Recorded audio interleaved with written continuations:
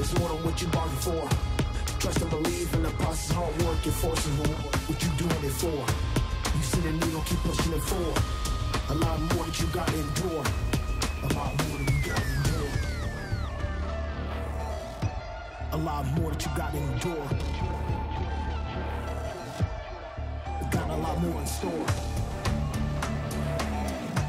A lot more that we gotta endure.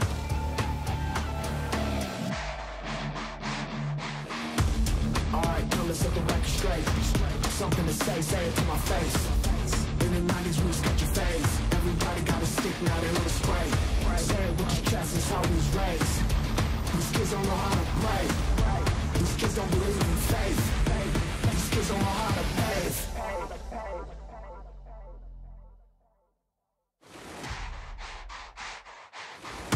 Suffocating now and I can't breathe. Say the grass is greener on the other side. We'll double back to clarify as soon as I arrive.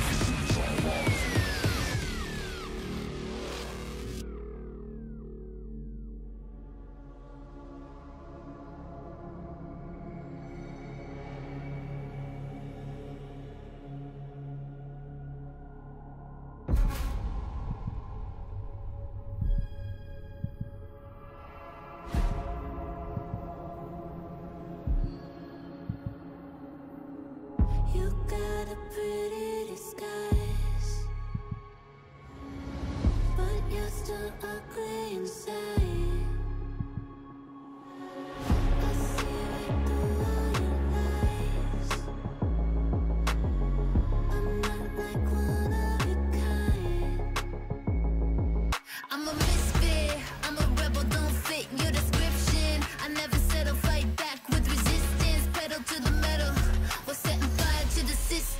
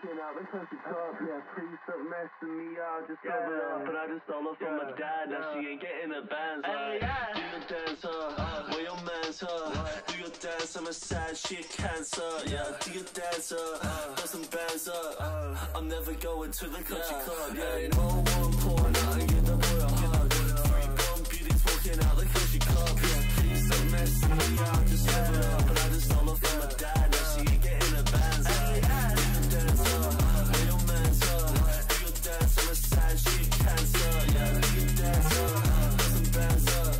I'm never going to the country club. Yeah, you never doing bands, never riding on the bus, never looking at your man. So he wishes he was us. And my lady has no trust. So let me tell you that's the crux. So you're looking at solutions in the bottom of a cup. She on track, she spent a couple racks and some tats and a fifth, make it lame, let's smash. I'm on her ass, I mean, I love her ass. Let me see a little sass before I give you the pass. Let me see a little sass before I give you the pass. Or while you rolling the back, or while you rolling the joint. I think I'm missing your back, I think you're missing the point. I haven't seen you in a minute, let me see you in a minute, I mean.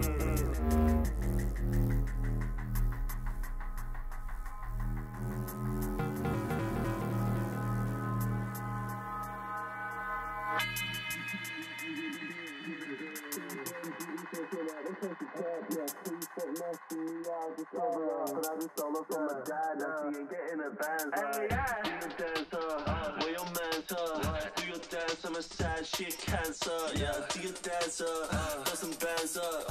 I'm never going to the country club. Yeah, no one pouring out and get the boy a hug.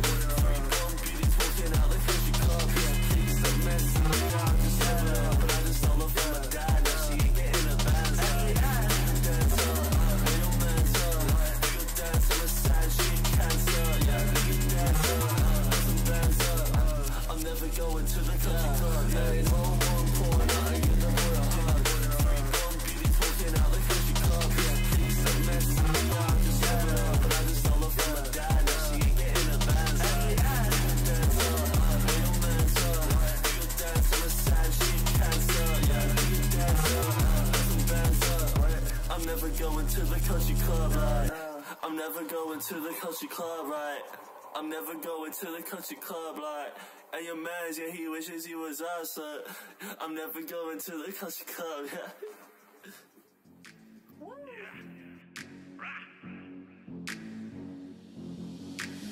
Great white sharks just out their swim. Been a bad man since Gates's wet. Since the beginning. Got a whole bag of monsters with me. Lord knows they did the Ellis. And if you come through with the crew, Lord knows we say, kill it. My whole crew just went wild. Kick down doors and we come through straight to the stage where I run to. Gonna get wild. Whole pit dripping in labels. Stacking out big on the table. Right, so wow. I don't even know like that. I asked the crew, they said that we roll like that. So wow. Better watch out, we're coming, you know I wanna get dealt with by them youngins. Wow. Kick down doors and we come through straight to the stage where I run to. Gonna get wild. Whole pit dripping in labels. Stacking out big on the table. Right, so wow. I don't even know like that. I asked the crew, they said that we roll like that. So wow. Better watch out, we're coming, you know I wanna get dealt with by them youngins. Why you people think that you're bigger? One word from us, you get pulled like a trigger. Looking at you like a big plate of dinner. Man like you don't eat your way thinner. And how they gonna call me lazy? Power man style, yo, certified wavy. Certified snakes in the grass, all slithering. Bleeding, begging, but nowadays you gotta pay me that feature. Man, a different breed, a creature. Straight out the gates of hell with a legion. Looking for a whole bunch of souls to feed on. Devil in my eye when I come for the heathens. Babylon burning, all good reason. Keep that little kerning. Add a little seasoning, and that's what them sheep are good for. Them good for the eating. Better step out the way when we're coming through. We the kind of people you gon' listen to. And I can't guarantee that you won't go missing, dude. And I don't wanna tell your mama you went fishing, dude. And be another piece of drama on the evening news. But that's just the way it goes when you gotta go harder. My whole crew just went wild. Kick down doors and we come through straight to the stage where I run to. Gonna get wild. Whole pit dripping in labels. Stacking out big on the tables. Right, so wow. I don't even know like that. I asked the crew, they said that we roll like that. So wow. Better watch out, we're coming, you know I wanna get dealt with by them youngins. Wow. Kick down doors and we come through straight to the stage where I run to. Gonna get wild. Whole pit dripping in labels. Stacking out big on the tables. Right, so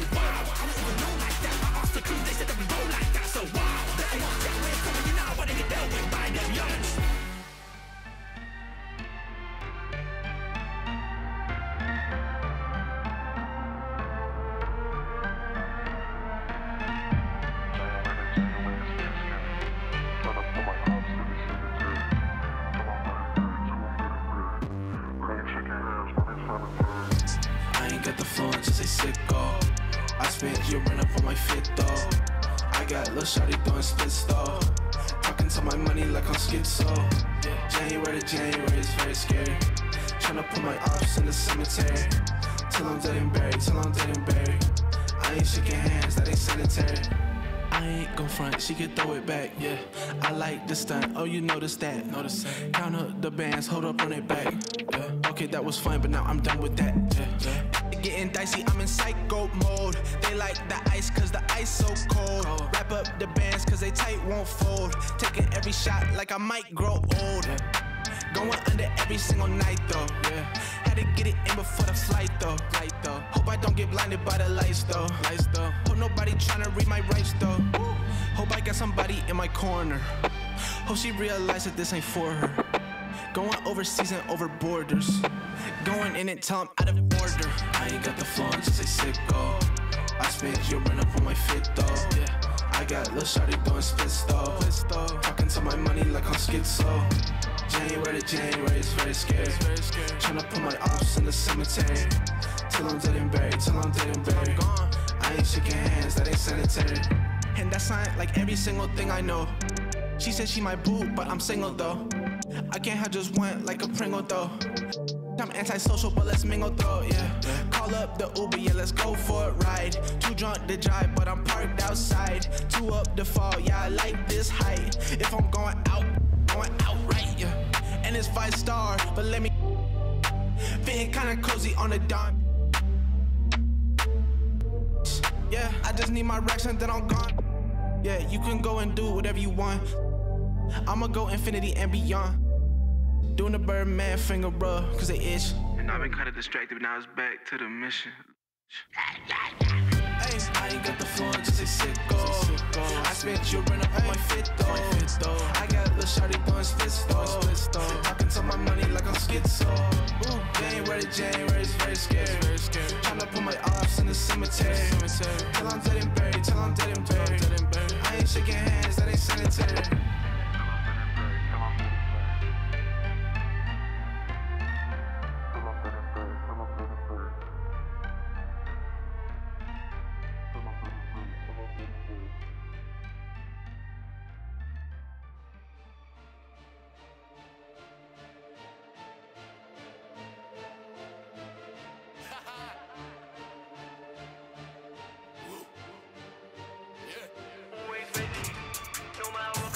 They know that I'm standing steady. They wanna push me down, wanna see me landing heavy. My time to rise, they know my grind is planned already. Hard times I've had so many, just know that I'm always ready. Man, I've been through this and I've been through that. Man, I've been through trials and errors. Done seen through tricks and I've seen through acts. I've been through times of terrors. Got courage that rise through life and times. Play life like I'm on checkers. Running new heights in life, you'd find I've come out of violent messes. Ain't the same man that I used to be. Say that I'm mad, not news to me. I make their own plan, that's mutiny. I play the rap game so beautifully. Everybody can know that all my focus goes on being the best. People wanna see me stressed, but what they should already know is I'm always ready. No matter what comes my way, they know that I'm standing steady. They wanna push me down when they see me landing heavy. My time to rise, they know my grind is planned already. Hard times I've had so many, just know that I'm always ready. No matter what comes my way, they know that I'm standing steady. They wanna push me down when they see me landing heavy. My time to rise, they know my grind is planned already. Hard times I've had so many, just know that I'm always ready. Know that I'm building it up and I'm doing it solo. This is the realest of stuff, got the game in a chokehold. No situation I don't know, bouncing my back like a pogo. Man in the sea moving so slow, ain't a rhythm where I won't go. Facts they know it's my rap so cold, been told my flow so crazy. Act so bold, no raps and O's, not about that, no don't chase me. Ain't been lazy, on my way up cause this music made me. How could you blame me, one of the greats in the game. Better get used to my name, I'm always ready. No matter what comes my way, they know that I'm standing steady. They wanna push me down when they see me landing heavy. My time to rise, they know my grind is planned already. Hard times I've had so many, just know that I'm always ready. No matter what comes my way, they know that I'm standing steady. They wanna push me down when they see me landing heavy. My time to rise, they know my grind is planned already. Hard times I've had so many, just know that I'm always ready. I remember this one.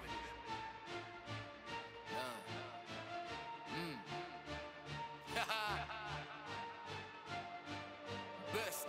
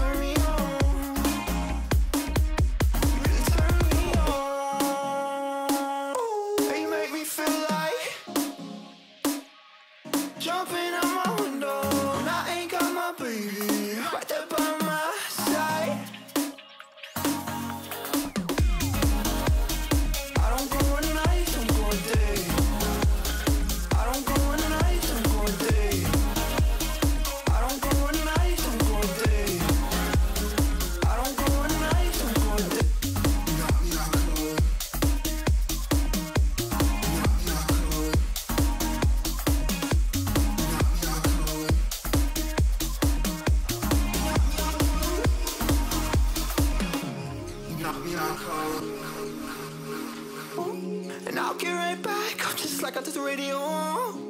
You turn me on. You really turn me on. And you make me feel like jumping out my window when I ain't got my baby right there by my side.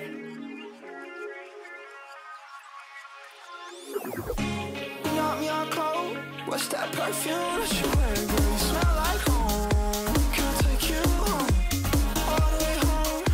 We can sing our favorite song on the radio. Tell me you like the sound of tell me you like the sound of tell me you like the sound of tell me you like the sound of tell me you like the sound of.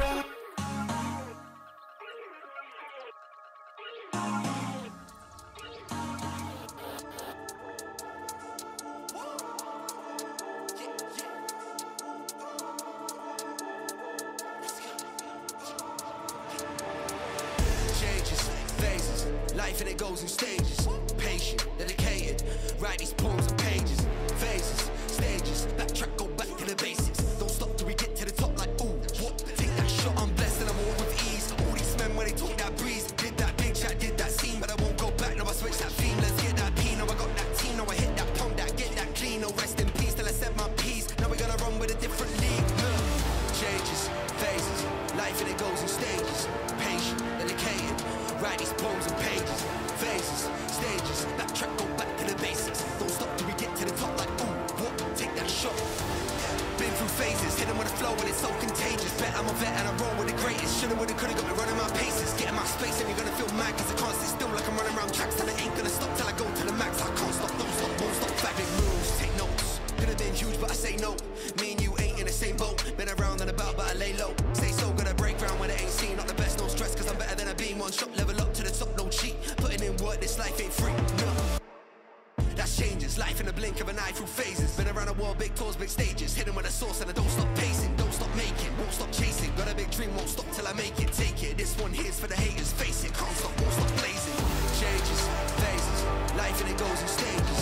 Patient, dedicated, write these poems and pages. Phases, stages, backtrack, go back to the basics. Don't stop till we get to the top like ooh, what? Take that shot. Changes, phases, life and it goes in stages. Patient, dedicated, write these poems and pages. Phases, stages, backtrack, go back to the basics. Don't stop till we get to the top like ooh, what? Take that shot.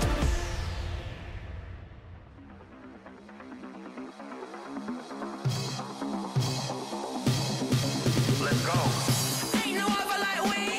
Running things so easy. Cross the country like ski. That's you, that's me, that's we, that's we. Ain't no other like we. Running things so easy. Cross the country like ski. That's you, that's me, that's we, that's we. I'm a diamond, one of a kind. Cut 10 face like a Gemini. High shine when I'm in the light. Catch a night flight, I'm in a different climate. I'm a diamond, one of a kind. Cut 10 face like a Gemini. High shine when I'm in the light. Catch a night flight, I'm in a different climate.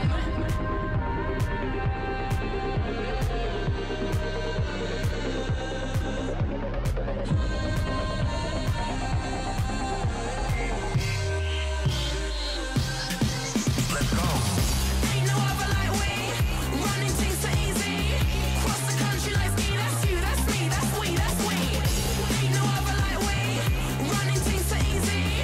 Cross the country like ski. That's you, that's me, that's we, that's we. Quick kick, ponder rhythm.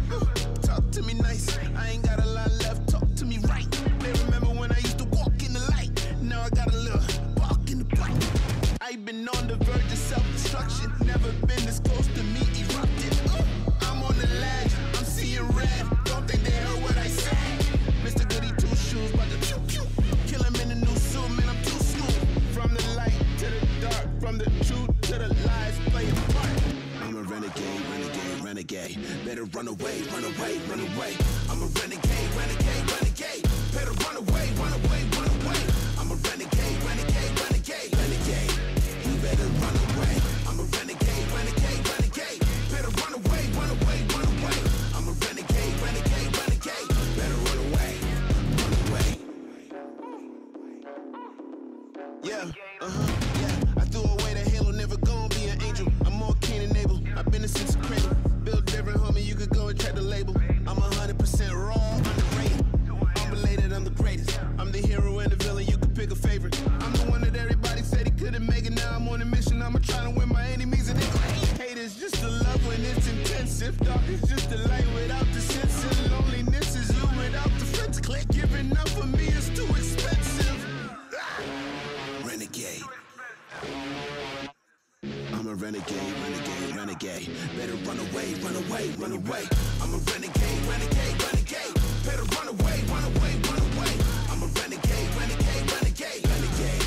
You better run away. I'm a renegade, renegade, renegade. Better run away, run away, run away. I'm a renegade, renegade, renegade. Better run away, run away. You better run. Yeah, I tell the world, never label me the same. I feel nobody could relate. You can't box me in the day. I'm breaking chains, I'm in the raid. And that's just me, just me, just me. Don't box me in, it'll get interesting. Cause you don't know the pain that I'm wrestling. I'm a renegade when I ain't resting. That means all day. You don't wanna test me, this ain't all play. I could be the warm breeze on a cold day. Or the one you gambling with after a parlay. Yeah, but that's just me, just me, just me. Don't push me unless you're feeling lucky. Or you gonna turn this into a must-see. And I don't wanna go there, trust me. Renegade.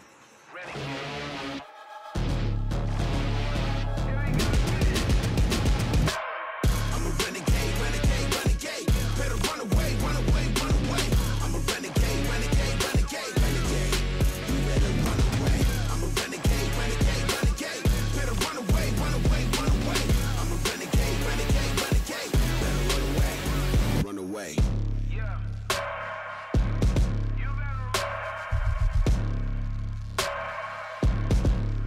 Renegade.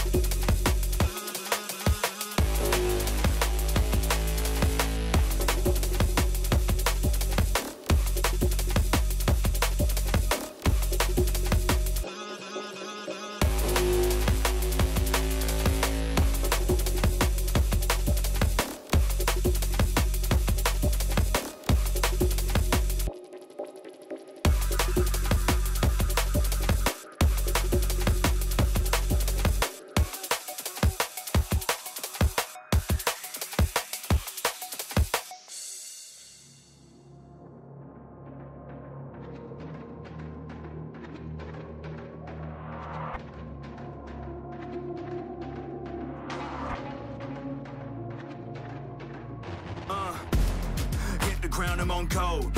Run on air when I flow. You would swear that I flowed. Hottest hand in my zone. I'm going hard for my city, yeah. I put that thing on my back. Get it and gun it. I'm back on 100. I'm ready. I'm coming in for the attack. I'm on beast mode, God level, cheat code, new age, hero, good verse, evil. I'm on the move. I'm on the move. I'm putting in work. I go berserk, got something to prove. Cause I got power. I got the energy for all of my enemies. I'm on the way, saving the day. Ain't no one ahead of me. I'm on the right here, right now. This is the moment we running it. This is the moment we running it. We doing this for the love of it. Give me your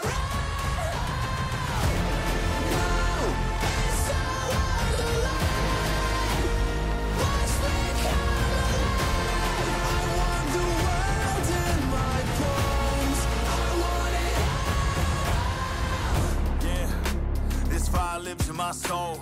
It drives me to my goal. There's no distance I won't go. Cause the climb's all that I know. And I face it all on my own. So my name will be known. Yeah, my name will be known.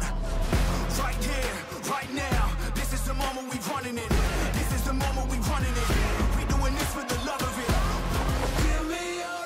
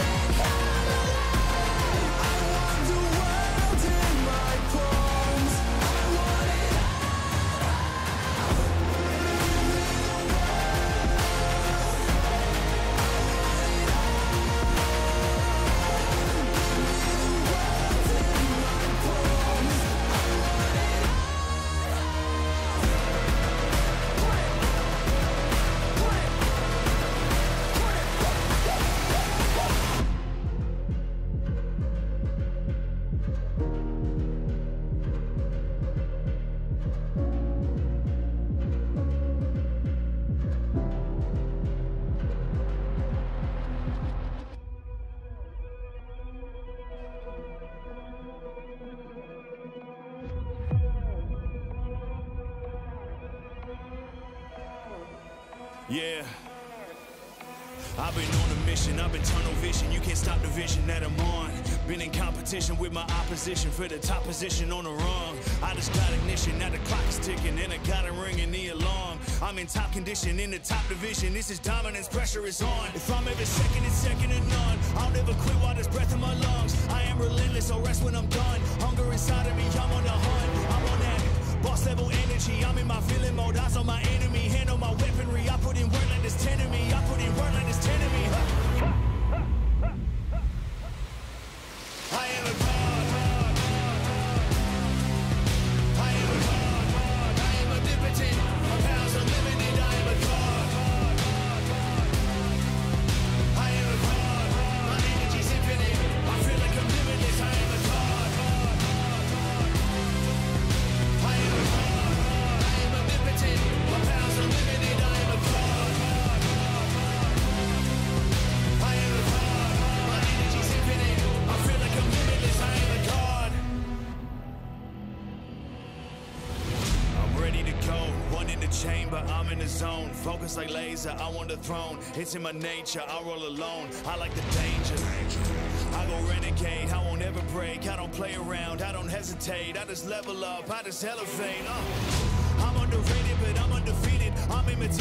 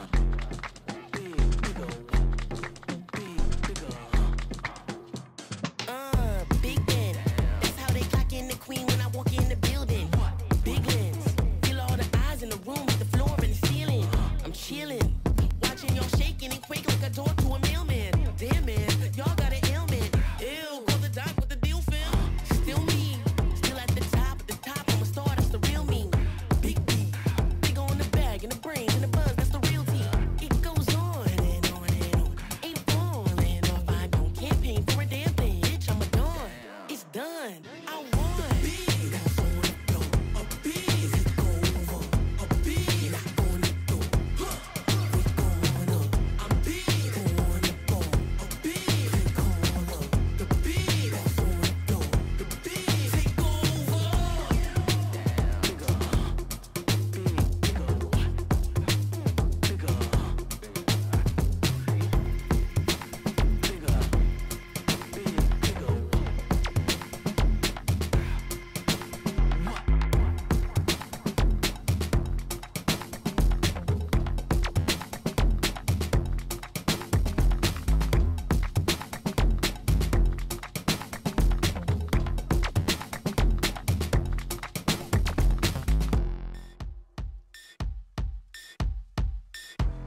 Flu season. I'm sick, got you sneezing. To keep on rhyming, I find new reasons. Yeah, don't diss me, that's treason. Me and my Eve just trying to find Eden. Till then, we keep rolling up trees. Young Dante keep slaying these demons. Mad love for all of my heathens. Switching the flow like Cheerio, here we go. We keep the heads moving around, there we go. Fire in my heart, with the fan, very cold. You, it's artificial, cherry coke. Throw your hands in the sky, every girl, every bloke. I'm a king, I'm a dawn, on a rock, I'm a toad. Tune into a prince when I croak. Drinking champagne, bumping Prince on the boat. Wild out, looking for the boy, but I'm miles out. Finding myself in a hideout. In a dark space, I'ma climb out. Right now, wild out. Looking for the boy, but I'm miles out. Finding myself in a hideout. In a dark space, but I'm climb out. Right now, I feel alive.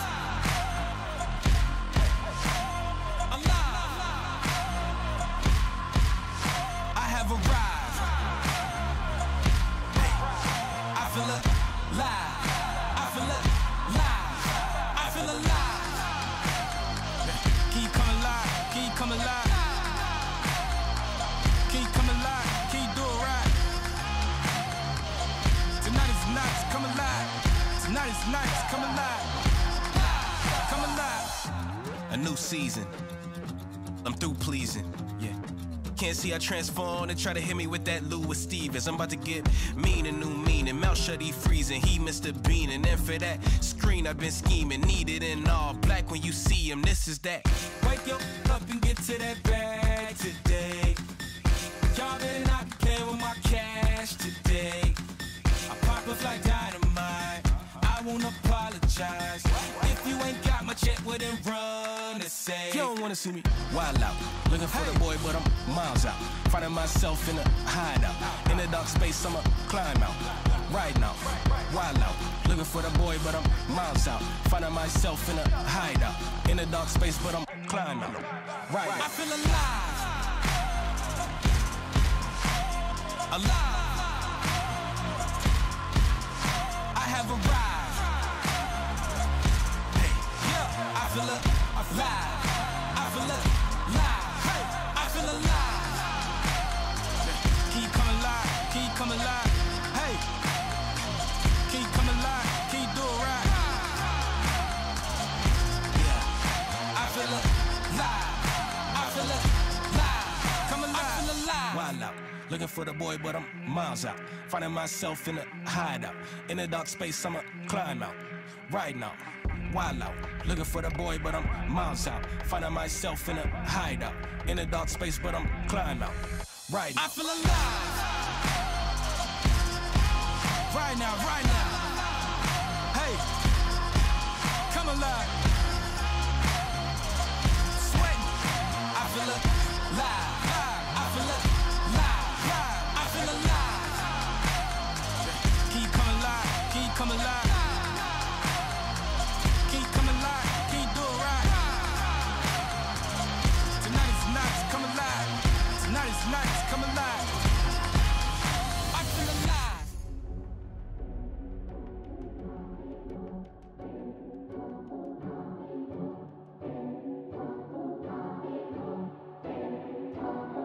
Time's up. The dream's over. The door closed. It's disclosure. The fire out. The pace slowed. Nothing left on the desk now in caseloads. I miss my opportunity. There goes the opening. Arms reach and slip to loss of dopamine. I lose hope more than any other focus. Grip this old road. I'm at liberty to trudge, so it's the same old souls. Same old goals, just stick to the script and sick of what's been written and sold. This isn't it, I can't let this empty sink, but oh, the code's corrected. No momentum to stop it, I swear my prayers on repeat. All I need is one, is a solid. I'm on my knees as I plead, screaming my speech and a promise. One more chance, like who's gonna really take it from me? I get my hands up to any challenge to stand up in front and convincing myself before I sit on the shelf. It's in my destiny, the best of me to reach for this belt. I swear they're testing me, but they don't want the rest from the belt. There's only one thing left. Light 'em up. We're gonna light 'em up. Light 'em up. We're gonna light 'em up.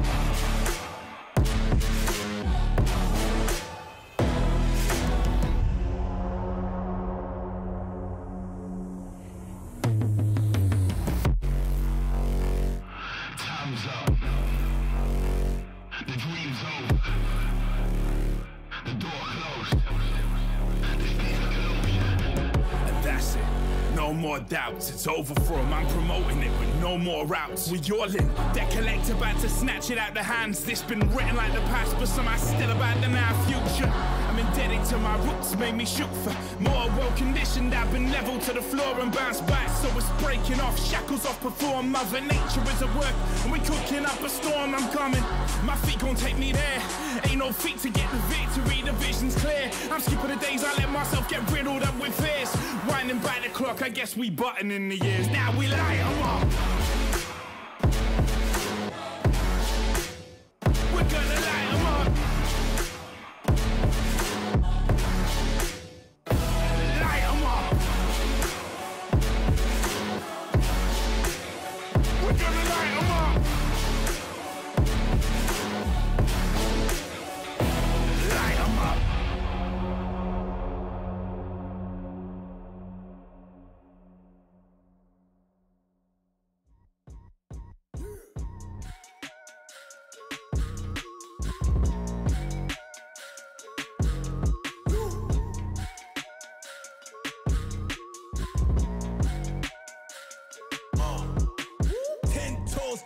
From the joke, I'll admit, push and drop, have to drop till y'all know that I exist. And I'm gonna blow, and I'm gonna pop, y'all can't possibly depict. And I'm gonna probably take risks, and I'm gonna die before I quit. I gotta take action against stagnant, and they stopping it. Too many been passive, and they lost it. The rappers I move backwards, and they honest. Hacking the right back, and to make profit. And accurate, new acumen makes options.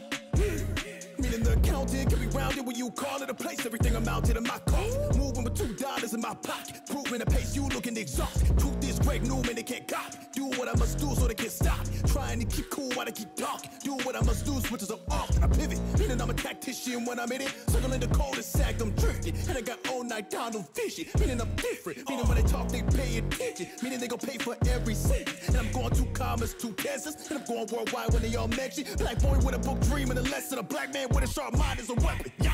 10 toes down from the joint. I'll admit, push and drop, have to drop till y'all know that I exist. And I'm gonna blow, and I'm gonna pop. Y'all can't possibly depict. And I'm gonna probably take risks. I think you need an upgrade. You ready for an update? It's time for you to level up. Listen, level up. Aim for the top when I level up. Ain't gonna stop till I level up. Say what you want, but I'm taking a shot and I'm shaking them off when I level up. Aim for the top when I level up. Ain't gonna stop till I level up. Level up, level up. If life's a game, it's time to play. If you wanna level up, stay wide awake. Don't fall asleep. Most talk is cheap. If you wanna level up, come walk with me.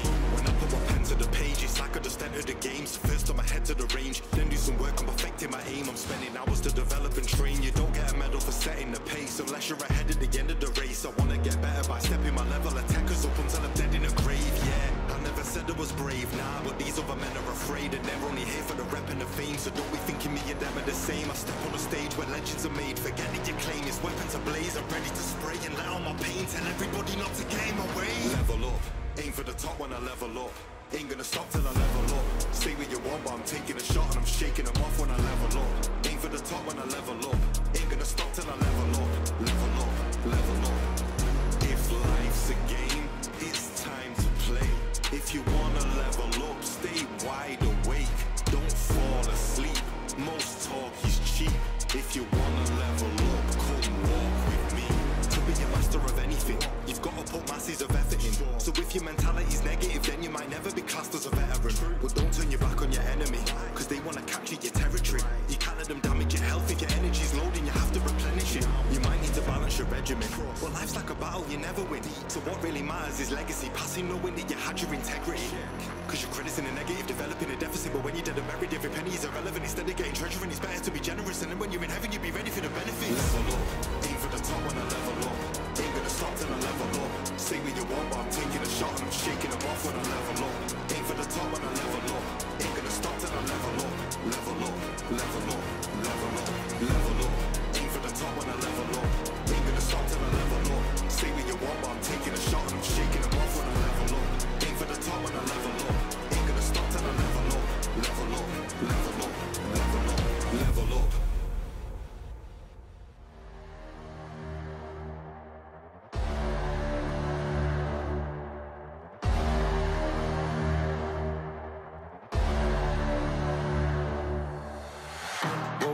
Start my day with daily grace. Pray for mercy on my enemies and snakes, yeah, yeah. Lord, forgive me for these choices that I make. I got murder on my mind, I got bodies in the grave, yeah, yeah. We get your block lit, pull up with the chopsticks. Ain't no apologies for nothing. We get your pop split, we get your pop hit, pull up with the drop tip, yeah. We up in the stakes, whatever it takes to live a pot quick. You better look over your shoulder and be on. You wanna send shots at us, you better be God. You ain't no tough guy for real, you better be honest. Yeah, you could run, but we gon' find out. Half a ticket on your head, don't be surprised. Shooters itching, they gon' come collect the prize. Book the mission, we gon' take them for a ride. D.O.A., we gon' bring them back dead or alive.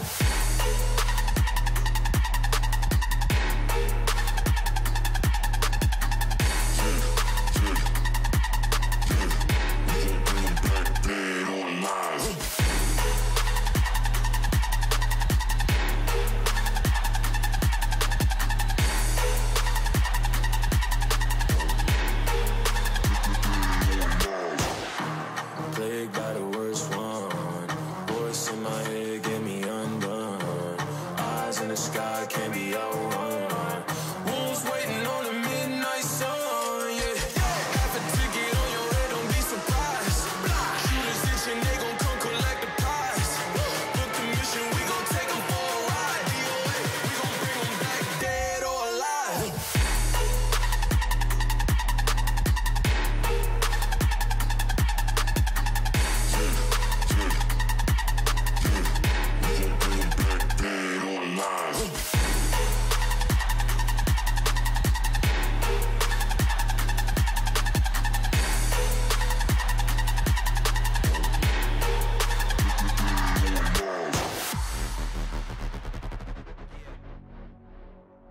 Warrior. The mentality to never give up, never give in. To the death, for the life of me. Warrior.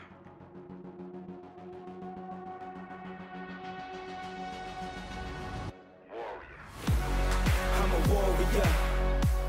I go to war with ya. I fight to the death, give it everything I got till I got none left. No, like a warrior. I go to war for ya. Till my very last breath, give it everything I got till I got none left. No, I'm a warrior. I go to war with ya.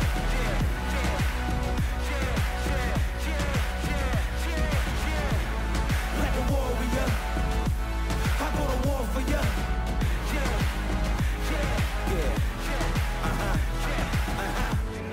Yeah, I was born for it.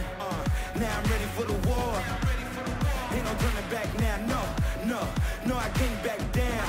Can't run nowhere, gotta stand up. Right hand on your chest for your valor. Kneel down to no man, ice running through my veins cause I'm cold-hearted. Look what they done started. I'm sharp with my aim. The best in the game. On fire, hot like a flame. Wild like a beast. I can't be tamed. So stuck in my ways for the truth.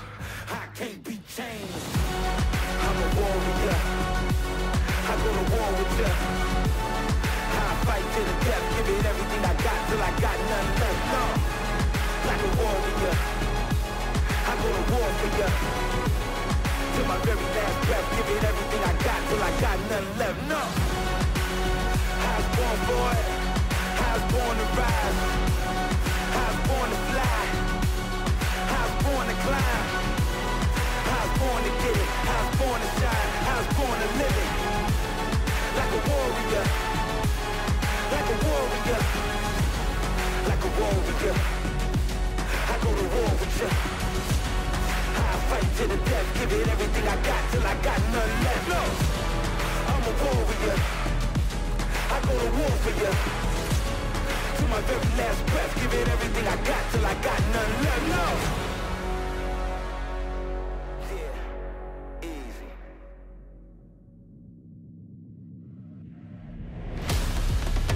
Faster, faster, faster. Zoom, the engine room, but you feel the boom. Gone in the wind, when you see me better move. Jetpack kid, reloaded the jet fuel. High speed cruise, too fast, you can't move. Zoom, through. No, I don't mean to be rude. It's just the beginning. Do I have your attention? Eyes on the prize if you came here to witness. You wish. In the dojo. You want to head high? In the dojo.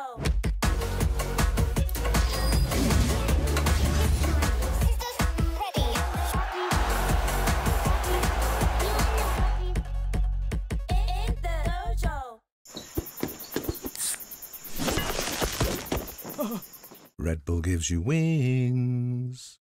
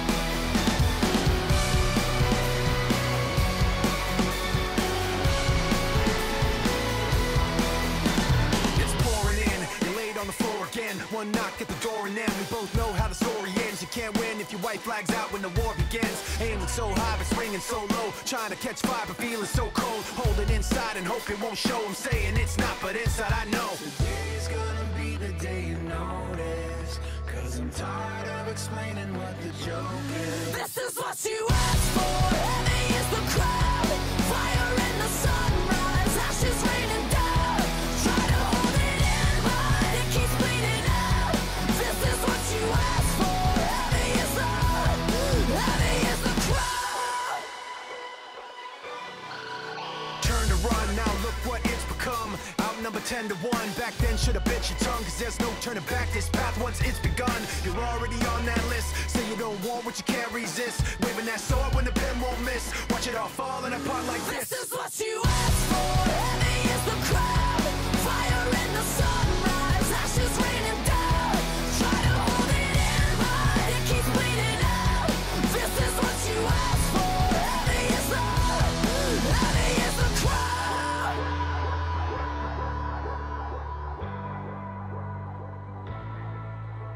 Today's gonna be the day you notice. Cause I'm tired of explaining what the joke is. This is what you asked for.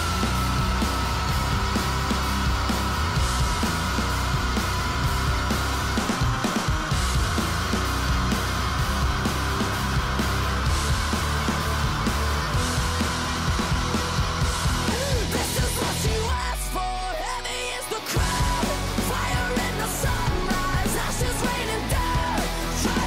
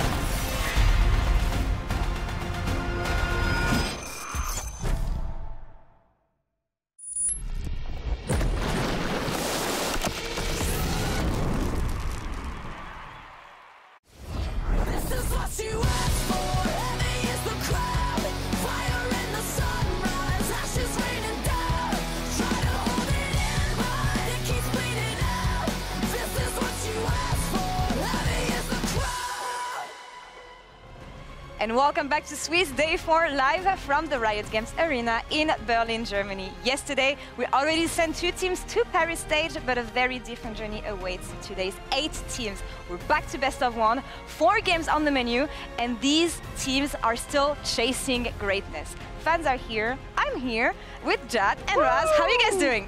Doing well. Good for now. Good for now. It's great. Keep optimistic. Yep. I was about to say a word. Keep optimistic, buddy. This day Just had both our teams in the Swiss stage. Exactly. You said we're back to best of 1s. This is the final day of best of 1s. We go into best of 3s, then best of 5s from here on out. Hopefully we do good today, but 2 teams did amazing today. Starting with Genji, taking revenge on HLE after the unlucky finals they had against them. Pays. Oh my God, this player, amazing. It was definitely Pays Day. The fact that in the finals, he had some unfortunate moments like game 1 where Ezreal E'd forward, lost him that game.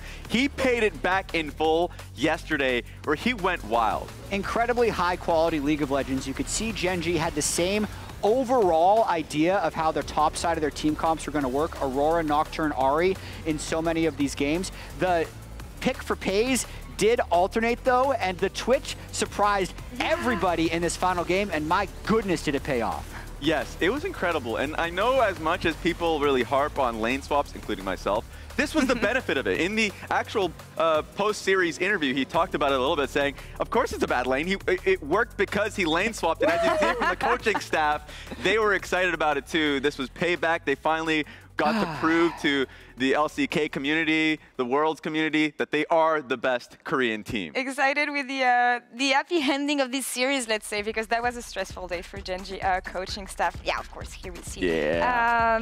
I gotta say as well, he's the prodigy we expected him to be, but especially shining on new picks like this. Absolutely. He was so criticized after they lost that Game 5 to HLE in the LCK finals. Didn't get the 5-peat, but at least they get to be a top seed heading into quarterfinals. It's not the best revenge. They'll need to continue to pay it forward, but they're going to have actually a pretty long amount of time off before they play their next stage game. Yeah, and usually you'll see this level of creativity like the Twitch in a best of 5s when you know, of course they know who they're going up against in the best of 3, but like when you get the chance to adapt and when you have more time to do it. Yeah. But still, it's a nice sneak peek. And speaking of a team that was successful, a surprising success was LNG. LNG, I mean, the fact that they are going to be the other top seed at a Swiss stage was definitely not on many people's bingo cards. Thank you, Genji, for so many pick'ems. A lot of people would have put them as the undefeated team in Swiss, and they were.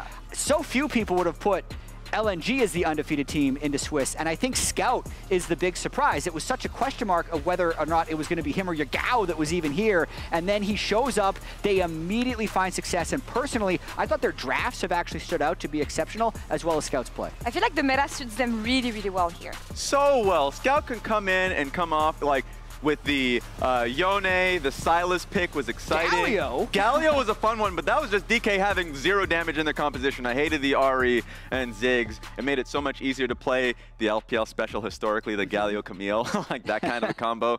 To me, the surprise was Wei unhung.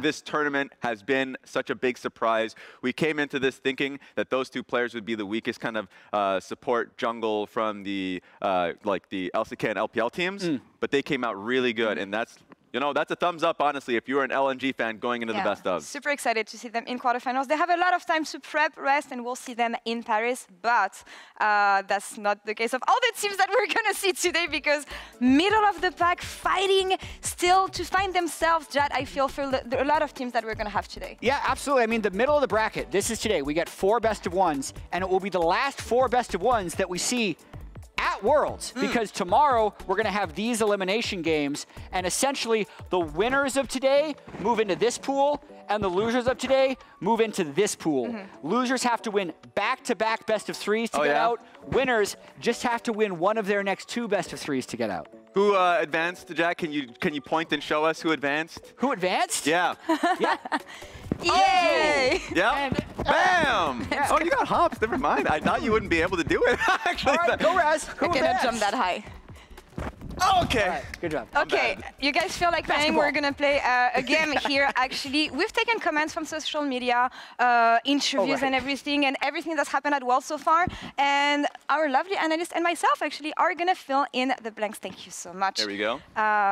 Do I have it? I have a mini whiteboard giving you a because small I'm a one. mini Sure. person. You gave her All the right. small one? It's Look, fine. it is what it is. Let's roll the first question. Height then. accurate.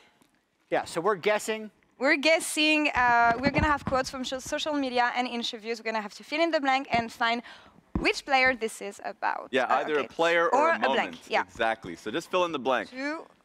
Is better than one? That's a tough one. Two What the blanks hell? is better than one. Two control wards is Oh, better I know than this one. I know this one. Then what is it? Aren't we a team? Oh, okay. No, I will give you a hint if you don't have it. I read it actually. Okay. It's part of my job doing The interviews. hint is that you read it? I read every interview. That doesn't help me at all. No, I Yone. saw it on social media. It's a I'm choosing player. Yone. It's a player. Two wards. Really? All I had is the hint was too late. Oh, two Two ways better than one. Yeah. Oh, man. Nice. Okay. I had this one. This one was after, yeah, of course, after they played each other, BLG, NNG on day Hey, one. coaching staff, big way too. So One there's of the 3 ways biggest technically upsets. if you want to be specific. True. But damn, that was good. All right, what's the next one? All right, let's roll the second one. I was thinking it was like Nico specific. Like, oh, is it like? That would actually be good. Yeah. All right, bad news. Enemy top laner is fed. Good news. It's. Oh God. It's this someone. is Oh my here God. we go. It's a comment Okay. from Reddit. Who is it? Yeah. So this has to be Flame. This has to be Flame. So this is spicy. Enemy top laner is fed. Good news. Okay, which top laner has been really underperforming? You know. I mean, listen. I'm gonna just because they ended up losing the game, even if I don't agree with it. I'm Kiaya? putting Kiaya, but do I Wiser. think this is wrong. I have nothing. I'll do Wiser. I'm also right, wrong, let's but I'll do reveal. Wiser. What do you guys have? Wiser? Yeah. Yeah. It's gonna be something mean. 369. But he carried. Yes. This was from the game they lost to Genji, I guess. Good news. It's 3-6. Wait, was it the first 10 minutes? Yeah, of the game versus MDK. Probably was. Maybe. Okay, I don't know. Paul. That's the Reddit user, guys. So flame We'll him check on this the one three. out. That's the 369 hater. All right, feel third tricked. one here. My shirt came undone when I jumped. So hard, actually. All right, let's see what we got here. It's not like I like playing Smolder, but as a pro gamer, I prioritize winning over having fun. Chovy. That's Chovy. Yeah, that's just straight Chovy. No one likes playing Smolder, and if they do, then you are at That's fault. right. we're in alignment. We're locking in Chovy. We all said Chovy. Yeah, We're locking all in. aligned here. My penmanship is quite bad, unfortunately. I already know we're right. We're getting to the next question. Yeah, that's Yeah, good. there you go. Yeah. Well, thankfully. From Luck. Travis Gafford. Shout out to Trav. Travis. Honestly, also shout out to Chovy for admitting that he doesn't like the pick. Yeah. So- I does? feel like, by the way, Who that's does? such a memeable comment for the future. It is. All right, next one. This series for blank was like when you go to Walmart and there's no cheese, but it's stuck right. What? This was a hysterics quote. No, you need to say it's like this series for who? Yeah. It was obviously hysterics who said Oh! it. You need Yeah, to get he the said series. it. I said blank. Yeah. Oh This my series God, how am I I know. blanking? I'm actually blanking on this one. I know. 5, 4, 3, I'm not going to write it down, 2. but I actually don't know. for- I was so for- focused on the hysterics for- part. For Gam, I guess. Is it a GAM series? Man! D plus? Which series was that? I'm so sad. Was that yesterday? Yeah, Could've it been looks this like it was yesterday. Yeah, oh my God, I guess it was the I mean, they didn't fly. have a good time, so honestly. sad. Last one here. I'm so sad. We're not getting these. No, we're really bad, but it's fine. This is a hard game. It's a really hard game. I forgot about the rules of the game and I didn't think about the blank. I'm sorry you couldn't make it to World Perks. I miss you. Don't worry about your hairline fighting. No. That's an actual comment from Champions Queue. We saw this Yes, one. this was a Who real said comment. this? I think it's This was the man, I'm just gonna do, the myth. I'll do Showmaker. I- You did Scout. I think it's Scout. Wait, I thought it was Showmaker. I put down Showmaker too. I think it's Scout. Because Okay, there's 5, been some, 3. like, you know, there's a bromance between the two. Oh! Boom! There's a bromance so between bad. the two. I love seeing it too. All right. So at Well, least you we guys got. did good. That was fun. We're going to +1 for reset us. for a bit and send it over to Fnatic's coach, Nightshare, for the Verizon Game Day interview. Why are you throwing things all the likes time? to do Why are you that. throwing things? Nightshare, a big match. You're in the one-on-one pool, but obviously that's when you really want to win versus Top Esports. But first, I do want to talk about the performance of Fnatic so far here in the Swiss stage.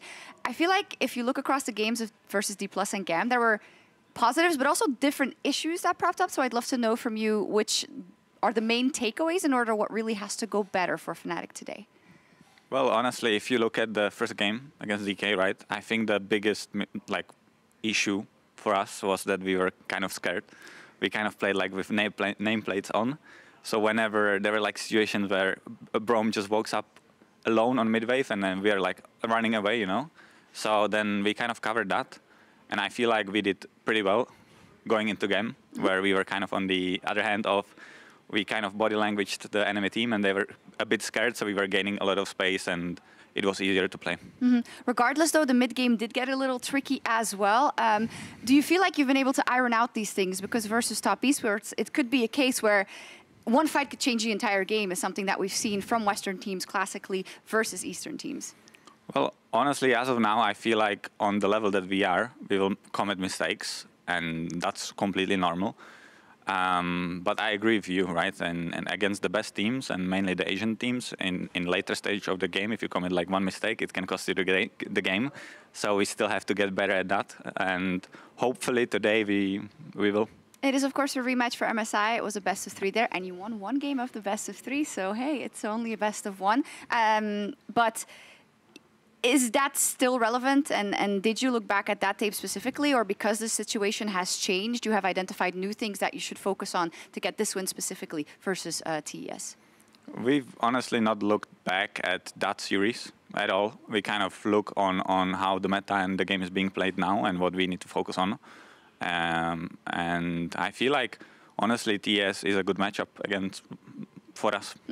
Okay, I will leave it at that. Good luck. Thank you. Yeah, and our first rematch of the day is going to be TES versus Fnatic. We know it's an important matchup for all European fans, of course, but we saw this one at MSI. Went quite well for Fnatic, even if they lost, but I just want to see how they evolved since then, especially in their Worlds run so far. Exactly, because during that time in MSI, it was based off of Humanoid and Razork's level of play. Like, it was their LeBlanc and their Zhen Zhao. They had great moments, but it was just about being able to find consistency within the game, and that was the case for Fnatic, I felt like, throughout the split, is finding consistency and being a better macro team, finding improvements, and I think that has kind of been also the case for this tournament as well, in their GAM game specifically?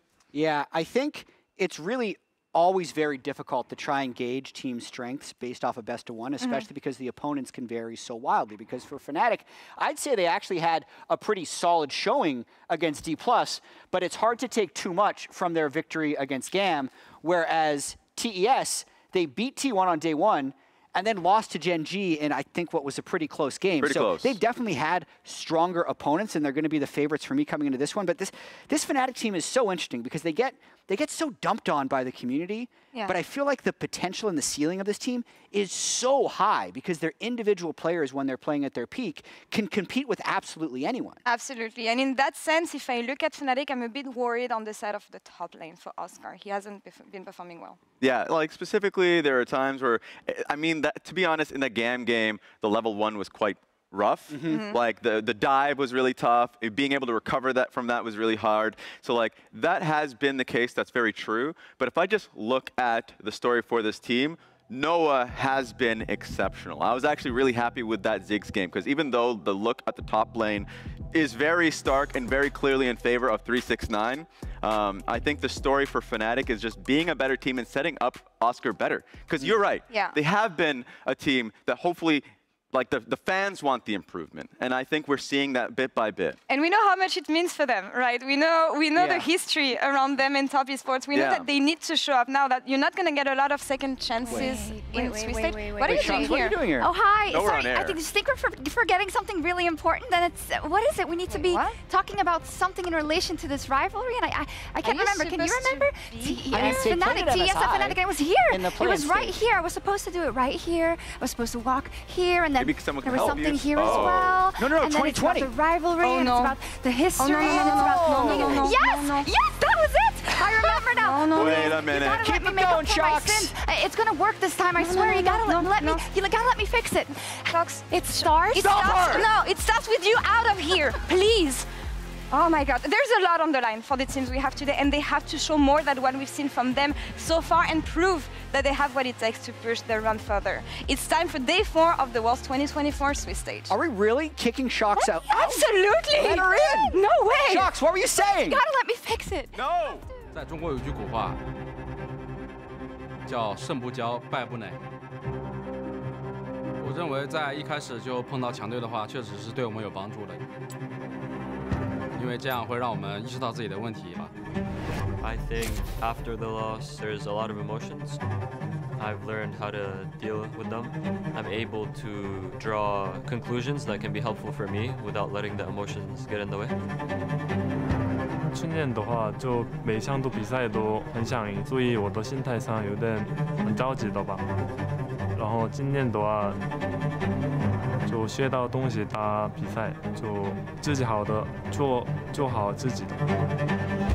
我觉得现在的输赢只是一时的，我们看谁能笑到最后。 이제 프로게이머를 시작하면서 책을 좀 많이 읽기 시작했는데 그 책들에게서 얻은 교훈이 이제 항상 또 배우면서 겸손하게 사는 게 저는 경쟁자가 많을수록 되게 좋고 재밌다고 생각해서 이제 그만큼 제가 더 성장할 수 있는 것 같습니다. I definitely think that having the support of my family means that I can really just go all in on League and become the player that I dream of becoming, which is of course always someone who can support his teammates and make sure that we're doing the right thing. 我从15岁就出道了嘛，然后打到了现在，其实也是一直不断的在精进自己。现在还有很多粉丝都希望你可以再打1年。目前没有想太多，想要先让这次先走更远，再想这个问题，想要拿到以前没有拿到过的成就。我们一路从入围赛打进来，我们不会在这里倒下的。 第一次参加世界赛的我的实力还没有那么强，也有很多缺点。但是现在我改掉了我很多的缺点，并且非常的全面，实力也特别强。我感觉我有自信挑战任何对手。Last year we were very close to make it to quarters, and it was very painful. Fnatic put up a good fight, probably the best I've seen them play. It gave hope to the European fans. There was optimism. This year we still have a high chance to make it. I'm still very confident with my boys that we can go to Paris and show the world what we are capable of. 我们一定会拿下你们的。 We're gonna come into the matches with confidence and hopefully with learning from all our past matches, we can show you a version of FlyQuest that's the best one yet. 对上 Fly 的话，我会像今年 MSI 一样，把你们送回家。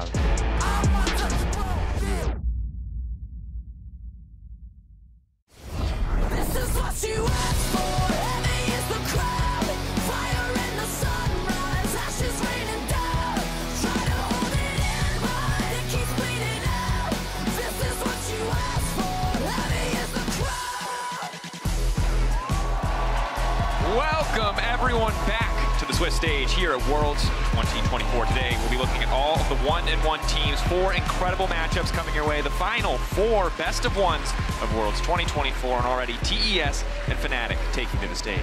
A rematch, a rivalry that this year did not go the way of Fnatic. Top Esports were able to edge out with a 2-1 victory at MSI. But both teams have changed in many ways. They've evolved. They've had to adapt as the meta has showcased quite a change from what we've seen compared to the summer split. And that's going to be the big question. Now that they've gotten a good number of games under their belt, 1 win, 1 losses for both sides, what have they learned? What have they been able to adapt? What have they been able to bring into their toolkit to give them an advantage in today's best of 1? And hopefully what they've learned is ban Yone. And that's, of course, you are rooting for Fnatic, in which case you're really hoping the TES think Yone is bad, because it's been what Humanoids used in both games, and it's bailed them out of a lot of very precarious situations, no doubt in my mind. But you make a good point, Betty. While it feels like maybe Gen G has an overall pretty solid read with some of their scaling utility, a lot of other reads, especially coming out of the LPL in terms of what they want to prioritize. So we now get into our first pick and ban of the day. Reminder, winner moves up to the 2 and 1 bracket. Already tough competition up there. Loser down to 1 and 2, which is a very scary prospect. A lot of terrifying teams going to be on the lower side of that Swiss bracket. Let's think about some of the high prios. Aurora, Oriana. Oh, immediately those are going to be the first taken off the board. Junglers, where are they on the priority list? Well, the Zig's going to be added to the list. Makes a lot of sense, especially directed towards Jackie Love. LeBlanc taken away from Humanoid. Top Esports really showing that respect to Humanoids. Yone, though, of course, still available. Are Fnatic going to give it over? The Vine taken away from Razork. The Skarner still available. Sejuani we saw from Tian. To honestly good success in the early game.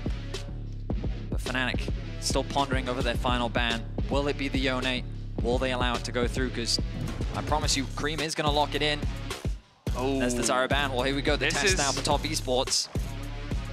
I think the big thing to keep in mind if you haven't been keeping up with the tournament, yes, Yone is a solo queue terror, but this is a champion who can do a lot of incredible things very risk-free. He can make great engages happen. He only needs really a single item before it becomes a massive threat. And while, yes, he will fall behind in a lot of lane matchups early on, we've almost never really seen a situation where Yone hasn't come back to be a relevant threat, but it seems like Fnatic say, hey, we're willing to give you that Yone. We believe the Smolder is more powerful, or they're just happy to take either side of the matchup. I mean, HLE probably gave us the best example of what a Smolder can do into the Yone matchup, where Yone isolated can shut down a Smolder. In the context of a team fight, when Smolder has a proper team built around him, it becomes very difficult for Yone to have that same level of team fight impact, giving you so much late game control around the neutral objectives, especially Dragon and Baron.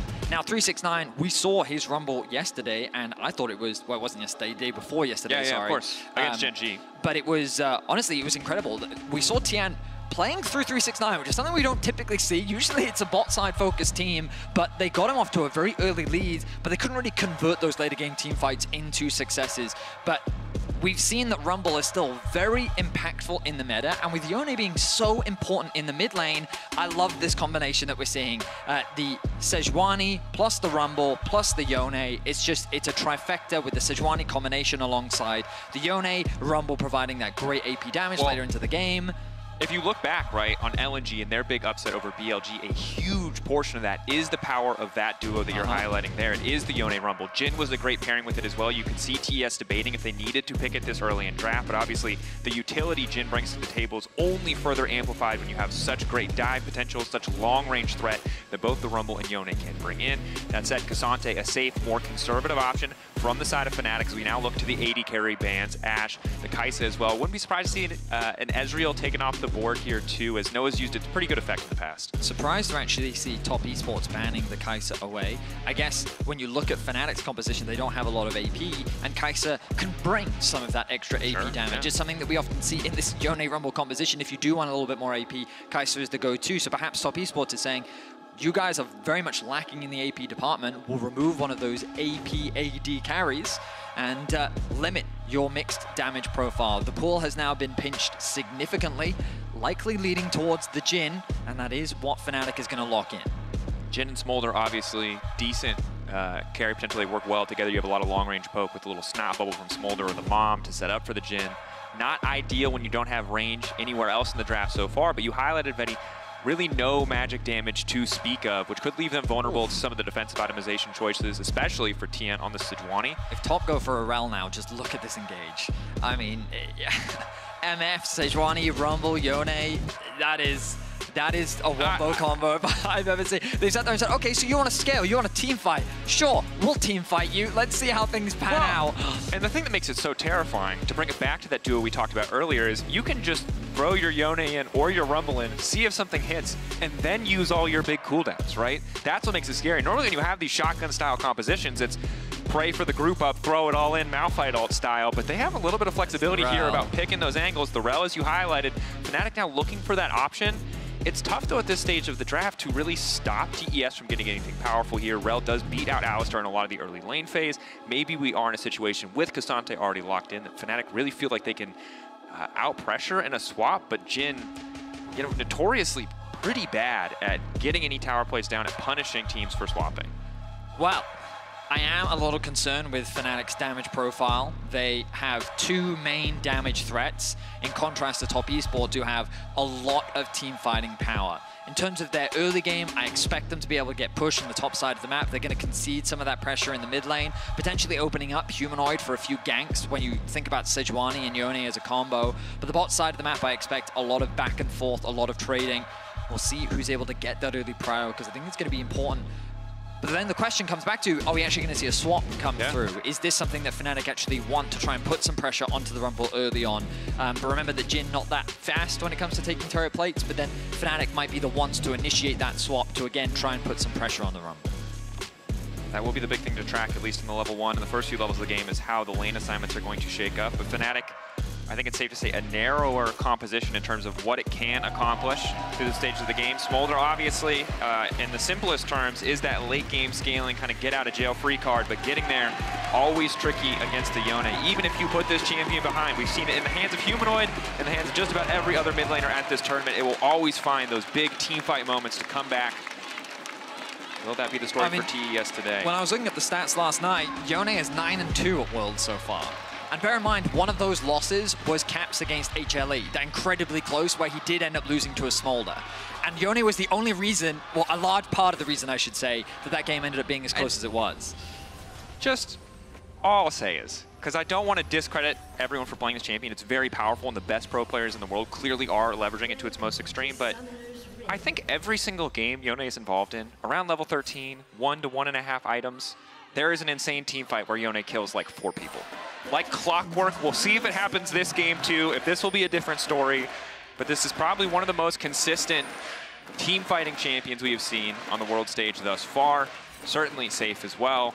And hopefully something that Fnatic are ready and prepared to deal with, because again, this is the first time that Humanoid hasn't been on the pick himself. Smolder has looked strong, but does require a level of discipline around picking your fights that hasn't been the most consistent for Fnatic this year. Much better usually when they're finding those early leads, snowballing them through, but are, of course, domestically at least, a very strong team-fighting team. So if anyone can make it work in the LEC, hopefully it is Fnatic. Now, when we watched Fnatic partake in the lane swap against GAM, the dive bot lane really hurt Oscar, to put it lightly. He was very far behind on the Gnar. With the swap coming through from Fnatic, it'll be them initiating the swap. 369 is going to see the play, immediately moves over towards the mid lane, and it becomes this back and forth of quickly, we need to get as many people with level 2 as quickly as possible so that we can be ready to set up for the plays.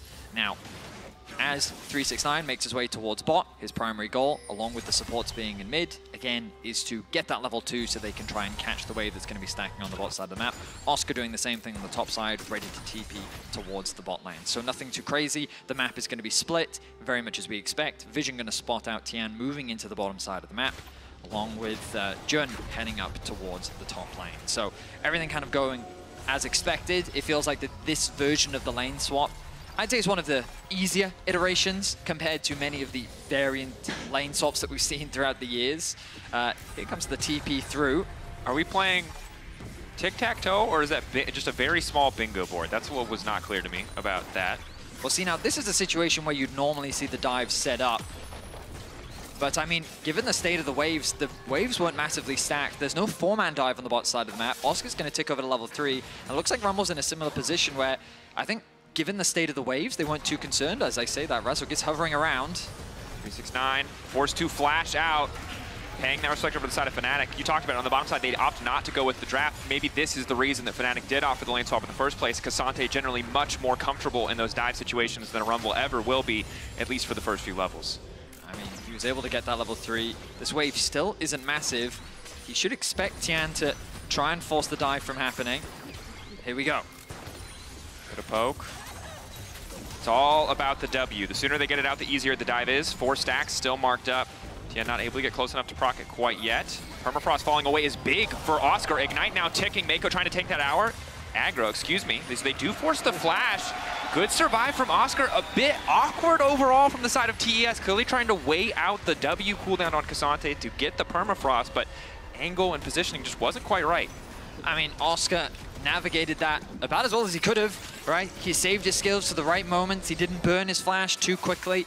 And the tower aggro I mean, you can see the difference between the 4-man dive versus the 3-man, and then with the support is there to try and out-execute and all this crazy stuff. But ultimately, neither side finds a kill. You could say a small advantage gain for Oscar, particularly in the experience department. 369 was denied an extra wave because he was actually zoned away from the tower once he lost his flash. But ultimately, both top laners sitting fairly comfortably for the time being, and in terms of gold, they don't find themselves at too much of a deficit, as now the swaps come back. The good news for Oscar is that the wave will be pushing in towards him, so he'll be able to catch that. Meanwhile, on the bot side of the map, it's Fnatic's wave who will be moving towards JackeyLove and Mako. Maybe Oscar can find a bit more an advantage on the top side as he does catch that wave and should be able to hold on to that experience lead. Early level 6 could be crucial in the matchup. For now, focusing in on the bot lane 2v2, both sides avoiding those first few levels. Mako only being level 2 is a bit awkward if Fnatic are able to find the angle for more aggressive trades. Overall, though, pretty quiet early game. Lane swaps outside of those initial dives usually don't have quite the same opportunity for ganks or activity. Meanwhile, the mid-lane matchup going very much as we expect. Just a lot of farming. Usually, the CS is not the biggest indicator of how well the lane is going. The stacks are. Yep. I think that Zeka gave us the best demonstration where he was at like 200 stacks in 20 minutes, which is egregiously fast. that was like, oh no, that's a problem. You say egregious because someone on the enemy team did something wrong that the Smolder has that many stacks. Yeah, exactly. Normally, I would say that something like 170, 180 around 20 minutes is usually pretty good. And then if you're at about like 150, 160, something's probably gone wrong somewhere where you're a little bit behind. You really cannot feed the baby dragon. Bad idea. Don't know if you've ever seen the movie Gremlins, but it's a very similar concept. You have a bad time if you give this man too many stacks. Razork getting aggressive here. And this is one of the most frustrating things about the Skarner matchup if you're not familiar. His hitbox is so big that when he uses that E, even though you saw Tien try to Q to interrupt, Skarner actually hits first and stops the Sejuani Q in its tracks, which is a really annoying but very niche interaction. Humanoid going to use the ultimate to push out the wave. Meanwhile, in top, here comes the Skarner. And Oscar immediately hitting level 6. Perfectly timed for Fnatic. 369, still no flash from the earlier play. Well punished. Nice proactive look from Fnatic. So the experience ends up paying off wonders for Fnatic. Remember we said earlier that one wave that was lost for 369 put him about a level down. If he'd been able to catch that top wave, it could have been fine for him. But Razork sees the window, leverages the strength of Skarner to go through the wall, catch him off guard. Trying to play ring around the rosy there. Doesn't see Jun. Flashing over the wall. A little bit awkward.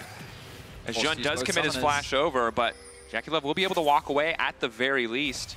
And Betty, I think it's important to look back at the play-in stage of MSI and remember that while TES did beat Fnatic, the one game that Fnatic won, it was Oscar on Camille having a carry performance that I would argue is probably his best MSI, of the year from MSI, yeah.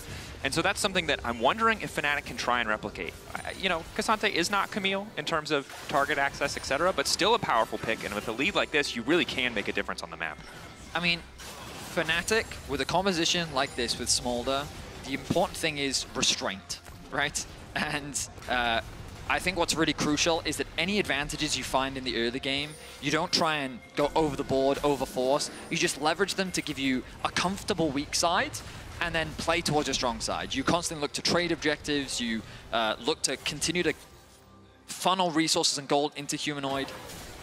And the fact that Oscar has this lead just makes him harder to dive in the side lane, right? It makes it more difficult for Top Esports to find those opportunities in the early game. And that's not to say that Top Esports don't have late game of their own. Yone split pushing is always going to be lethal. Their team fighting, you already look at the wombo combo that they have. That's a big thing. That's a big advantage I think Top Esports is going to have. But for the time being, Fnatic, I think taking the right approach, being very calm, respectful, and just kind of looking to trade on the map where they can.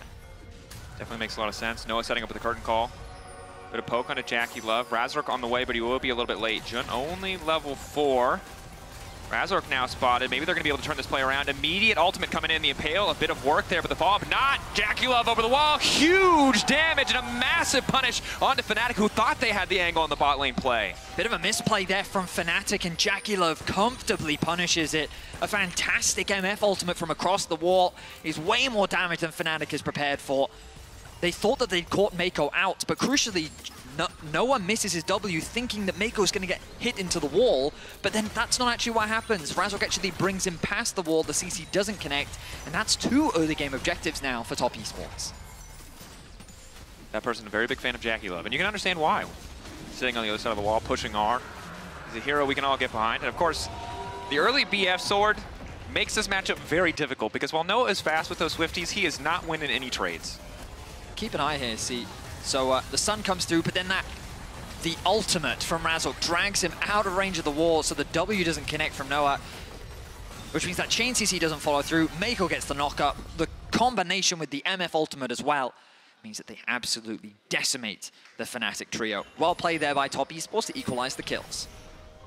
Definitely a very strong start, at least a counterpunch to give them an edge on the bottom side of the map to balance out Oscarinnen's lead, which is just holding at about that kill worth of gold.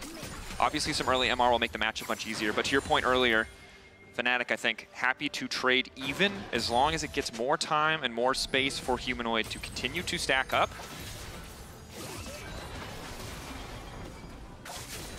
Looking at the next objectives, second grub spawn in 1 minute. Keep in mind, TES already got the first Drake, already got both the grubs. So in terms of objectives, they're significantly ahead. And if they're able to get that 4 grub buff or even 6, I think it's going to get a lot more difficult for Fnatic. For now, though, 369, the one in trouble. Again, so many resources used by Fnatic to try and take this Rumble out of the game. Well, I mean, 369 is also just walking through the river. That was an easy opportunity, especially with Tian hovering around the top side of the map. Bit of a misplay from him, as now Top Esports threaten the dive. Yone on his way as well. Tough for Noah to do much. They get the TP out at the very least. Jackulov very far forward. Second TP now coming in. Oscarinnen waiting behind. Jackulov should just be a dead man walking. Quick kill pickup. Mako was already out of there, taking their time to make sure they donate it to Noah. Just in time for second grub spawn. 15 seconds away. Fnatic priority on the objective. Able to get that top push. Might need to answer mid, but should not have to concede these grubs. I will say, perhaps a bit of an overcommitment as Oscar now is in danger. Unstoppable though, Kazante able to pull through the wall. The perfect angle as well. Takes his time to line it up. Knock up there from Cream, but forced back now as Razork tries to follow. Mako potentially going to be in trouble. Q3 comes in from Oscar, still doing good damage with the ulti response going out. Shun now following up, but Cream is right into the midst. Fate sealed for Oscarinnen. Is Fnatic forced for at least a moment to back away? Q3 ready for Cream if they do want to re-engage. Objective, not the name of the game here for Fnatic, but sadly this entire sequence of play, while they did win out in kills at least a little bit, they're going to lose the grubs. It's a situation once again where we talk about Fnatic overforcing. They got out. Oscar was in a good spot, and then they sat there and thought, wait, we can punish this. We can actually chase for more kills. And Cream's like, I feel like you guys forgot that I'm playing Yone. And then immediately turns that around, and they give a kill over. Look at the farm advantage that he now has because Humanoid committed the TP up to top. There's now a full level advantage in favor of Cream. And now, once he goes back to base, I imagine he's going to be sitting on enough gold to be able to even buy the Blade of the Ruined King as well, forcing Oscar back. A 2-level lead over him. All of this farm is going to be denied. Top Esports, off a single play, now gaining a sizable lead. And of course, building up on some of their early objective control. Having 6 grubs with this Yone on a sideline. Yone is going to be so tough to answer. Makes this really difficult for Fnatic. 369, again, if it first you succeed, just do it again, I guess is the mantra for Fnatic. They really just want to focus down 369. This is their only avenue to play. Humanoid stacking up a lot here, but I don't know if he has the damage to finish these kills. TP now coming in. Cream on the way down. This Yone should be able to do a lot of work. Humanoid now needs to get the hell out. Razork trying to buy a bit more space, but Humanoid just determined to get this kill. This is so greedy from Fnatic. Blood in their eyes, blinded by the potential of what could be in the bottom lane, but it all falls apart. Top Esports happily pick up 2 kills, and crucially, another one goes over to Cream. He's able to TP down. They turn it into a 4 versus 2, and Fnatic over-forcing again. They were so desperate to turn that into something more. They'd realized that once they'd gone for the play under 369, it was already too deep. And they thought to themselves, if we can get another kill, make it a 2 for 2, then maybe it'll be fine. I think the play in and of itself is okay. You can see they're spotting out Jackulov in the river, but he's still able to rotate down. He doesn't get interrupted. Jun is making his way down as quickly as he can, but at this point, like, Humanoid's even gonna flash in to try and have enough damage. And it just results in 2 kills. Nice chain CC. Tian gets out with barely, he levels up to Top Esports happy after picking those 2 kills up. Happy to punish there, and I think the thing that we talked about with Smolder is not happening, Betty. I mean, we talked about you have to be able to lose gracefully. You have to wait for your time, knowing that when you're a big dragon, you're going to kill everybody. He didn't have an item completed. He went in there with a Kindle Gem and a Caulfield's Warhammer like, I'm going to kill this boar. That's not enough. yesterday we saw D plus Kia drafting the scaling comp, and first thing I thought of was like, this doesn't feel like a comp for D plus Kia, right? Because they only know how to fight. I agree. And I'm looking at Fnatic, and they're like This doesn't feel like a comp for Fnatic. Because if we look at Humanoid's identity, like farming on a side lane, finding those leads, that's great for him. But that's why the Yone work, because he can still make those team fight plays. As Jackie Love is going to be forced to flash out. Small summoner picked up there by Fnatic, so good look to catch him overextending. But Fnatic certainly going to have to show a lot of growth, even in the context of this game. They can't afford to make any more greedy plays like this because they're already falling so far behind. 3K lead just about for TES. Fnatic now trying to get set up on the Drake. Make sure that Soul is not an option too early. They have decent control, but Oscar's got a TP. Cream level 11. Nerf some of that CC. 369 pushing on the side lane. So good pickup from Fnatic, knowing they forced out some of Jackie's sums, taking that advantage, using it to secure Drake. I just think Cream is so strong. He is such a serious problem for Fnatic right now. Yone typically tough laning phase as a champion. Sure, That's what he does. Like he really doesn't do much. He doesn't have that much damage. He's very limited as a champion. He's very reliant on getting items. So once he gets this item is really when he comes online, and now he's more than happy to look for fights, and the damage should show that. You can just go right back. Yeah, it's important to understand. Well, when you go to the store and you buy attack speed, you just get attack speed. Yone also gets cooldown reduction on 2 of his abilities. Also, if he hits you with enough of those abilities, it's also a knock-up. So when you think about the synergistic scaling of this kit, it's like Yasuo, but you don't have to die 10 times to be good, you know? No one talks about the Yone power spike. He doesn't have to die at all to be powerful, which seems pretty strong. Anyway, I feel like everyone knows how strong Yone is, so I won't keep hammering on about it. I will resist. It's my #1 favorite thing to complain about right now. But Cream will need to find a way to navigate out of this. Immediate ulti. Razork, perfect angle to catch him. Impact there. Chain CC. Q3 almost gets him. They have to use everything they've got in terms of cooldown. But that Yone is dead. Shutdown acquired. 500 gold over to Oscar. Cassante says, get over here as they drag him back into the lane. Cream doesn't get an opportunity to flash away. And a crucial pick for Fnatic. We talked about how much of a problem Cream is going to be on a side lane. The good news for Fnatic is that Top Esports really weren't able to punish anywhere else on the map, meaning that Fnatic find themselves a kill and a crucial shutdown. Does go over to the Cassante, means that Smolder is just going to continue to farm towards the bot side of the map, close that experience gap just a little bit, as they now set their sights on the bot lane. 369, once again, the center of attention here. Fnatic like the paparazzi descend. Easy peasy pickup, the 3rd time this game. Rumble's been taken off the board. TES now trying to respond in the mid lane. Noah not in a great position. Looks like they will have to concede the mid lane tier 1, but at least they get a bit of gold from the bot lane kill. I mean, it is a nice pick, but I still think it's worth it for Top Esports. They get mid and top. That's all out of towers now. They move into the top side jungle, and I mean, just look at the vision control that they have right now. Wards are littered across the top side of this map. There is this one potential flank ward, but there's no TPs that can use it. Herald charges there. Oscar trying to defend. 2nd tower, not going to fall. Humanoid maybe is going to fall, actually. There's a lot of grubbies there. Cream flashing back. Humanoid off to the side. Mom called in. Initial slow is good. Quick use of the locket there to mitigate some of that damage. Jun now into the backside. Noah ready over the wall. Perhaps could just go for the curtain call, but Mako now go for the re-engage, and Jackie Love is there right in the nick of the time. The equalizer coming down. It doesn't do a lot, but they don't need it. TES tearing through this fight. Lock up onto Jun is flawless. Another kill going to the side of Top Esports. How many times have we got to tell this tale? Fnatic once again try to force a play. Top Esports had control over the top wave. They were going to concede that top tower after dropping the Herald, but Fnatic say, hey, I think there's a play here. They tried to force the fight, and Top Esports very smartly immediately punish it. Humanoid gets engaged on thanks to a nice ultimate from Tian, and it's at this point where you realize it's too overforced. Such a nice TP flank going to come in as well. They're disconnected, and look at this engage. Nicely done from Mako. Locks up the 2 members. The bullet time over the top. And the Wombo combo is there. We talked about it coming into the draft. We're seeing it now in the fight. If you overforce these fights, in the mid-game especially, Top Esports are more than happily going to take them. You can see frustration, perhaps resignation on the face of Fnatic staff there, because, look, this is a game where Fnatic are finding some plays, some angles of attack, some kills. 369 has 3 deaths, right? Those came from somewhere, but the downside is almost every single time TES are trading up somewhere else on the map, and then when Fnatic do finally force a group play, like you said, it's an overforce. It ends up costing them much, much more. Cream, the target here, but it's just going to go all in. Snaps right back when he sees somebody. It's so easy for Cream to solo kill pretty much anyone he wants now with these items. And he can do it so safely as well, thanks to his E. Humanoid needs this cover on a side lane to be able to ramp up. Stack-wise, Humanoid's still doing relatively well. 180, 19 minutes in is definitely a good pace. But you just kind of look at the map state and it's just in tatters for Fnatic. It's so difficult really for them to set up on an objective.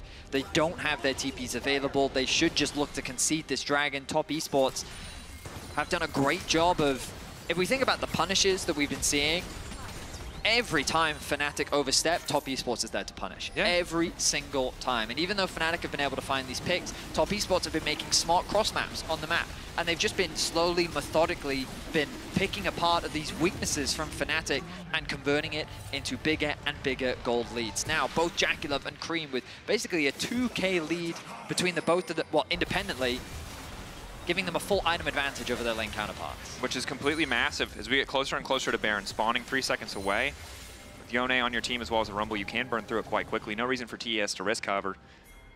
They're ahead in Dragon stacking. They've got more side lane pressure with the 6 scrub buff. And it's a situation where you highlighted early on, Fnatic doing okay in terms of trading kills, but TES were the ones to get the objectives, and now they're trading up in about every single skirmish. Cream. He almost solo killed him. If Jun wasn't there, I think he would have died. I mean, he lost his flash. They force out the ulti from Humanoid. He needs the health. He's afraid of Mako going in and just igniting to finish the job. You just, I mean, Tails all the time. People sit there and believe that Smolder is a good counter pick into the Yone, and like to a degree it can be. But if the Yone ever gets to a point where he can just demolish you on a side lane and you're forced to go and match him, then you have a problem. I think the crucial thing that teams are kind of forgetting about the HLE draft is that they had the Jacks that could be used to answer into the Yone on a side, which meant that you just had more time for the Smolder to sit elsewhere away from the Yone and safely farm up. Cream now farming, solo and bound leverage. Ulti coming out once again, combo there, JackeyLove right where it needs to be, and a beautiful equalizer over the top. Cream now just snaps back to safety, team is there to body block, and once again, baby, Yone walks away. TES in complete and total control of this game. Fnatic already retreating back into their own bases. TES just continue to pull further and further ahead. Why not? They have such a health advantage. Razork is down, the Smite is gone. Top Esports just dismantling Fnatic, leveraging the strength of their mid-game. There's nothing on the map that Fnatic can really do. They're TPing bot to try and get some form of cross-map, but with the Baron, they're going to get a quick recall. TP answer is going to come through from 369 to deny Fnatic any opportunity of getting anything back. Humanoid, 211 stacks, kind of what they're preying on, but this is not the Smolder of old. This has been nerfed. You need either more stacks or more items if you really want to have that same level of impact. And I mean, look at Cream. He's almost on a third completed item. You've got armor penetration coming through for JackeyLove, and in the context of this fight, Fnatic really don't get to fight on their terms whatsoever. It's so easy for TES to just kick this off without getting punished. I mean, Razork just gets melted. He's supposed to be the front line, and you're just seeing how much damage Cream is able to do alone. A simple pick converts into a Baron. Fnatic now find themselves 6k gold down, and the problem is, yeah, you can always make the argument if they've got the scaling. However, Top Esports just have such a powerful teamfight comp at this point in the game. And I think one of the big things is you can always threaten this Smolder. We've seen Smolder take over against comps that lack long-range engage, but Sejuani ult, the Rumble ult, Yone, it's easy when Top Esports already have control, when they already are going to have set up first round these objectives, to be able to threaten Humanoid and make sure he can't play the game. They don't even need to wait for the objective. Cream that was just very casual. He just walked up to Razork and took 80% of his health. Yep. Just another day in the office for him. Cream. Now Humanoid's dead. That's a solo kill. Yeah, Mom's coming in, but that's not enough. Mom will not save you. What else are we going to say? Curtains? Flash. Nothing to stack Q on. Surely he's dead. He's not. Oh, interrupt comes in from Mako. Mako, the great savior. Body blocks the bullet for the president. They know where it's coming in. Bullet time there from JackeyLove to finish the job. 369 are slaughtering Fnatic in this game. I mean, Fnatic found picks. There were nice plays at moments, but this has just been a stomp from Top Esports. Commanding performance, looking to put themselves at 2-1. TES finishing it up. Cool, calm, collected from start to finish. Might have traded even once or twice. The rest of the game, they have just been dominating. One more wombo combo to send us out with a bit of confidence. Fnatic's base in tatters now. Cream with Q. Not gonna get caught out. Can they hold the line? Fnatic still going forward. Oscar backing off. Tien wants to finish it here. Oscar stunned up, and this should just be it. If they auto the Nexus, it's over. 369 goes in, he goes gold, and he has a bit more time with the Seekers. Jackie Love getting pushed away from the objective. They need to kill the Rumble, but 369 has the last laugh. They hit him, but he took their Nexus. 24 minutes is all it took for Top Esports to start off our Swiss Day 4. Commanding performance as Fnatic. They tried to overforce, and a lot of credit needs to be given to Tian. 2-0-9. The only kill he was involved in was the solo kill that Cream got in mid. Incredible stuff. We've said enough. Let's send it over to the AD to break down that absolute stomp.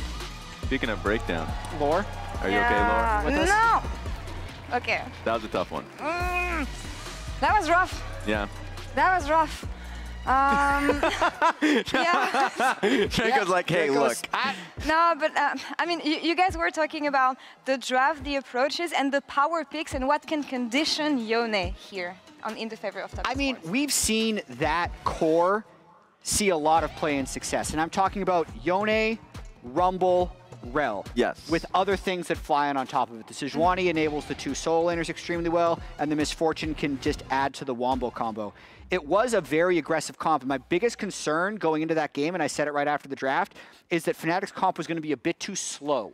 They were going to be extremely low damage before the Smolder gets to 225. Vetty has pointed out in the cast, I would have loved to see like a Jax or a Gnar pretty early there for Oscar, but that's also like trying to change a tire after a car crash. Yeah. Like, it's not going to fix the whole picture. The thing is, too, is that it worked out well, at least in the lane swap. Really early on, where Cassante gets the early EXP lead because they couldn't dive him with the three-man that they had, the Sejuani and Jhin. We're like, okay, like, it's working out. They end up getting a kill topside, too, based off the experience lead that Cassante has. So everything's working out until they had a double TP top lane play that I thought was just not worthwhile. Because Rumble has TP, pushing bots, you're going to lose a wave, you're going to lose plates, Grubs is coming up, you're going to have to go back bot to catch it, and you're going to lose Grubs. So it's like, that's a lot expended for one champion where the map is being taken away from you. And it's crazy how easily Top Esports has managed to accelerate the game, I feel. But we're going to talk about this a bit later because we see that Shux is ready on stage for an interview with Jackie Love.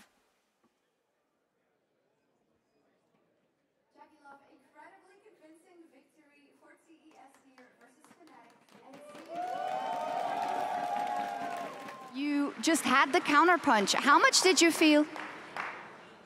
I need to pause for a second because I need to wait for the cue from the world feed so that everybody gets the interview.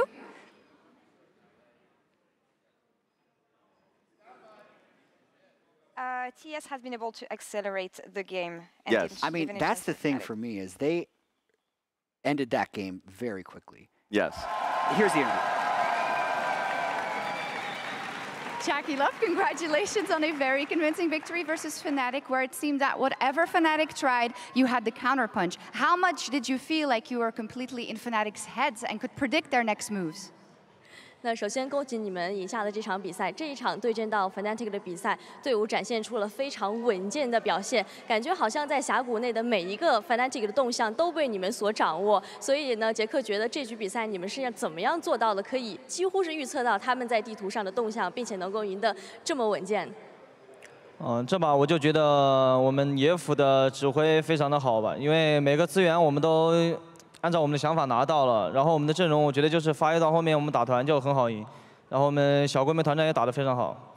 So first of all, I would like to give the credit to our jungle and the support because they made so many crucial shot calls in this game, and we managed to grab, a lot of crucial resources in this meta, in this map. And also, speaking of our draft we think that coming to the very late game, we have a better chance to show our draft strengths. Also, in some skirmishes, we also perform pretty good. You did not even need to get to the late game because the game was finished quite quickly. Now, overall, we find ourselves in a meta still where lane swaps are very, very important, and the meta is being figured out by a lot of teams. How much impact and influence do you think you have out of the role of ADC in this current lane swap state? 那在现在的最近的比赛当中，这个版本好像看起来还是一个比较偏向于换线的版本。那你觉得这个版本对于下路 ADC 选手这个位置会有哪些影响呢？对于 AD 的话，可能就是没有那种，就相比那种厉害点的英雄对线上的压力了吧？因为换线的话，可能会让一些劣势英雄前面会就是正常发育，然后到后面正常打团，所以我觉得。 有换线来说的话 ，AD 的压力可能对线压力会相对小很多，但是可能跟就是上路的配合要多一点。So in this laning swap meta, I will say that for AD carry players, there will be less pressure, especially in laning phase. But you know, in lane swap meta, I think that you maybe focus on the top lane. For the top lane, maybe they will have more pressure on it, and you should have the better synergy with your top lane and the whole team to handle it. Okay, thank you very much, Heshe. Congratulations, Jackie Love, and thank you, Christina. And Top Esports moves on to 2-1.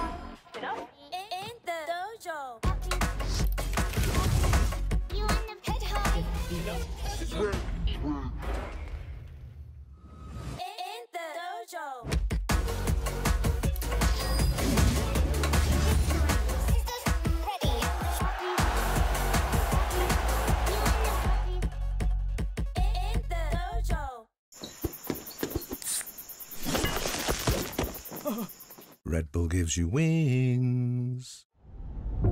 在抵达那一刻之前，你能做的只有等待。如果故事再重来一次，我想这批烂物还会做出相同的选择。等待比分失衡，企图从中看清胜负的端倪。等待一切安静，好听清自己脑海里的声音，直到抓住那一刻。他们可能会因为激进而失误，但是不会因为胆怯而畏惧。Here we go again, man, I'm on another one. Don't wait up for me, man, I'm on another run. Yeah, I hear the streets calling. I cannot ignore it. Walking on the border, feel the devil on my shoulder. Talk to me nice, I ain't got a lot left. Talk to me right. They remember when I used to walk in the light. Now I got a little bark in the bite. I've been on the verge of self-destruction. Never been this close to me erupting. I'm on the ledge, I'm seeing red. Don't think they heard what I said. Mr. Goody Two Shoes, about to pew-pew. Kill him in the new suit, man, I'm too smooth. From the light to the dark, from the truth to the lies, play a part. I'm a renegade, renegade, renegade. Better run away, run away, run away. I'm a renegade, renegade, renegade. Better run away, run away, run away. I'm a renegade, renegade, renegade, renegade. You better run away. I'm a renegade, renegade, renegade. Better run away, run away, run away. I'm a renegade, renegade, renegade. Better run away, run away.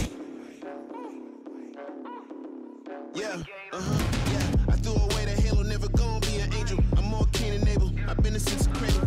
Build different, homie. You could go and track the label. I'm 100% raw, underrated. Unrelated, I'm the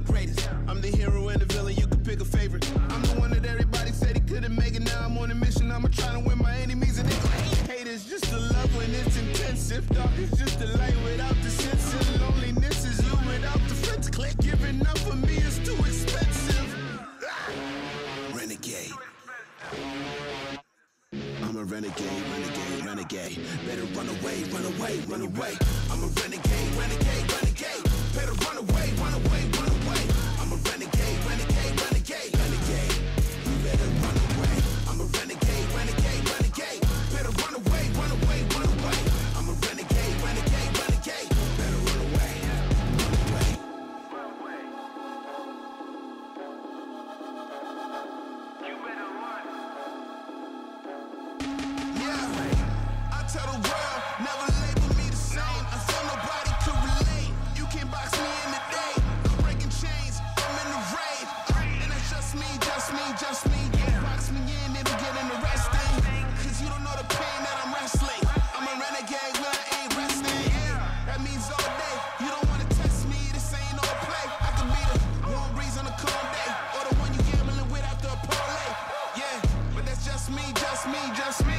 Don't push me unless you're feeling lucky. Or you gonna turn this into a must-see. And I don't wanna go there, trust me. Renegade.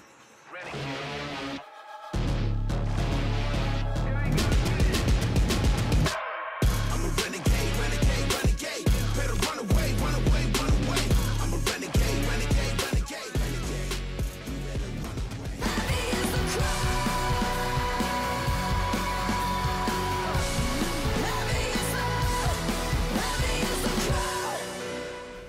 And welcome back to the desk ahead of our second series of the day. Before we move on, guys, quick take, a few words, 5 words to describe the first game we had. Take the first 3. Yes, and Fnatic, Judge, Okay. you go. That escalated quick. Oh my God. Lore sad. I can't even be sad, that's amazing, honestly. There we go, What do you thank go God, with? thank goodness. Oh man, and they're Oh. still posing. Still posing, yeah. TS in a good form, and hopefully their sister team from the LPL, BLG, is looking to find the same success in the second game that we're gonna have here. It's gonna be BLG versus T1. I don't feel like either team has been living to the expectations around them, especially for BLG. No, definitely not. I thought BLG, there were going to be a lot of people's pick for a 3-0 team coming out of this. And I think BLG and Gen G were both some of the favorites in the tournament. Just to have them at 1-1 and then get the bad draw of the defending world champions is tough for them. It's a tough one, but I think they've had at least an awakening with the LNG game. So I feel like they're going to be a little bit more prepared, especially when it comes to the meta, because they got Yone. So that's like a slap in the face, basically. There is a matchup that we're all looking forward to, though. When it comes to these two teams, it's our featured matchup presented by Mercedes-Benz, and it is Knight versus Faker. We have the old kings facing off against the contenders for the crown in today's featured matchup presented by Mercedes-Benz. Despite coming back and winning Worlds last year, T1 has not looked like that legendary team we have come to expect. Just barely getting into Worlds by the skin of their teeth. Away, Glacial Prison still connects, and Zeus can put down the equalizer, carry a flash, hostile takeover hits onto 2, Cheatan's one of them! And Pain Gaming can only watch from the fountain as T1 rip them apart. BLG will be one of their biggest challenges to maintaining their throne. Having been knocked out of 2023 Worlds by T1 last year, T1! They're on their way to the quarterfinals! this is an opportunity for BLG to show they are ready to take that final step towards winning the World Championship. Frescowi getting lower and lower, just trying to 1v1 Bin, but not doing a whole hell of a lot. Bin still standing. BLG, again, just wipe the fight. Last desperate moves, but the flash charm coming in from Knight is enough. The ace there for BLG. BLG may have faltered early, but a win against the defending champions T1 would prove they are not just here to compete, but to win.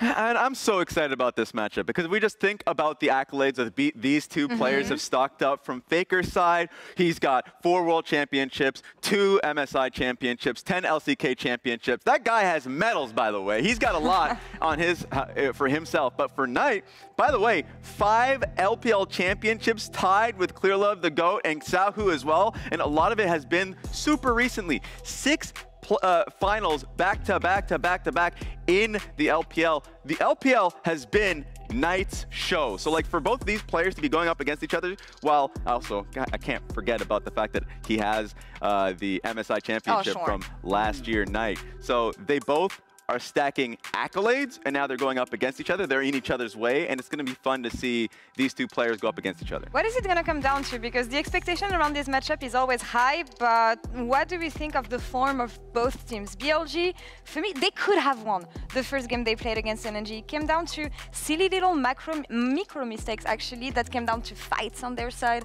Yeah. Fully executed here. I put BLG as pretty heavy favorites into this one, especially because of the teams that they've played against. The win that T1 had, as dominant as it was against the CB LoL, whereas we've had BLG just falling to LNG, who then advanced as a 3-0 team. And I think they were a little bit outdrafted. Like we've seen now, I think Yone's 10-2. Yeah. The Yone Rumble team compositions, I think, are swinging a lot of these games that are up against pretty even matched teams. Yeah, and I mean, for BLG, when they went up against LNG, they had like a 3K goal lead at 11 minutes before they threw it, right? Yeah. So that happened. Same could be said for T1 when they went up against Top Esports.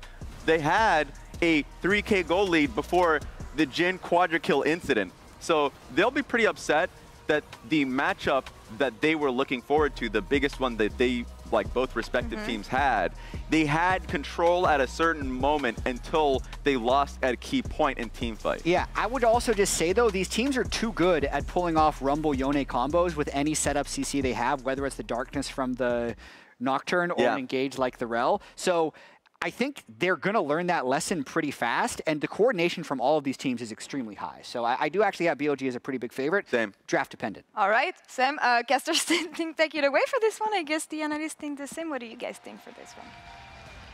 I think it is fair to peg BLG as the favorites. While the history and the aura will always favor T1, the road to get here certainly favors BLG, but it all comes down to a single best of one, and in a best of one, really anything is possible.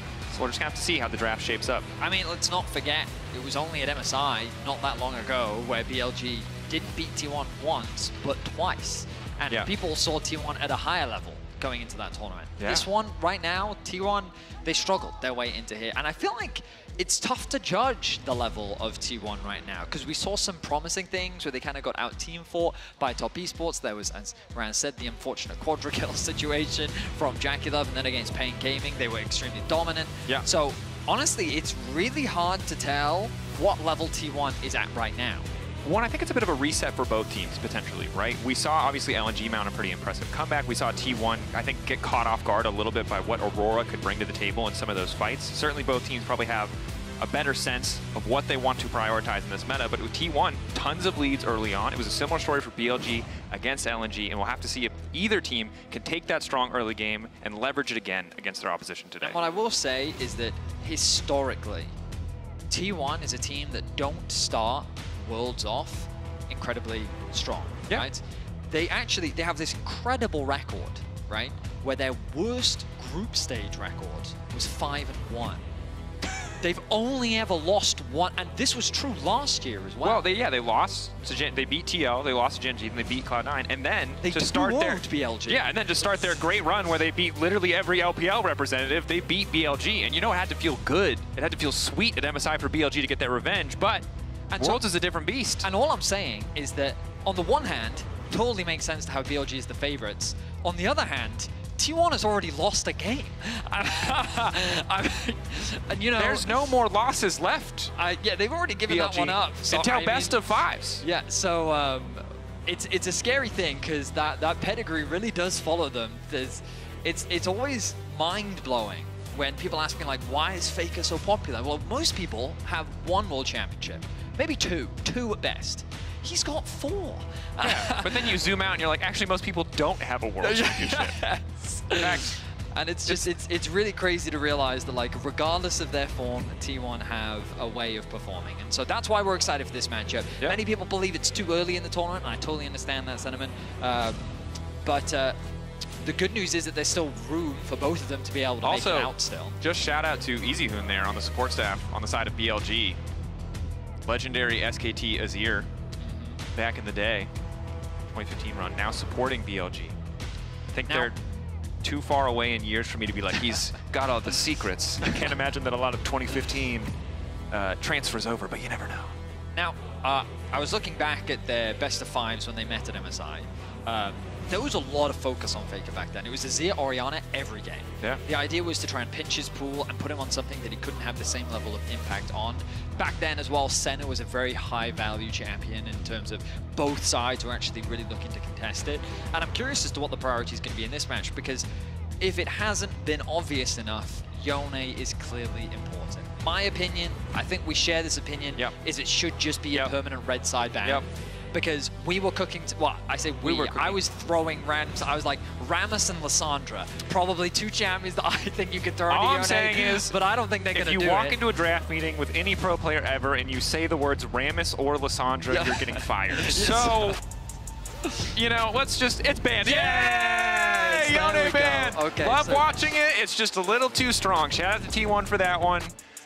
The Aurora going to follow that one up. Okay, so T1 are just removing some of the really powerful champions on the meta. Makes a ton of sense. Orianna, obviously, also very strong in the meta. And the Nocturne, the thing that's kind of, I think, surprised many with how impactful it's been so far at the tournament. The utilization of his ultimate to set up for these other teamfight tools. The Sejuani removed as well. Does leave things up like the Ashe, the Skarner, the Vi. We've only seen Wei on Vi so far in this tournament, and I would be surprised if we didn't see him on it again. Ahri? Knight's Ahri. I don't think they would first pick it though, would they?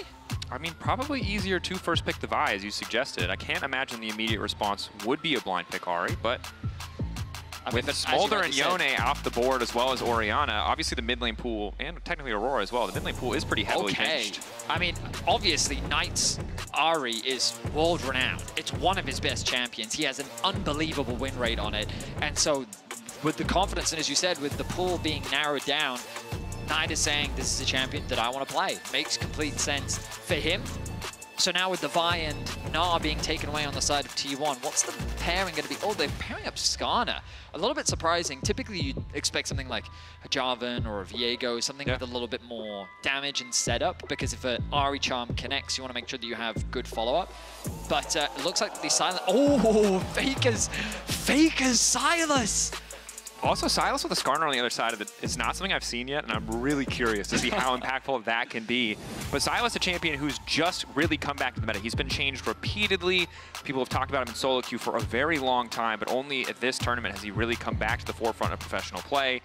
Taking away the RA ult, obviously very solid. The tankiness you get from a Jax ult as well is something to consider. And it's going to really affect BLG's considerations as we go into the second ban phase in terms of what they feel comfortable grabbing. Because let me tell you, Alistar is no longer an option.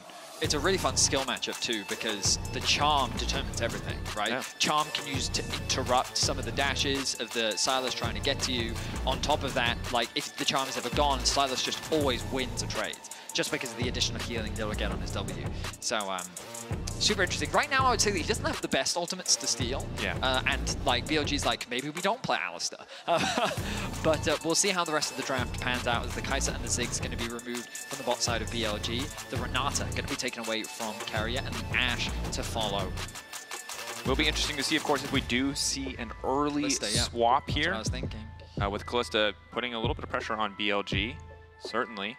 Obviously, Kalista highly mobile. A little bit tough for a lot of these champions to lock down, tough for something like a Jax or a Skarner to stick to that pick. They can't burst her out immediately. Okay. I was wondering, what do they even go here? I thought maybe Ezreal. Jhin, an interesting choice, of course, to follow up on the Ahri charms. It's easy to land that long-range CC. This is good. I like the Poppy a lot, especially when you think about the dash from Vi, the Silas mobility, and then just Kalista. Poppy's just great into Kalista in general. I don't know how I feel about the Jhin just because of the dive, but I guess BLG is saying Poppy should provide a lot of peel, enough for the Jhin to be able to play pretty comfortably. So far in the tournament, LPL teams have an abnormally high priority on Jhin. It seems to be a pick that they're super comfortable with. They are good at leveraging that long range, and of course, when you have a Jax, when you have an Ahri who are willing to dive in, the Jhin follow-up is something very powerful. Carrier, please. I would, please. You won't? Don't get baited by pigs. No, I know. I'm saying please. I'm not saying it's real. I'm saying please, sir. One time. Begging you. Please just lock and pike. Thank you, Betty. All right, well, this would be a mix-up. This is a classic combo, brainstormed, theory-crafted, scrimmed for years. Hasn't seen the international stage as much, but it is Obviously, the combination of the Kalista and the Nico, very, very powerful. Nico can go in, get right back out. So much setup CC, so much chain CC, and kind of a return to some of what made Keria so successful in our previous year, which was a lot of these really aggressive counter-pick supports.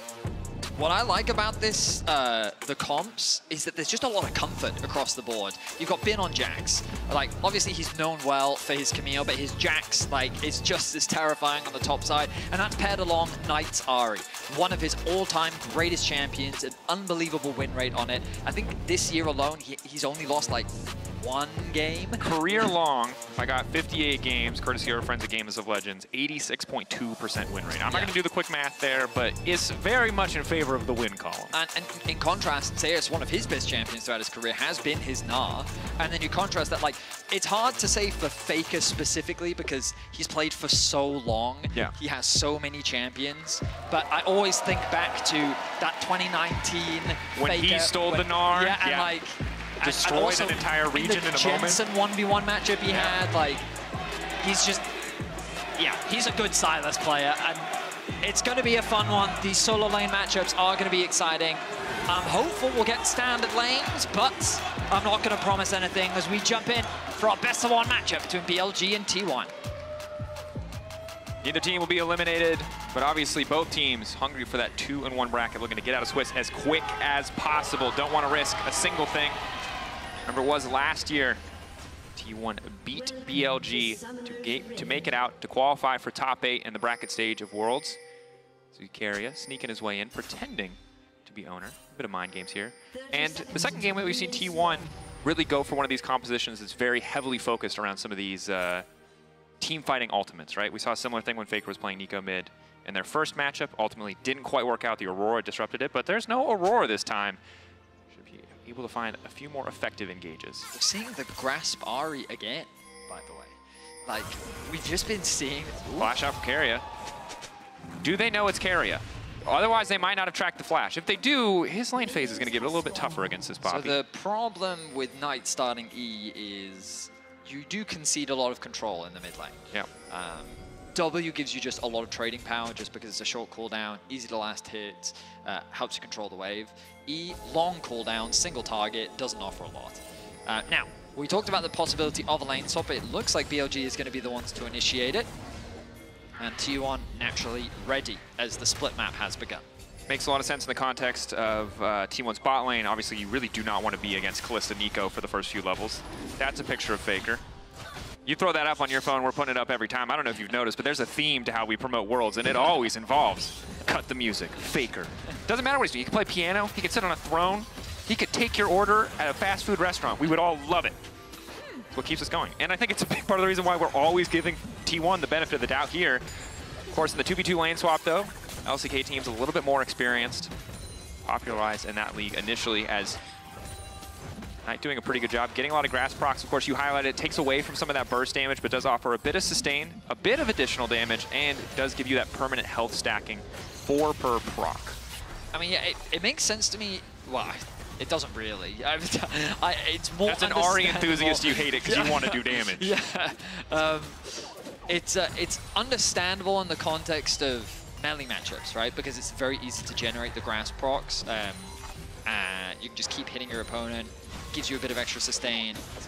That part makes sense. It's just that in the mid game, I feel like you lose a lot of damage. Kind of like when you can proc electrocute on somebody. Yeah. Now, this is the part of the lane swap that we all know and love because this is the skill part of the matchup. Can you pull off the dive? Bin, level 2. Level 3 now is great. Counter-Strike crucial to survive the dive. On here as well, I think the second you see the Poppy, if you don't know what abilities have been taken, you have to assume Steadfast Presence is there, and it really stops any potential of the dive. Notice how respectful Bin is being as well.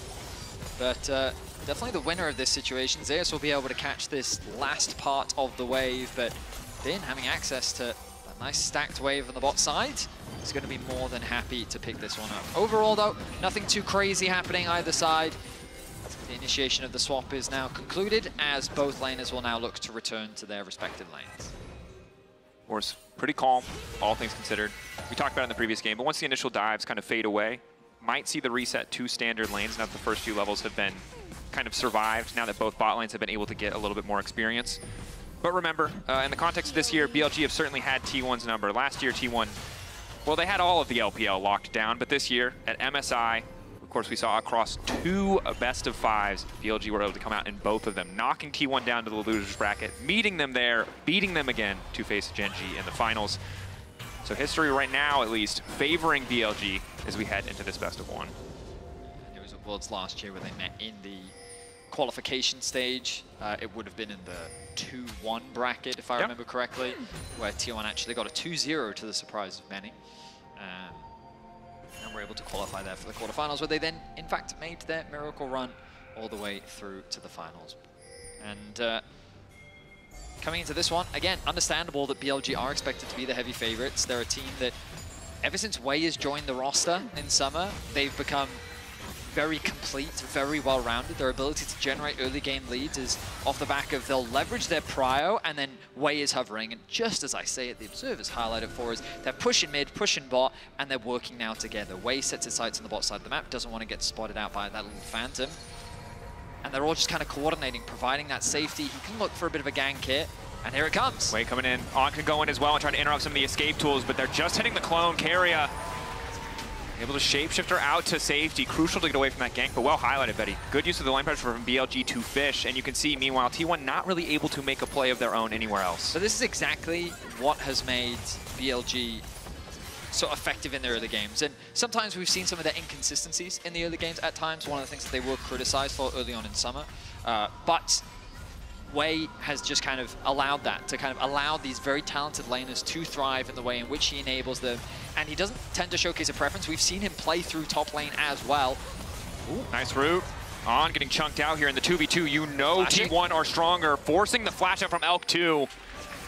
Incredibly clutch from the T1 bottom lane to just instantly leverage their 2v2 advantage. And this is the thing, we can't talk about individual talent without talking about the T1 members. This bot lane are typically very aggressive, and they find a successful 2 versus 2 to get that summon spell out from Elk. And this is why the lane swap probably came out. You want to avoid this 2v2 at all costs. They thought the first 3 levels, if they just got level 3 without needing to fight, it might be a bit easier, and it certainly is, but still very much favoring T1 as they're still grabbing these plates. You've also got pressure on the top side from Zeus as he just continues to push these waves in against Bin. Owner grabbing the grubs in the meantime will only be able to grab 2, but T1 across the board getting a lot.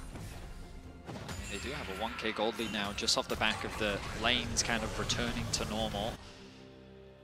Really objective advantage in favor of T1, just as you highlighted. Now, BLG set their sights on Faker. Very nice initial movement. Obviously, Charm does connect. Faker not going to try to extend the trade at all.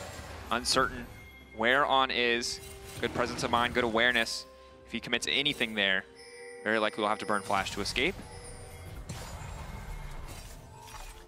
In the end, though, some gold has been picked up, so gold lead leveraging to about 600, really balancing out.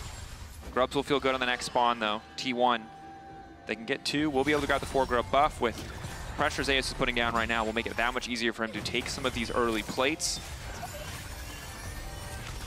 Keep my eyes on the minimap just to see what potential options Wei once again sets his sights on the bot side of the map. Nice bit of trading there from Knight to put pressure down to Faker, but he's sitting pretty with his farm.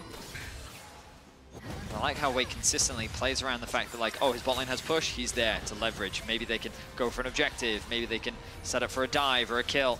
He's going to start off the Drake, but I think T1 want to contest this. They're going to be able to clear out this bot wave pretty quickly. Level 6 has come through from Gumayushi. Owner on the way down.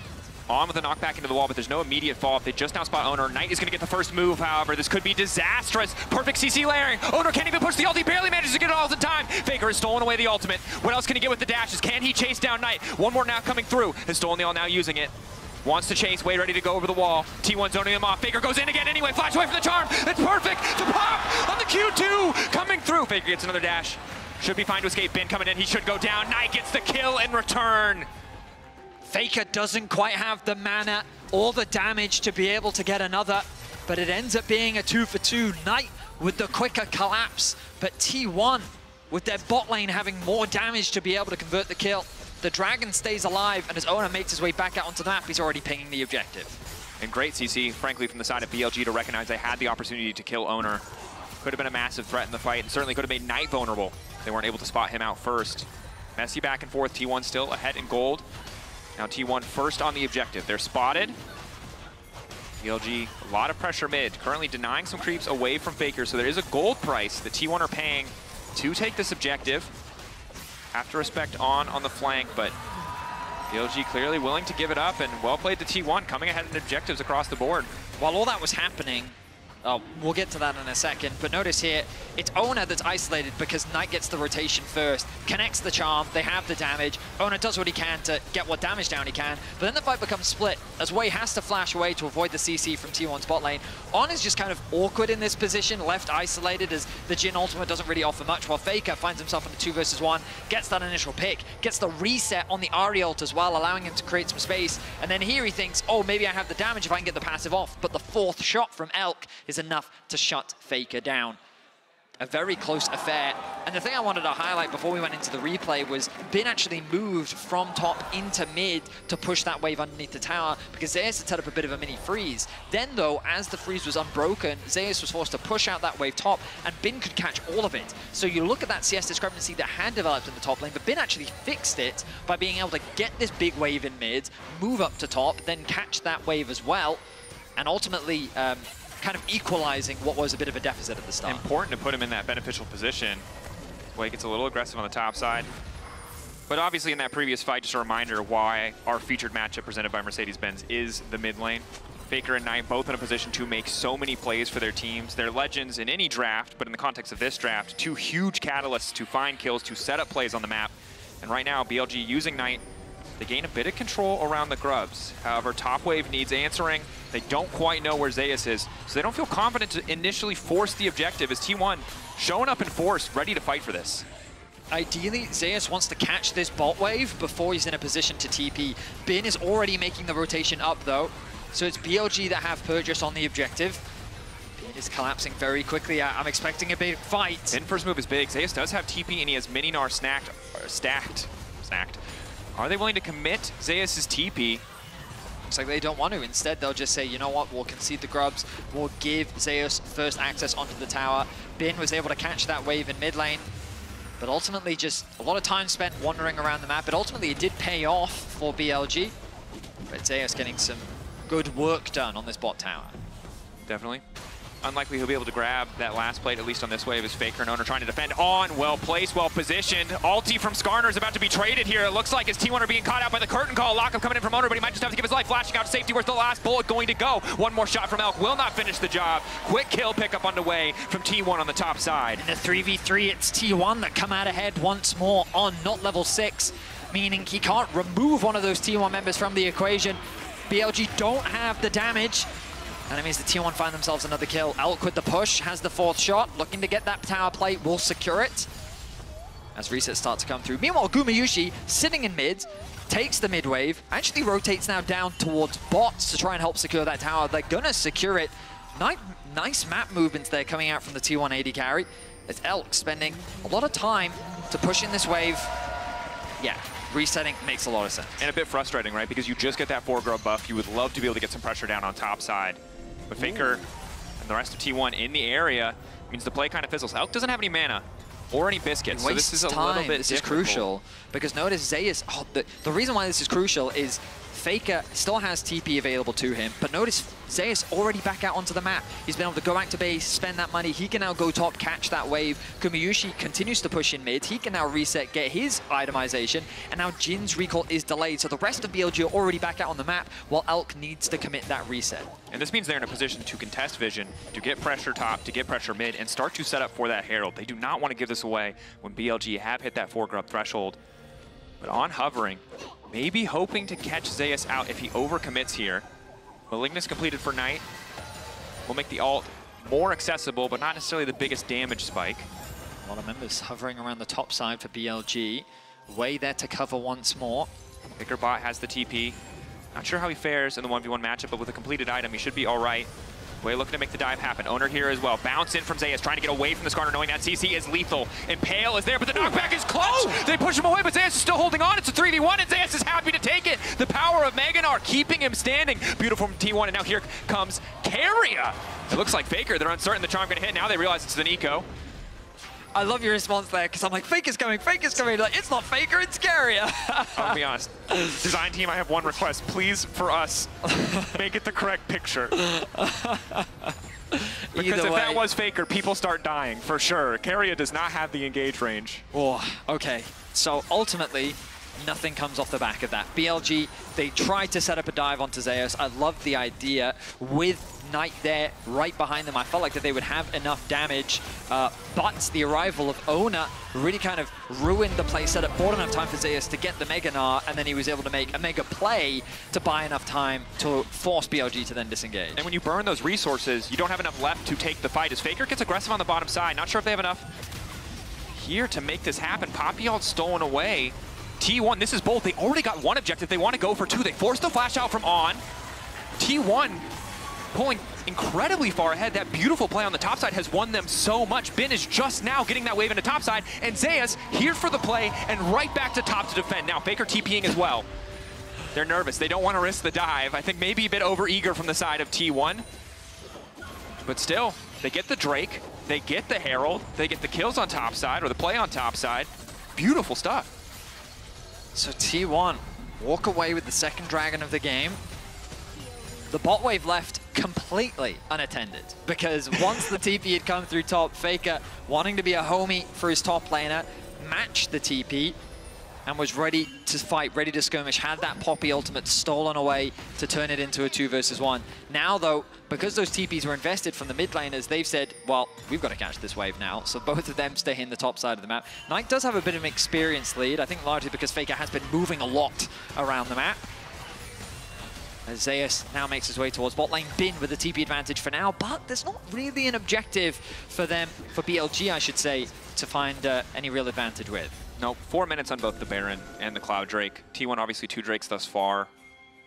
BLG really not able to leverage the grub buff they secured earlier on. Won't matter too much, Knight taking over to level 11, but Faker not too far behind. First items completed. Just about across the board. I imagine Bin has it once he does get the opportunity to recall, but he has been out on the map for quite some time. So while T1 do have a meaningful gold lead and 2 Drakes, it's nothing insurmountable as Faker about to be caught out here. Pale going in, well-timed, well-positioned. Charm follow-up is there. Did you not want to give him the chance to steal away Knight's ultimate? Not sure about the individual cooldown. Taking his time on this one. Does he have the hijack? The answer is no. Faker going down. Taken out of the equation there. Great pick from BLG. Nicely done by Knight and Wei. They were waiting for that flash to come through from Faker. Only then did Knight actually commit the ultimate. They were cautious of the fact that Faker could heal at any point, but he's got to get in range, and it was that they played around very well. On knockback, using the clone to try to walk away here. Wait a bit more time. Aftershock already propped. That's one squishy Poppy now. Guma there quick to pick up the kill, but it's Elk who's in trouble. Zeus coming from behind as well. Elk's got nowhere to go. One more bullet, not enough to get the kill. But Bin and Wei are here as backup, and it might just be curtains for T1. Guma, the heal coming in. Carrier trying to body block as best he can, but Bin already grabbing another kill. Carrier now needs to get the hell out. Quick flash. Force shot will not connect. BLG, excellent counterpunch in mid. My goodness, BLG are locked in right now. The response from Bin leveraging his TP advantage to be able to find that flank and come in from behind. T1 do find that initial pick, but they get the response kill onto Gumayushi. The kills are equalized, but in terms of gold, T1 still find themselves with a lead. And there's a reason the Bin Jax is scary. Yeah, he was put down early on. They might have had to sacrifice an objective to get him to an even state in this game, but this is a terrifying pick in his hands. We take a look back at this play, you can see the impact that he has. So again, this play starts with, remember, the top lane already died. We turn our attention onto On, who then gets collapsed. Level 6 doesn't get a chance to use his ultimate, gets chain CC'd, the ultimate comes through from Carrier, and then they turn their attention onto Elk. It's at this point where they've overcommitted, but they don't realize that the TP has already come through. They're trying to set up this tower dive, but Carrier is very low HP. Gumayushi has to ult him, and then Guma has to flash because he knows that the counter-strike is there from Bin, meaning that he now has nowhere left to go. Nice collapse coming through from BLG to equalize the kill score. In a difficult situation, I like the patience from T1 initially, waiting out the Aftershock, waiting out the Celestial opposition to make sure they can burst down On, but overcommitting a bit in terms of resources, and BLG starting to tie up the gold lead. Again, in League of Legends, gold can be a bit misleading. It's more about the item completions. But you can see Faker's still not a second item completed. Similar story for Guma. So in the coming fights, pretty even footing. Flashes, however, on the side of T1, down across the board really on key members other than Zeus, and Knight in a position where he can really take over a fight given that he has access to that flash. Faker maybe going to try and burn it now. He does steal the Ahri ultimate. Won't be able to get anything so far. Just a bit of trading. Clears out the wave, gets level 12. He is about a half a level behind Knight, just because of that kill that Knight was able to find on the top side. Dragon spawning in 40 seconds. Faker wants to get his reset off. Knight should be able to push one more wave, and then he can either choose to base, maybe complete the Leandries, or make his way down. That's actually forcing Faker to stick around as Zeus finally catches that bot wave. Bin back out onto the map. Actually already grabbed himself the arm guard. Something that maybe T1 won't be expecting in the fight. Recall now from Knight. Probably second item completion. Faker in a similar boat, both mid laners with TP. They do want to fight for this objective. You can see Elk and Guma showing on mid-wave. They want to try and get this one shoved in so they can have advantage on the objective. Knight wants one more wave. That might be enough to get in the Leandries, but how much time is it going to cost them? He secures it. Faker's going to match for the time being. Herald used. TP bot lane. Going to be matched here. Zeus getting lower and lower. Desperate to get the Mega. Faker gives him a bit more time to stack it up, but it might not be enough in the face of Knight. Flash is available. Can charm flash quite easily. Playing this one out a little bit slower. Jack's ulti stolen for a bit of extra resources, a bit extra resistances. Elk waiting off to the side. Curtain call can come. Recall now from Zeus. T1 bullying, giving space for their top laner to recall and reset for the fight. He might need to use TP, but he'll be ready to go. Rage already stacked. Faker isolated. The problem is, Knight does get the Leandries, but think about how much time he spent getting it. Because he stayed to that extra wave on top, he wasn't able to get the reset off. He wasn't able to replenish his HP or his mana. So once he then commits the TP bot lane to match the play from Faker, who had just gone back to base, he's now forced to reset, allowing T1 to guarantee themselves numbers advantage, especially given that Zeus was just allowed to back and had the TP available. They wisely concede the Dragon. But I guess you could argue that, like, a bit of a misplay there from Knight. You understand the logic. I only need one more wave from my item. If I get this item, I'm going to be really strong. We just have to stall. But then that play happens on the bot side of the map, and then it's just this cascading series of events, allowing T1 to put themselves on soul point. It's a difficult position to be in. Every choice comes with a cost, and ultimately that one is going to cost them the Drake, right? Because Faker's TP does double value. It ensures they have bot lane prio. It ensures that they get the Drake. And now T1 are in soul point position. Knight has that second item. Ulti about to come off cooldown, still has the flash, but there's not a lot to fight for right now. Neither side going to be quick to start this Baron. This top tower doing wonders for Knight right now. He's having so much freedom to just keep pushing out this wave. Faker's hesitant to push up, especially now that that fog of war has been created on the top side of the map. BLG doing a good job of keeping this vision pressure up. The top side of the river fully in their control. Faker now going to match the wave, and T1 have to respond to that pressure. They concede it. This mid tower is getting very low. 4 members strong in the mid lane. They should be able to secure this. T1 holding on as best they can. Okay, wave clear, but really just not enough to stop the pressure coming in here from the side of BLG. The threat of Faker on side, though, does mean BLG will back off, likely to need one more wave. Bin feeling more confident in the 1v1. Zeus has flash, likely to be forced here. Flash out from Zeus. How long in the leap strike should you be able to finish the job? Goes golden! A freeze frame, baby, as he dunks the top laner of T1. Clean solo coming in for Bin. A crucial solo kill as BLG secured the mid lane tower as well. I mean, Bin, you already saw how well he was doing in the 1v1 matchup, but the Jack's reaching a point where the Gnar just can't deal with him anymore, and he's going to continue to be a threat in the side lane. And you got to respect the aggressive use of Seekers. So often just that defensive tool for team fights. Uses it to get the solo. Will get him that much closer if he does want to finish the Hourglass, to have repeated access to that stasis. So much of this game feels like it's going to come down to the team fight, so any edge you can find on a side lane, man advantage, kills, gold to get those item completions through is going to matter. The problem for T1 now is they can't cross map.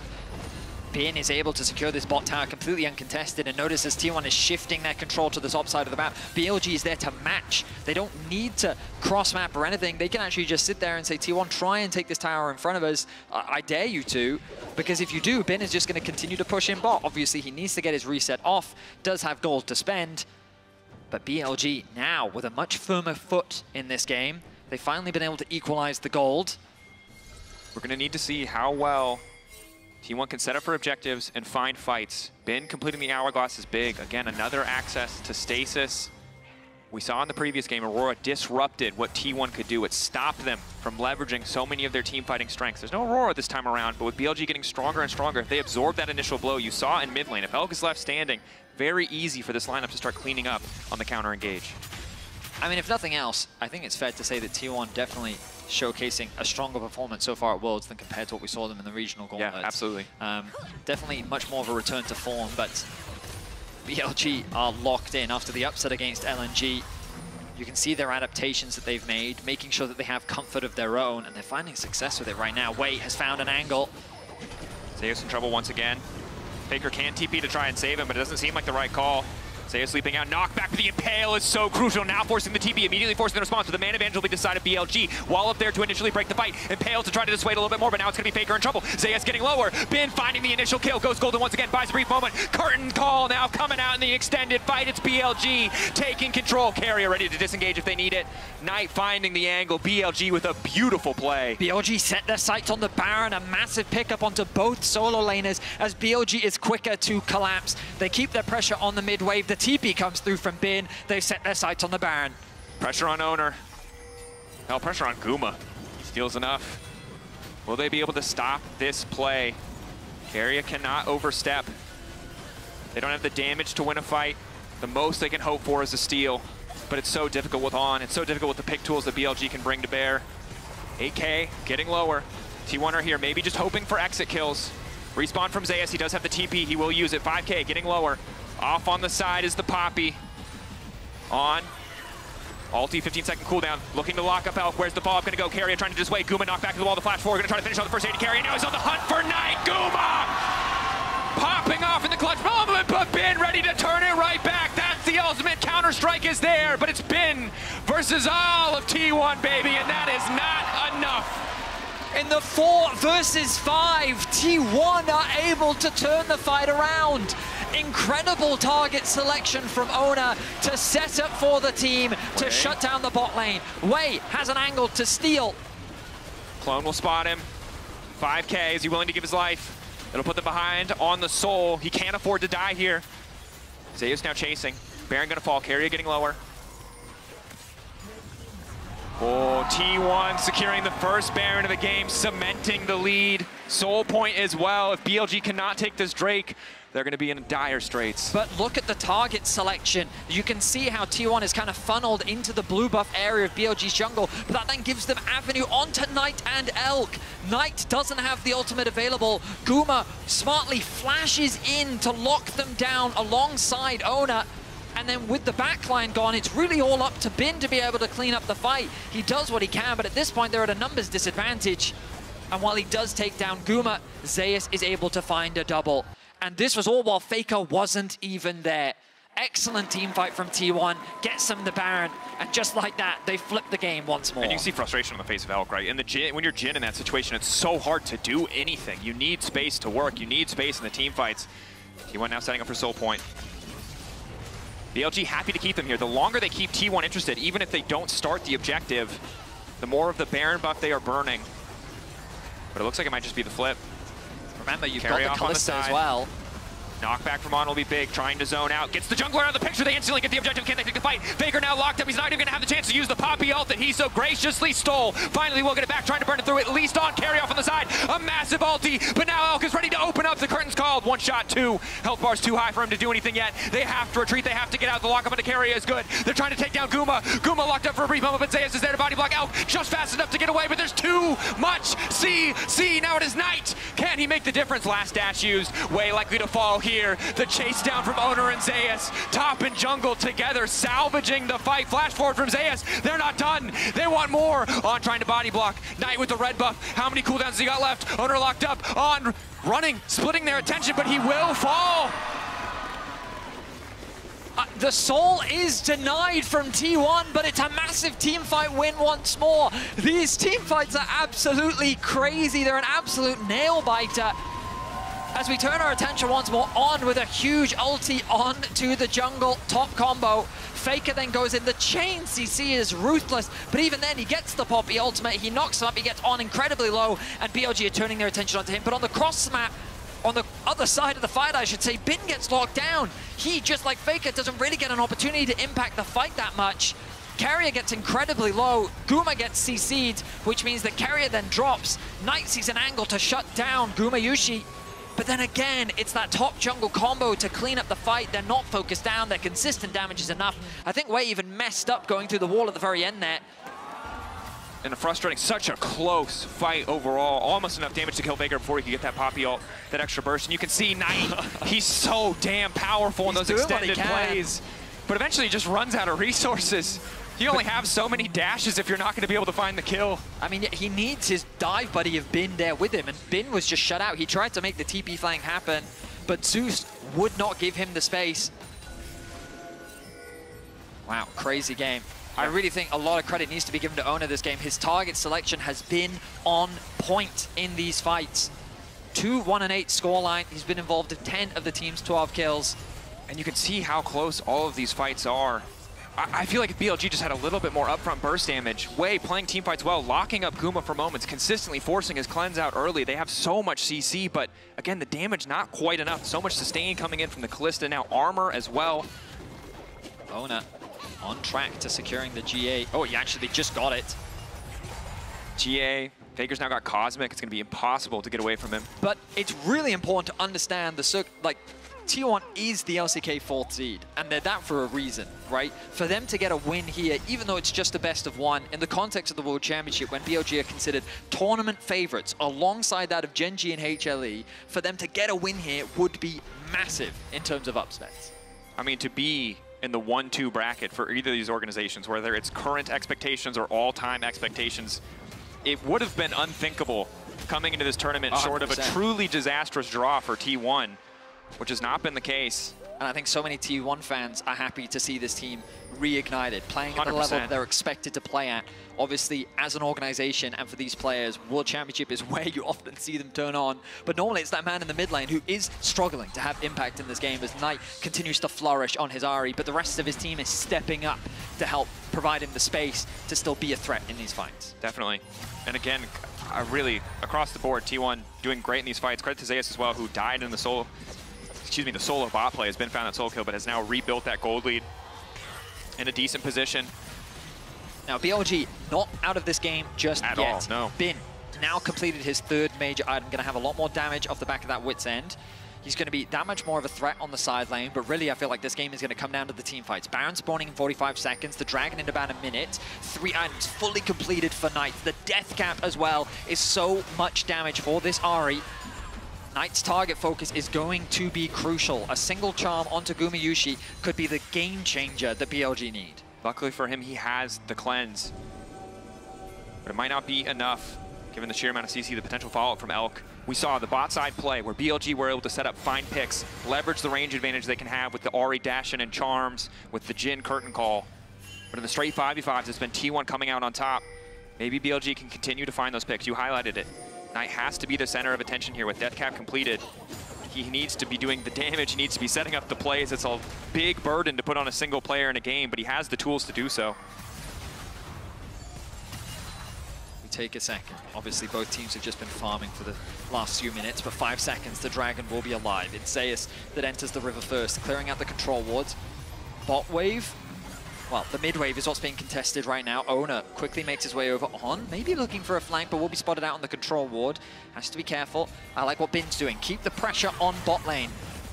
Keep that push in, give you a nice angle to potentially create a flank. Faker now joins the squad. Steadfast presence down. Initial route on the way is big. And Pale not hitting anybody. Way forced to flash out. Knockback is good from On. Knockback into the wall as well. But Faker now getting involved in the fight. No, the Steadfast presence up just in time. Bin on the backside trying to finish off Oner, but I don't think he's strong enough. Can go golden. GA, burn. But where's the rest of the damage? Where's the rest of the follow-up? It does not matter. T1 are just stronger in the 5v5. BLG, it looked like that they were going to turn and fight. A great Poppy ultimate came through from On, but once Bin had TP'd in, he was committed to the fight. He had to go in. Knight goes in, but no, Oner secures it. Cloud Soul to T1. I set on the Baron as well.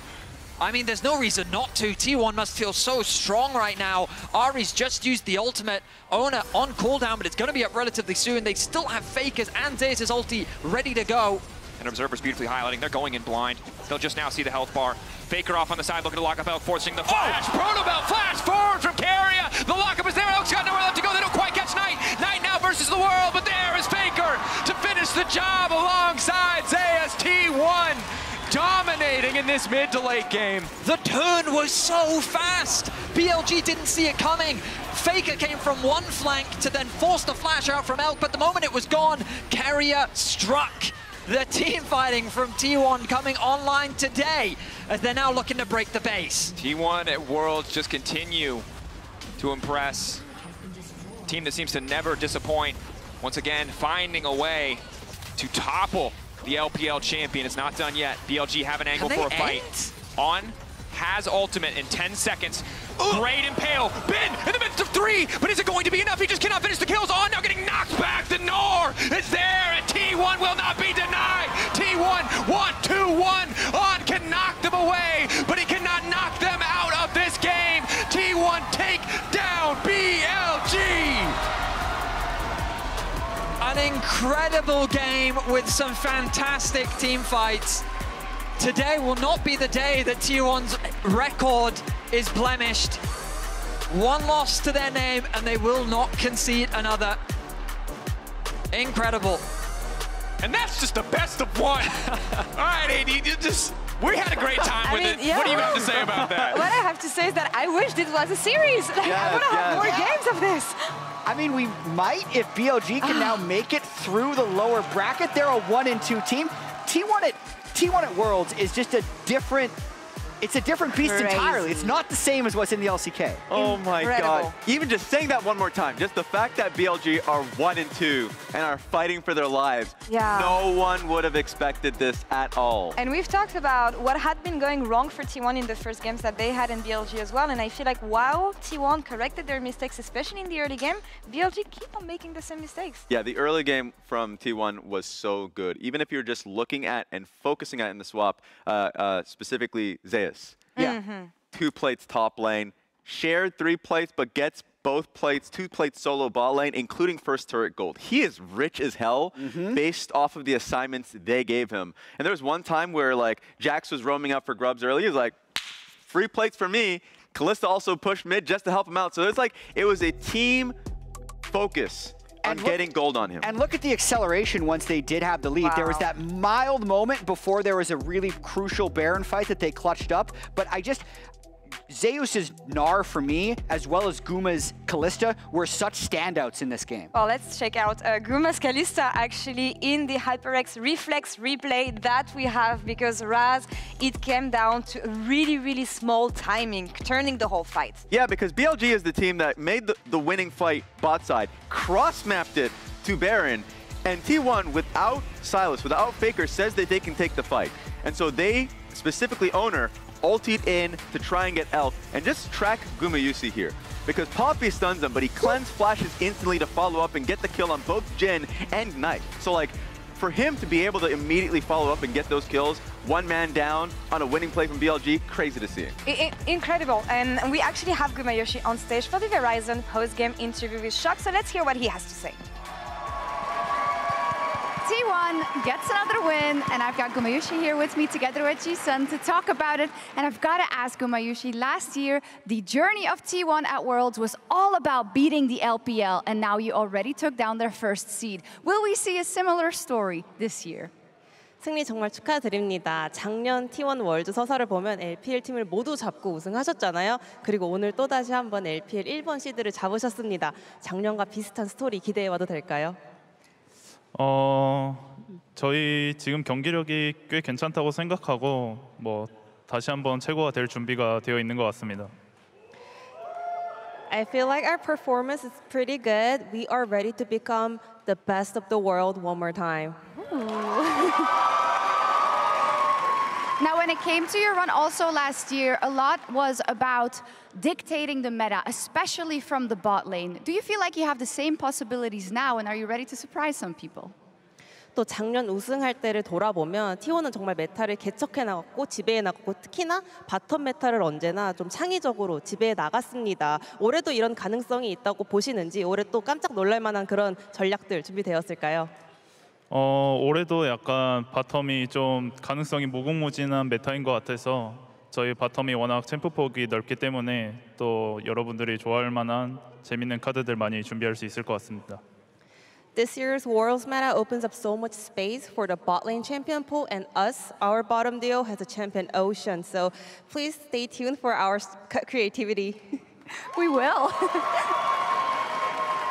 when it comes to T1 as a whole, you are coming in as the 4th seed, and I know maybe this season wasn't exactly the way you would have imagined it. What are the things you feel as a team you should improve on top of the things you've already shown that you know very well, in order to make sure that you make it to the playoff round, the knockout round, sorry?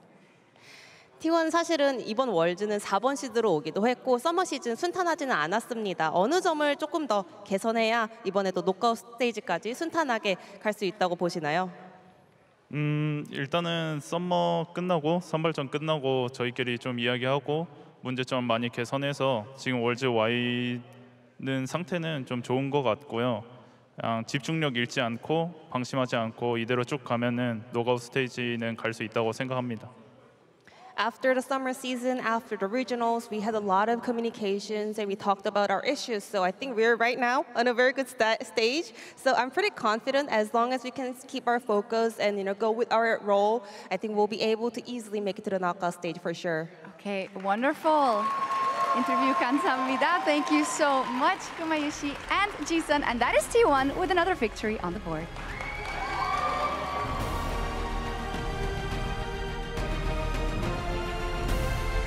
Wants to chase, way ready to go over the wall. T1 zoning him off. Faker goes in again anyway. Flash away from the charm. It's perfect. The pop on the Q2 coming through. Bin feeling more confident in the 1v1. Zayas has flash, likely to be forced here. Flash out from Zayas. How long in the leap strike should be able to finish the job? Goes golden. Curtain call now coming out in the extended fight. The Nor is there, and T1 will not be denied. T1 1-2-1 on can knock them away, but he cannot knock them out of this game. T1 take down BLG.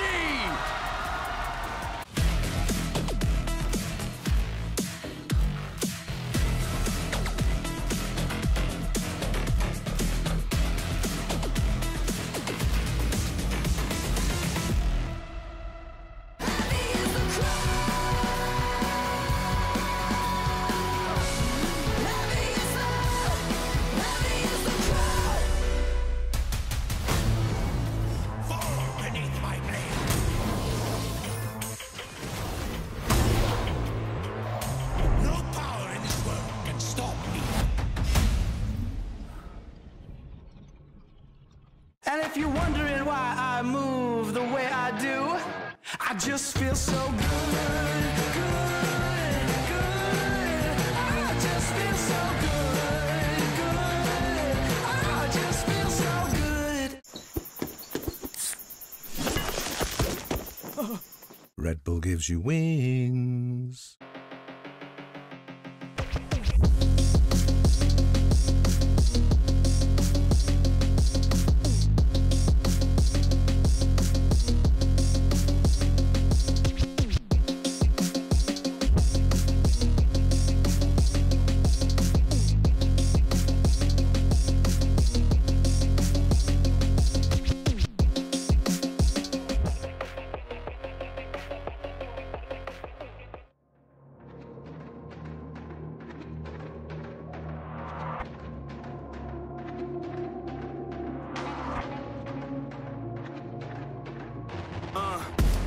Hit the ground, I'm on code. Run on air when I flow. You would swear that I flowed. Hottest hand in my zone. I'm going hard for my city, yeah. I put that thing on my back. Get it and gun it, I'm back on 100. I'm ready, I'm coming in for the attack. I'm on beast mode, God level, cheat code, new age, hero, good verse, Evo. I'm on the move, I'm on the move. I'm putting in work, I go berserk, got something to prove. Cause I got power, I got the energy for all of my enemies. I'm on the way, saving the day, no one ahead of me. I'm on the, right here, right now. This is the moment we running it. This is the moment we running it. We doing this for the love of it.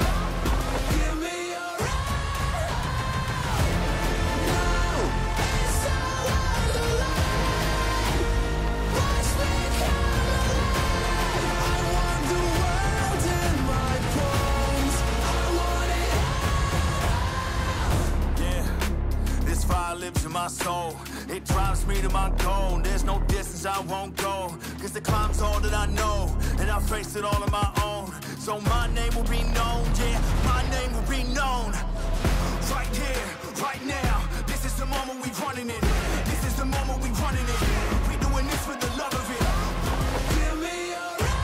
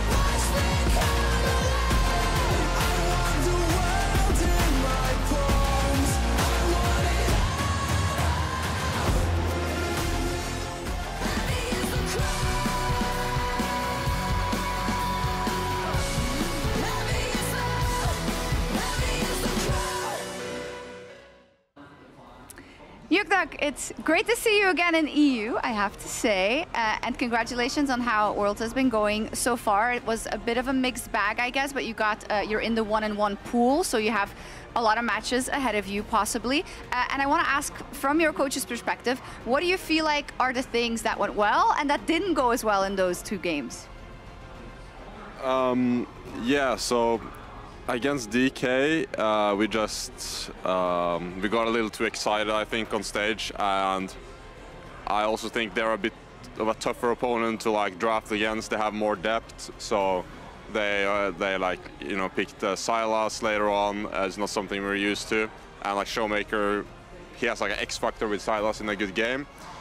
But I still thought we had like a pretty good situation early on, but we kind of just, I don't know, we kind of just dropped the ball. There was too much happening and we couldn't really keep up, so they were just better, yeah. Okay, Bwipo was commenting that he thought in-game he didn't think the synergy was completely on point, or the communication. Is that in line with what you think as well? Yeah, I mean, it's twofold for me. I think we made some mistakes. We could have helped each other more in the game and like communicated more clearly. So either way could have probably fixed our problems if we were a bit more aware or if we communicated a bit more together, yeah. Okay, talk to me about this matchup versus PSG, which is, you know, obviously a revenge matchup, one thing that you absolutely want to win for that side of things, but PSG really has been ramping up. They look different than they did in the play-ins. Can you talk to me about this matchup and how are you going to make sure that it goes different than the last time? Yeah, so it's obviously a super important match for us because we got a kind of a good draw in the PSG, and if we want to make it out, we should really win this game. From where we stand, like, they're pretty good. They're a pretty standard team, and yeah, we obviously lost to them at MSI, but we're also a lot stronger now. So yeah, I mean, obviously I'm a little bit nervous about the match. This is like super important game. And you know, we have some like strategies we're going to use, and yeah, just hoping it's going to work. So yeah. Okay, good luck. Thank you.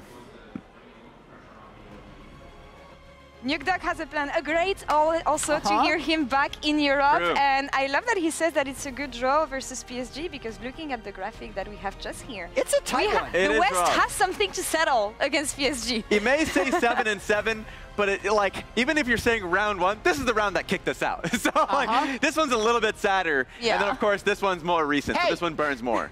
We can probably cover for this one. True, and they knocked Mad down in the bracket, but to me, like, there's one clear memory that needs to be different for FlyQuest in this PSG game, and it happened a little bit yesterday as well against a different team. I want to pull this up right now, and it's when Bwipo and Inspired get a little too carried away trying to make their own play. So this was an MSI memory. This was the second game as they're getting eliminated.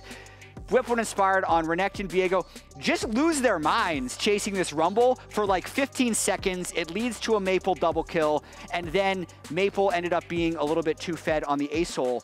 And then in terms of over-forcing, this was their game against DK when Showmaker got fed on the Silas. They just, again, really hard forced this dive onto Silas. He makes them dizzy, and this guy, this is not necessarily to flame Bwipo, he always goes for it, right? But when he's able to play with the right amount of patience, and as he talked about when they won the LCS championship, be confident that like he's enough, that just playing normally is enough, that's when I think they're at their best. Exactly. We've seen it in the LCS. When they're on the same page, they are the best team fighting team when they can make it happen. So they're going to go up against PSG. This is the revenge tour. Way back from MSI, they want to get it done. And they're going to have a lot of things to prove, and they want to go and get that revenge against PSG here. Let's see what FlyQuest can do. Housecasters, back to you guys. Thank you so much, Lore.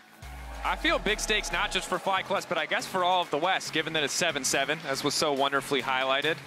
So PSG West are ain't scary. doing too hot right now. PSG are scary. Yeah, it's like LCK, LPL, and then PSG, LEC, and LCS. PCS as a whole maybe needs a bit more time, but this PSG lineup can never be underestimated. Something, obviously, the FlyQuest are very keenly aware of. And we'll have to see what their strategy is, what their approach is. PSG notoriously more by-the-book meta team. FlyQuest a team that's not afraid to flex some of their champ pools to try and find an advantage. The crucial thing is, as Nukeduck mentioned in the interview, is that FlyQuest is a different team to what they were at MSI, and the introduction of Quad has significantly change the approach of the team, the flexibility that they have in the mid lane as well. And ultimately, the draft will always begin with a single question. Are you going to ban Yone, PSG? Because we know you play it. I lived in a brief existence in that previous game. It was 30 minutes of bliss as that champion disappeared. And it's crazy because, as we said, we love watching the champ, right? Super entertaining champion to watch. It just kind of invalidates the laning phase sometimes when it's always able to come To a back. degree. But anyway, we're going to be jumping into the draft. So, what will the priorities be? So far on the red side, we've seen Aurora be a consistent ban. Wouldn't be surprised to see Ajay get that Rumble ban. We know how confident he is on the champion in particular. And what about the Sejuanis? Will they raise in priority at all? Well, as we enter Champion Select powered by Omen and HyperX, Vetty, you hit the nail on the head. Not going to give Ajay those comfort picks. Obviously, PSG, sometimes this is a portion of their gameplay that people criticize. They play a lot towards topside. Maybe it doesn't always make sense, but the Rumble certainly has been terrifying in the hands of Ajay, a guy who insisted on playing in plans. We were initially skeptical, but it has been proven correct. He had the right read on the meta. This champion looking incredibly powerful overall as the Aurora is also going to hit the bench.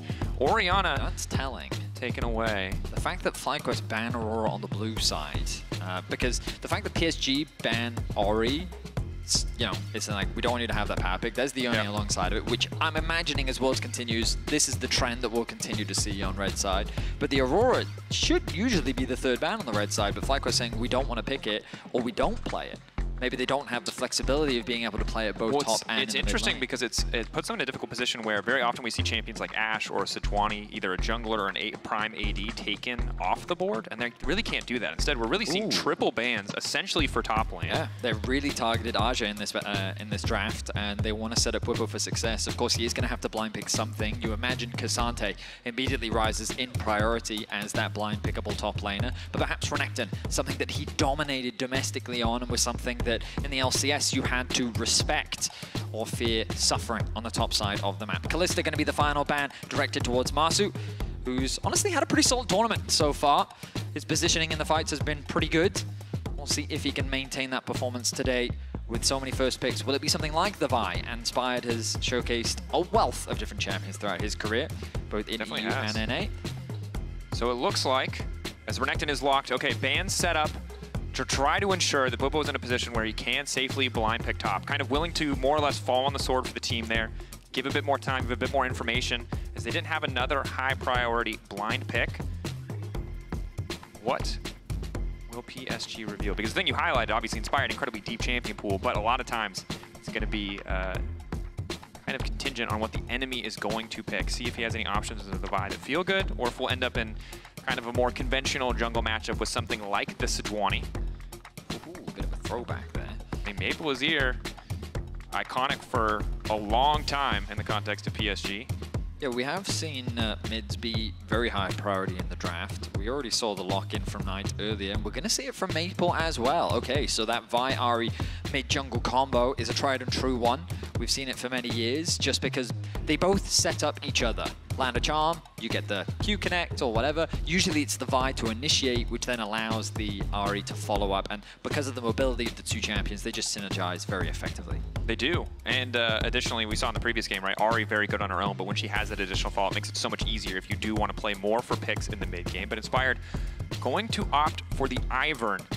What we're missing here, you have the melee bruiser, one of the two kinds of champions that really loves to have the Ivern. Now, the scaling hyper carry is usually the other missing component to make sure the Ivern can be effective. Typically, I would expect a Syndra, but I don't like Syndra here. Cassio instead. Yes, the other kind of go-to for quad. And that is a scaling carry. I was expecting something more in the AD department, but certainly can bring a lot to bear. They wanted AP, right? And you also need something that can kind of work with an Ivern, but at the same time, you're playing into a Vi Ahri, so you need something relatively safe. Miasma, great against dashes. Of course, its placement is crucial in that setup. But yeah, it's a champion that Quad is very comfortable on, something that he is well known for domestically, and I think just provides that scaling late game avenue.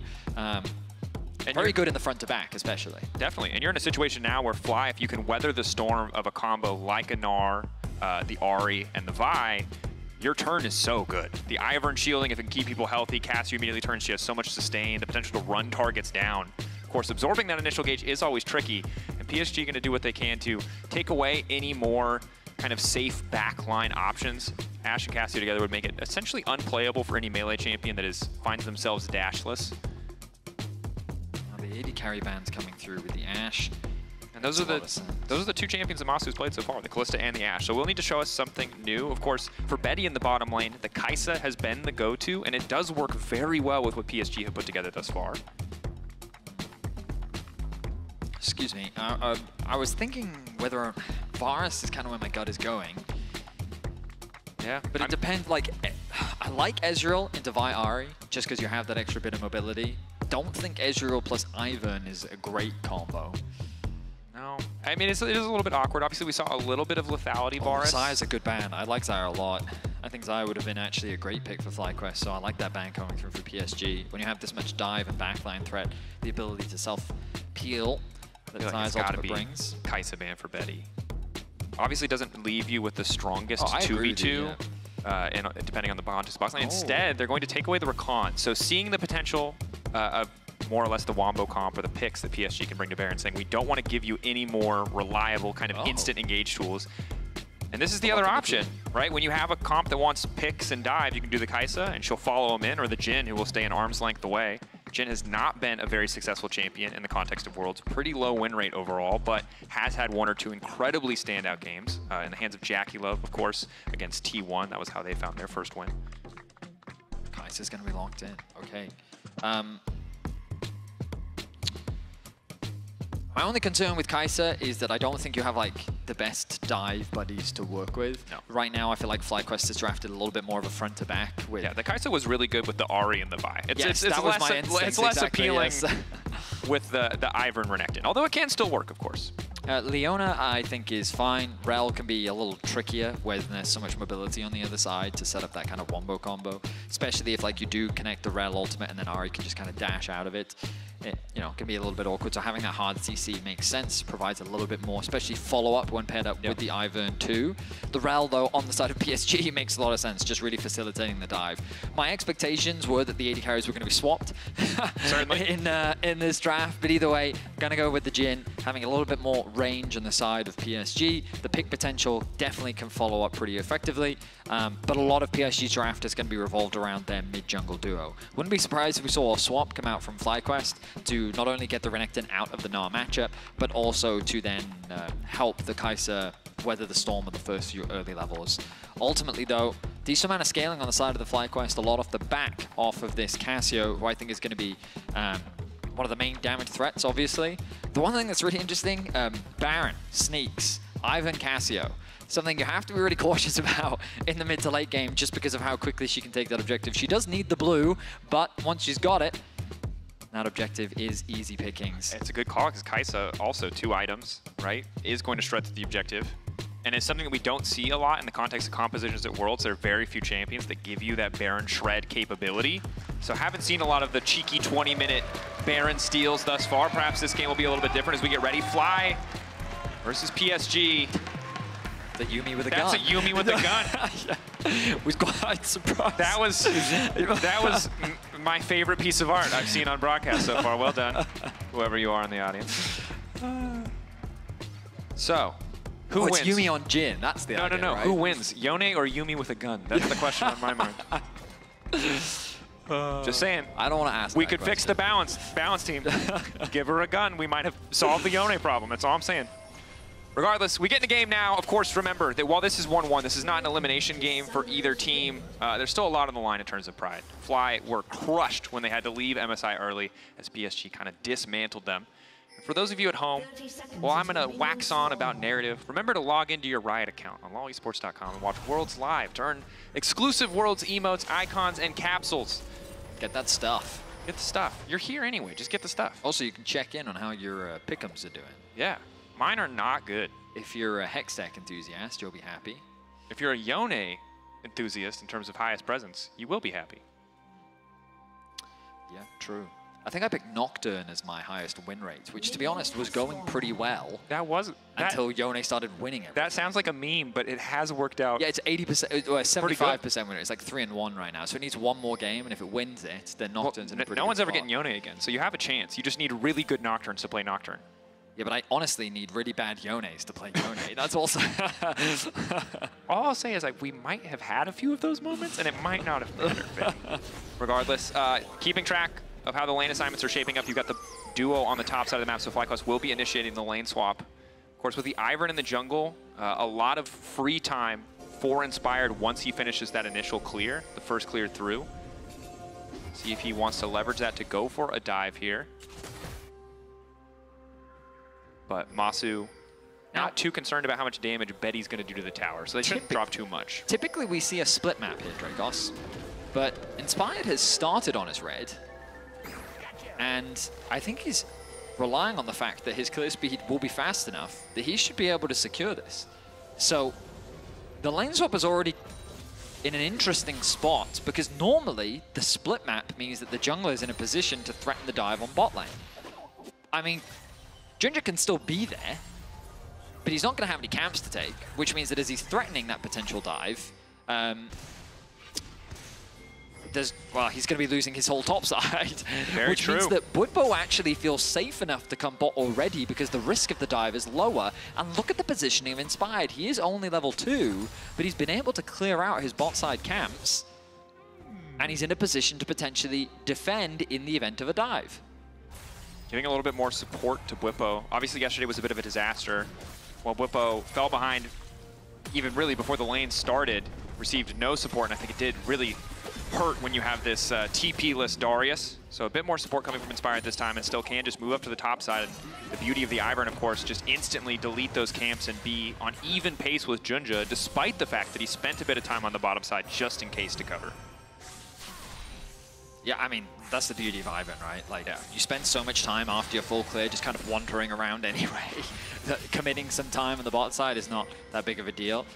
Just seeing some of the challenges that Ari can run into whenever she wants to approach the wave, Cassio can just kind of harass her. Yeah. And there's very little that the Ari can do to trade back. Meanwhile, Bwipo hitting level 4 on the bot side of the map. Definitely a unique iteration to the lane swap, because so far we've kind of seen this solved approach where the people get level 2 and then the potential dive, and it's like this sequence of events that happens. But just the introduction of Ivern to the situation really changes things up. Also, one trend we've seen with Kai'Sa specifically is people are really comfortable leaving Kai'Sa in the 1v1 versus the majority of top laners in the meta. Although I'll hold that thought as Bwipo caught up in a bit of CC here. No ignite for Woody as it's burning down on Bwipo, excuse me. He's gonna die, first blood. I mean, he just misplays. I see the idea that he's trying to go for there. He ease in, Qs the melee minions, ease back out again. But he gets chain CC'd. I wasn't sure if he got stunned first or if the Jin W hit him, but there are 3 pieces of CC in this lane. There's the Rel dismount, there's the Rel Q, and there's the Jin W. And all 3 of them hit him, which meant that he was CC'd long enough to allow them to get the kill. He even expends the flash. The flash, I think, is ultimately the awkward portion. Of course, playing pretty aggressive to make sure that he can get the XP. Again, in the context of a lane swap, if you get minions, if you get money, that's okay. But as long as you're getting XP, you're generally in a fine state. Giving more money over to Betty is going to hurt, though. Early Swifties, faster on the rotation, getting to top faster now. And it looks like it's going to be the matched 2v2 here, where Betty arguably stronger in terms of itemization. Yes, less combat stats, but Swifties are so nice for Jin in terms of trading. What I will say is, even though Bwipo died, when you look at the actual top lane circumstances, Arja lost a lot of XP because he was being zoned away by the wave, whereas PSG's bot lane continued to push in, allowing Bwipo to soak up a lot of XP. On top of that, the top wave was pushing, meaning that Marso and Busio can catch that wave, and Bwipo was able to TP in on the stacked wave bot. So in terms of XP, like, look at how far ahead Bwipo is right now. 2 full levels. Arja is about to tick over to level 4, but Bwipo is going to be level 6. And that's terrifying for the Gnar. Cans continue to harass in mini Gnar form. Once 6 comes through, dives get very easy, even without, honestly, Inspired in the area. Audra going to have to play very conservatively, very respectfully for the next few levels, as Betty caught out a bit there, but will sidestep the Void Seeker crucially. Stop that Plasma proc. Right now, very good pace early on for FlyQuest. The gold is close, but you can obviously see that some of the lead that FlyQuest do have in individual lanes is coming from Quad, keeping that pressure up in the mid lane. Does recall and get a tier. So good pace thus far, despite the kind of questionable early death from Bwipo. I guess the other good news you could argue is that the first blood went over to Rel, which is pretty much where the gold lead is sitting right now. Inspired with his bot lane. Gonna start this objective. Cassio's underneath the tower for the time being. Nice setup of the brush wall to create this fog of war. Good use of the Ivern utility. Mid lane was in an even state. Top lane now even, but they'll just be a little bit too late to the objective. The response coming in from Junja now, but he's a little bit late on starting the objective here, so Fly will have a bit of an advantage in terms of map pressure. Apologies talking over there, Dracus. No, I just noticed that Cassio actually has half a level on Maple as well. We didn't get to see what happened in the mid lane matchup, but Quad must have had like a nice trade or done something to force Maple back, so they actually lost a wave. And now look, he's actually 2 waves up in terms of CS, and he's half a level. So Quad playing the 1v1 very well in the early laning phase. And kind of as expected for Cassio, right? Notorious for, especially level 2 onward. She hits you with a Q, she's willing to burn through her entire mana pool, and if you stick around for that, you're gonna die. So Maple, while he has really good setup when Woody is here, when Junja is here, and the isolated 1v1, it is a tricky matchup to play out. Yeah, I mean, Cassio is that champion that only Cassio players can really play well. Whoa, whoa, whoa. Lucio going in, but he's under the tower. It's a little bit awkward here. Charm now going in. Woody immediately going to fall. Ignite taking on Maple. It does not do too much. Twin Fang there. Whew. Quad threatening enough to stop them from killing his support at the very least. Lucio was so close to being underneath the tower from that charm. If he had been, and then the CC had come through from Woody, that likely would have killed him. 2 tower shots definitely would have connected. Junja on the way and inspired in the area as well. Maple immediately going to kick this fight off. Can they take the Cassio out of the equation? Petrifying Gaze is clean from Quad, but it's not enough. Maple quick to move back in with the dash. Finds the reset as well, and now Bucio's in trouble. Shield coming in. Denting blows from Junja. Buys enough time to find the second kill. It's a double kill for Maple, but FlyQuest are able to respond. A crazy collapse from Junja. Q's in, connects the ultimate as well. But Quad was able to find a magnificent ulti, just didn't quite have the damage needed to turn the kills in his favor. Overall, a 2 for 2. Credit to Quad for getting the ulti off. I don't think that is quite as favorable, but you can see the aggressive look here from Junja. And this is a team that's played together for so long, excellently coordinated. Keep track as well of Bucio. Flashes onto Maple, locks him down as much as he can, but the Q has already come through, so the damage is there. Chains CC onto Quad, flashes out, gets a nice ulti off, but then Maple has extra charges of his ultimate to be able to finish that one off. Bucio secures a kill, and crucially in this 2v2, Maple got 2, Quad got 0, right? Making the lane matchup that much easier. Merc Treads alongside the Lost Chapter secured for Maple makes the matchup so much easier. And this is every single champion except for Kai'Sa is giving you Merc Treads value in terms of that tenacity right now. This is a fantastic early purchase to have. Getting that extra gold is going to make this matchup so much easier. On top of the additional boots 2 movement speed, Cassio obviously going to be lagging behind for the vast majority in terms of that MS overall. But well played, well punished. Ultimately, just the distribution of gold that really makes it so favorable, as you highlighted. And now, when it comes to the overall gold, it's within touching distance. It's not that significant. But the 3 grubs for FlyQuest does mean we need to keep our eye on this grub spawn, where both teams are kind of going to open up onto the map. Where are these laners going to go? How are they going to assign? Crucially, Bwipo still holds pretty much a full level over his lane counterpart. Junglers are even. Thanks to the double kill, Maple has been able to close the XP gap. Still finds himself a little bit down in farm, but the ultimate goal is in his favor. Dragon is still available. PSG weren't able to find that cross map when the grubs are dropping. Now with the grubs respawning soon, Whipple will have his TP available. We're cresting the 10-minute mark as well, which is happening right now, which will unleash those TPs and mean that Whipple will be poised and ready to fight in the event that grubs start. And Aja won't have that same response. And this is going to be a really tough fight if PSG do want to contest second grubs. But with bot lane already going in, with Whippo getting aggressive here, looks like the Dragon might be the play instead. Aja now backing up, Junja on the way in. Whippo debating where he wants to go. Masu ulti ready, can get involved in this fight if he needs to. Wall up is good, some initial damage. Void Seeker there, flash out from Junja. Solid start to the play from the side of FlyQuest. Really taking control of the bottom side of the map.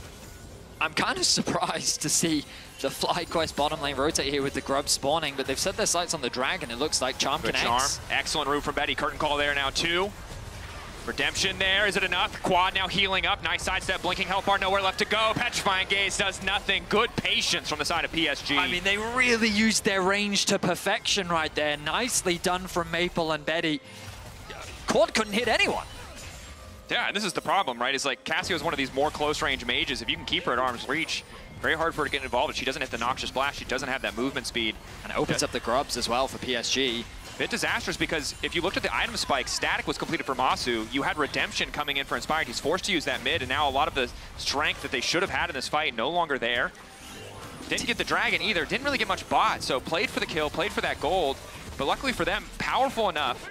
Prio on their even lanes in top and mid means that they can just walk in and take this, get the 4 grub spike. That could have been much worse. Credit to Fly for getting back out on the map fast enough to stop the 3-for-3 grub trade. Yeah, because after Quad died, Fly no longer felt confident enough to be able to contest the Dragon.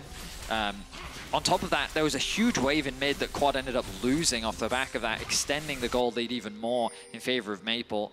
And yeah, I mean, PSG, the idea was good to start off the grubs. The problem is you've just used 2 ultis in your mid and AD carry. And on top of that, Bwipo's just TP top lane and Aja doesn't have TP available. So it's a difficult objective for you to continue to fight for, which means that FlyQuest find themselves with 5 grubs, which is a great place to be in as Bwipo gets himself another plate. Gonna get 2 here. Aja has no support. So Bwipo, I'm not sure how much information he has, but isn't gonna risk overcommitting or taking too bad of a trade. Of course, when the Cole completes, Aja will get a bit of a gold injection, will even up this lane to a certain degree. But now that both teams have their 1 item spikes, this would have been a time where PSG maybe could have found a fight on better terms, but the grubs sadly are already gone. Drake is still on the table, but we're a minute and a half away from Herald spawning. Looks like PSG are going to start this one off, and FlyQuest are happy to concede it. Busio continues to hover around bot lane. Maybe they can catch Maple off guard. It's very respectful, though. Pings are coming down from both sides. And this is where the Merc Tread value is insane, right? Leona goes from feeling unstoppable to manageable when you have that. So it's all about this miasma. If they can layer the CC, if they can find the setup.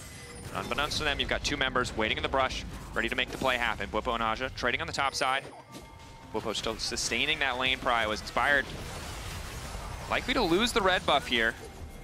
Collapse coming in. I don't think you want this fight. They don't really have good information. Ward over the wall will show them how many members of PSG are in the area. PSG not going to stick around. They don't want to take the risk. Waves aren't really in a good spot. If they die here, could lose a turret. Masu forced to cleanse. Jinx. Look at us, we're perfect singles. Of course, the cleanse isn't because of Betty. The cleanse is because he has no idea where the rest of PSG.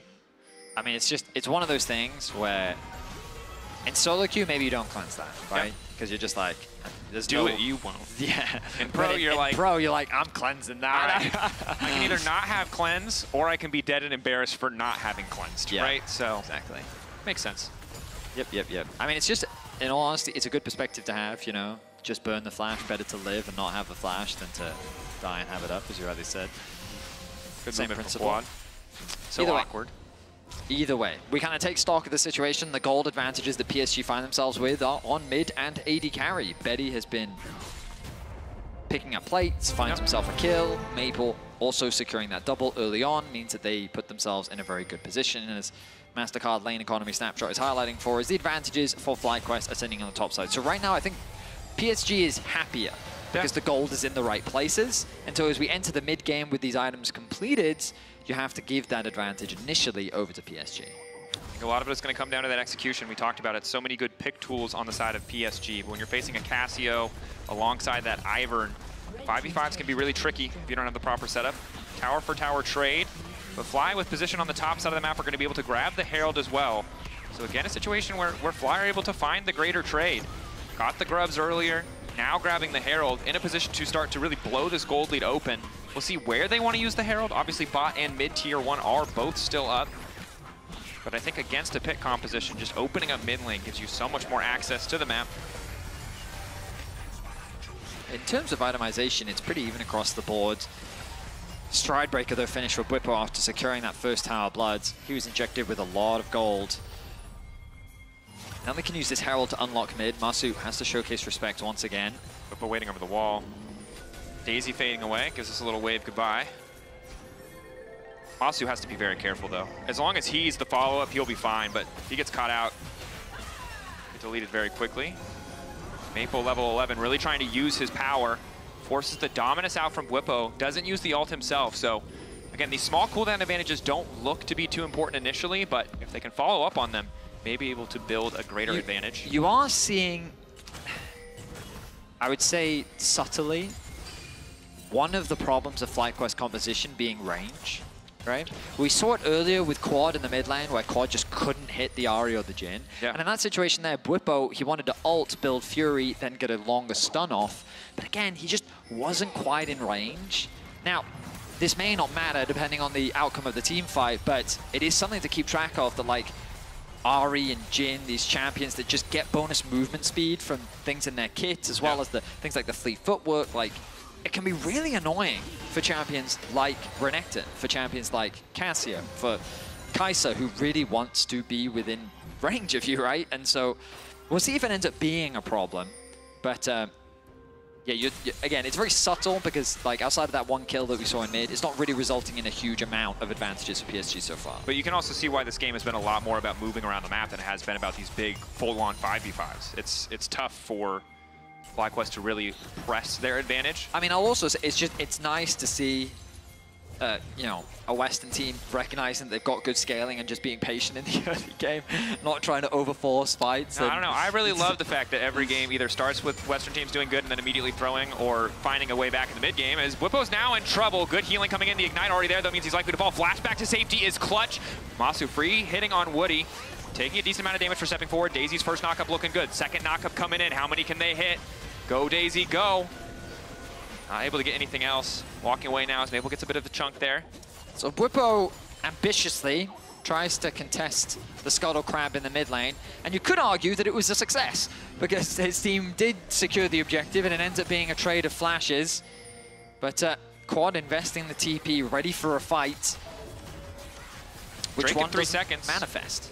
Maple no ult, Junja no ult. So if we look at the 5v5, Fly, feel good about the trade. Yes, they're down Bwipo's flash, but they have all their team fight tools. We find ourselves in another situation similar to the previous game where Maple wants to back. I think he has enough gold to complete his item, but I think it's going to be too late, which means that second Dragon of the game will go over to FlyQuest. Interrupt's going to come through from Bwipo as well, and I mean, there's no rush to go back to base at this point, given that the objective has already fallen. Mountain Soul, not the best roll, not too bad either. Of course, Jhin notoriously bad at killing some of these beefier health bars. And when you have the shielding on top from Inspired, always going to feel good to get more out of those shields. See if there's any sort of... I don't think anyone builds Serpent's Fang anymore, I feel like, but you never know. True. We find ourselves in a more measured game than I was expecting. Yes, sir. Well, I think it's important to note that, like, when PSG... you know, when they're not forced to play crazy, they're often they're slow, objective fight, pick kind of team. And that's part of the reason I think that they're so respected and they have found so much success internationally, is why they were able to take like BLG, for example, to 5 games, is they can play a really controlled mid to late game. I will say, I feel like this is projection, right? Okay. But it feels like that FlyQuest is like very aware of what happens at MSI, based on what I'm watching. You know, like again, it's purely speculation because I don't know what the comms are like, but it does feel like that they're constantly reminding each other, be mindful, be careful, this jungler could be here, respect this play. It does feel like they're super respectful of their opposition.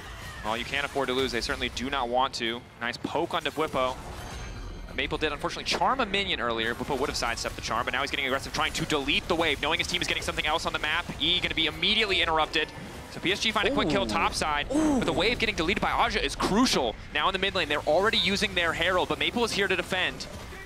That was a crazy good play from PSG. Charm is clutch. Rue coming in from Betty as well. The Redemption now coming in, inspired, in trouble. Masu needs to get out. PSG, fantastic play topside. They stopped the counter punch coming in for Fly. Well done. Everything about that was incredible. Busio now goes for the stun. Quad has to be the difference maker. He and Masu. Masu only on a single item. He's behind. This is so hard for them to play out. Quad locked up. Unstoppable Vi goes in. Junja going back. Quad wants to get a bit more space, flashing out to safety. Busio going to be the sacrifice, so the rest of the team can escape. But now Masu's in trouble. Ignite ticking just so they keep the vision, just so they can follow where he goes. In trouble now. Knockback is there. Masu ulting out, but it will not beat to safety. Just delaying the death. PSG, what a beautiful sequence. It really was, Dracos. I mean, Aja ults bot to deny the cross map from happening.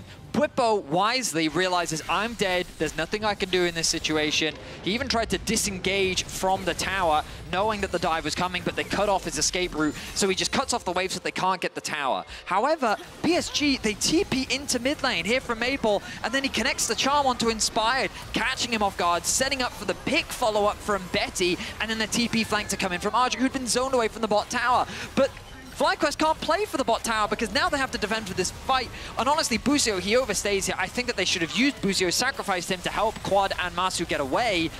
The ultimate doesn't connect with a nice flash from Junja. And then they turn it into a 5 versus 3 where they end up picking up 4 kills in total. Just a great sequence where they protect their mid, protect their bot, find 4 kills, and FlyQuest get nothing. Incredible. And I think this highlights so well the strengths of PSG, how composed they can be as a team, as a unit overall. And we go back to the interview Nukeduck had at the start of the day. Hey, some of the comms, some of those moments were a bit too chaotic. Clearly losing track of the play, losing track of the greater context of the game, because PSG initially just managed to stall the play, but then when Maple was able to go forward, leverage the range of the Jhin coming in from Betty as well, it went from bad to worse so damn fast. And I mean, PSG is a team that I think many see as an easy draw, you know, especially for the West, especially given the options available, but they continue to usurp those expectations, getting their revenge against MDK now in a very comfortable position against FlyQuest. The game is definitely not over just yet. With the itemization that they have and the positions that they're in, I mean, I guess the good news for FlyQuest is when you look at the scoreboard, you're not that concerned. No, you know? You see, oh, well, my mid laner's got 2 items, your mid laner's got 2 items. Jungler is pretty even in terms of itemization, especially Ivern, gonna primarily building supportive itemization. AD carries. Okay, sure, we're down a bit of anti-healing and the crit cloak, but still, it's not the end of the world. So FlyQuest shouldn't be all doom and gloom just yet. Especially given that they've only lost 1 tower and they were able to secure that bot one as well. So, at the end of the day, with Dragon spawning in about 20 seconds, FlyQuest could choose to concede this. Maybe it's even smarter to just play for the mid-tier 1 instead. Might be. Bwipo, I think, is going to be the player that really needs to find a way to leverage his advantage. He's the top laner with the item completion. He's the one with the individual gold lead. Level 14. If he can get onto the backline, if he can ever find Betty, you talked about it earlier, right? The range is so difficult. May have to come down to a flank. Use of their lane pressure to set up vision for a future play. But now the threat around Baron, something we talked about earlier. Cassio, Kaisa together. They can obliterate the objective if they're given time. The Fly a bit split. They're going to lose out on the Drake here. Won't get much in return. Bwipo really needs to be close to mid just in case the dive play comes through. There's also nothing Bwipo can do. Like, that wave bot lane, he can't go and get it. Yeah. So he's just like, I guess I'll just hover around mid lane. Now he's moving up top side. Masu, stun. No additional follow-up. Every time someone gets CC'd, he's hitting you with the Deadly Flourish. Yeah, this is... I feel like it's a clear indicator when people have played with the Jhin comps and with the same players for a really long time. Because we saw even earlier today, like, little miscommunications from Fnatic on where exactly the Jhin CC needed to go. But no matter where that champion goes, he always hits that W. Reaching a nice spot now in the game.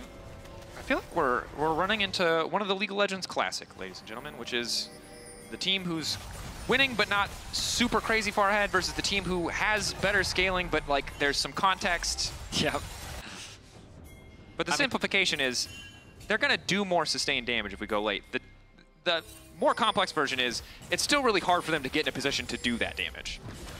Yeah, I mean, execution is kind of what it's going to come down to, and that's really been the biggest concern for the Western teams so far at this World Championship.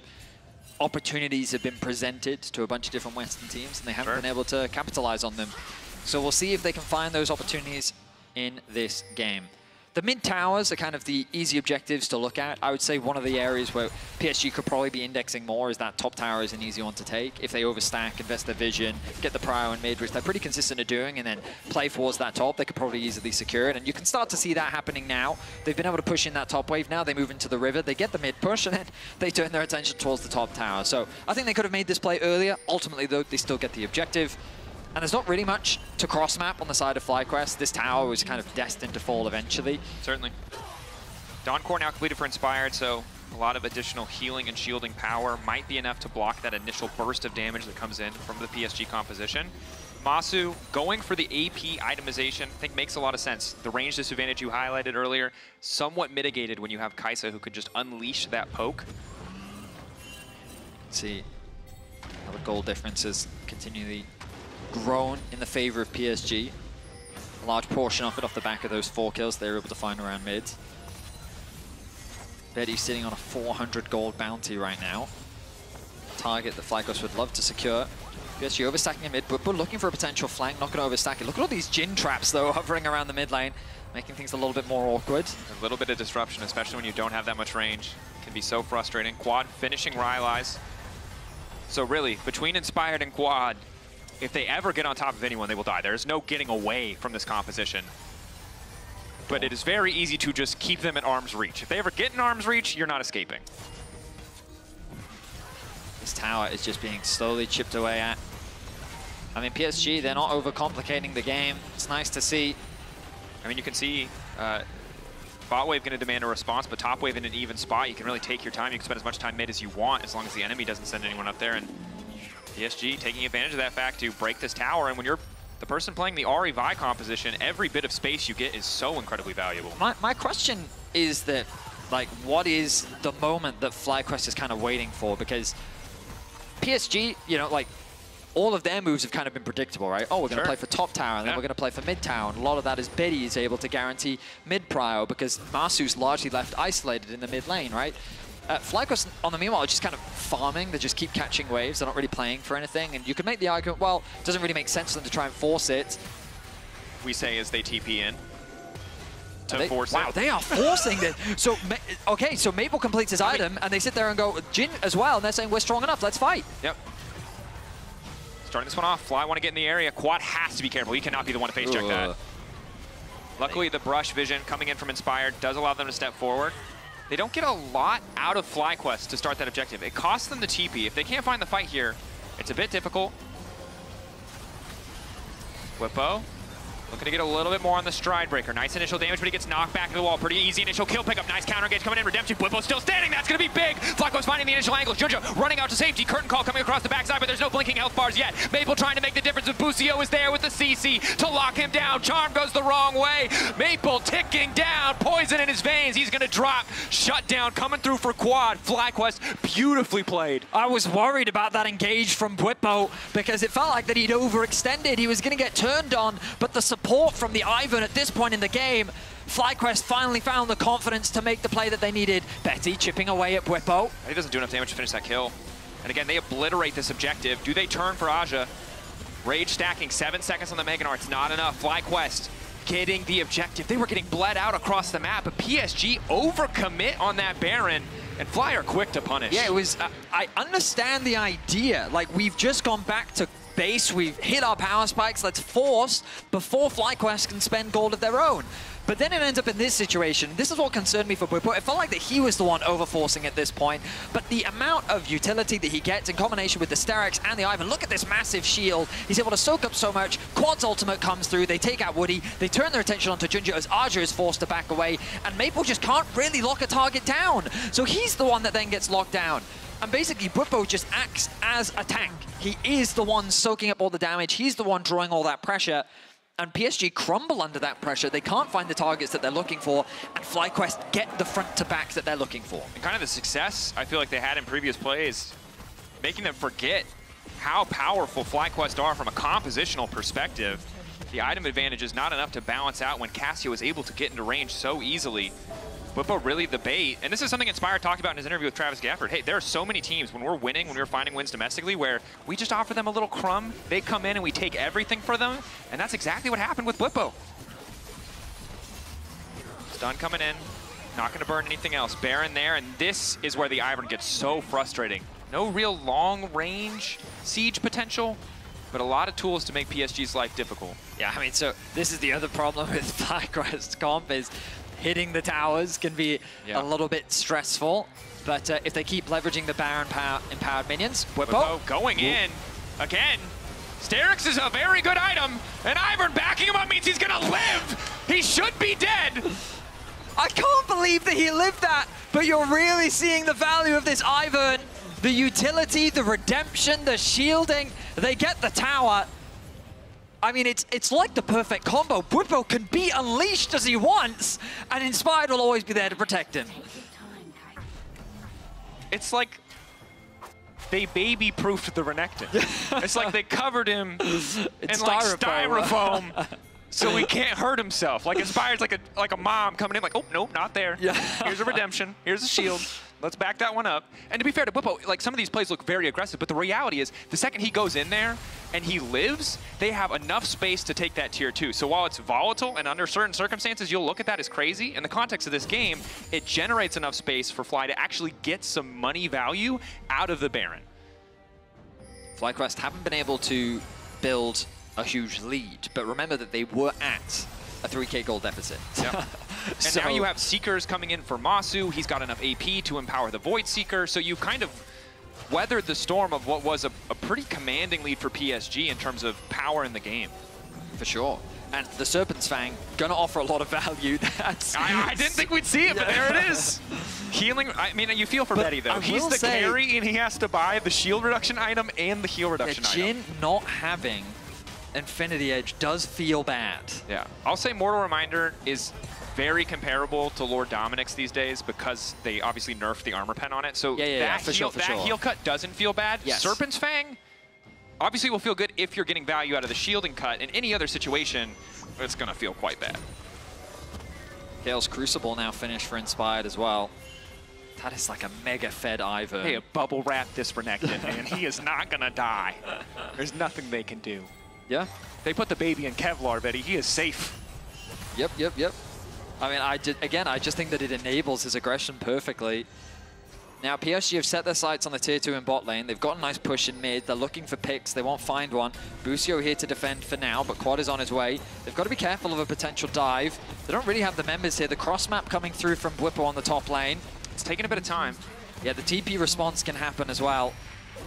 There's no real other play to go for here. They get the TP, obviously long cooldown before Baron and another Drake will be up. So TP advantage to the side of Fly. That's kind of what they get from the pressure.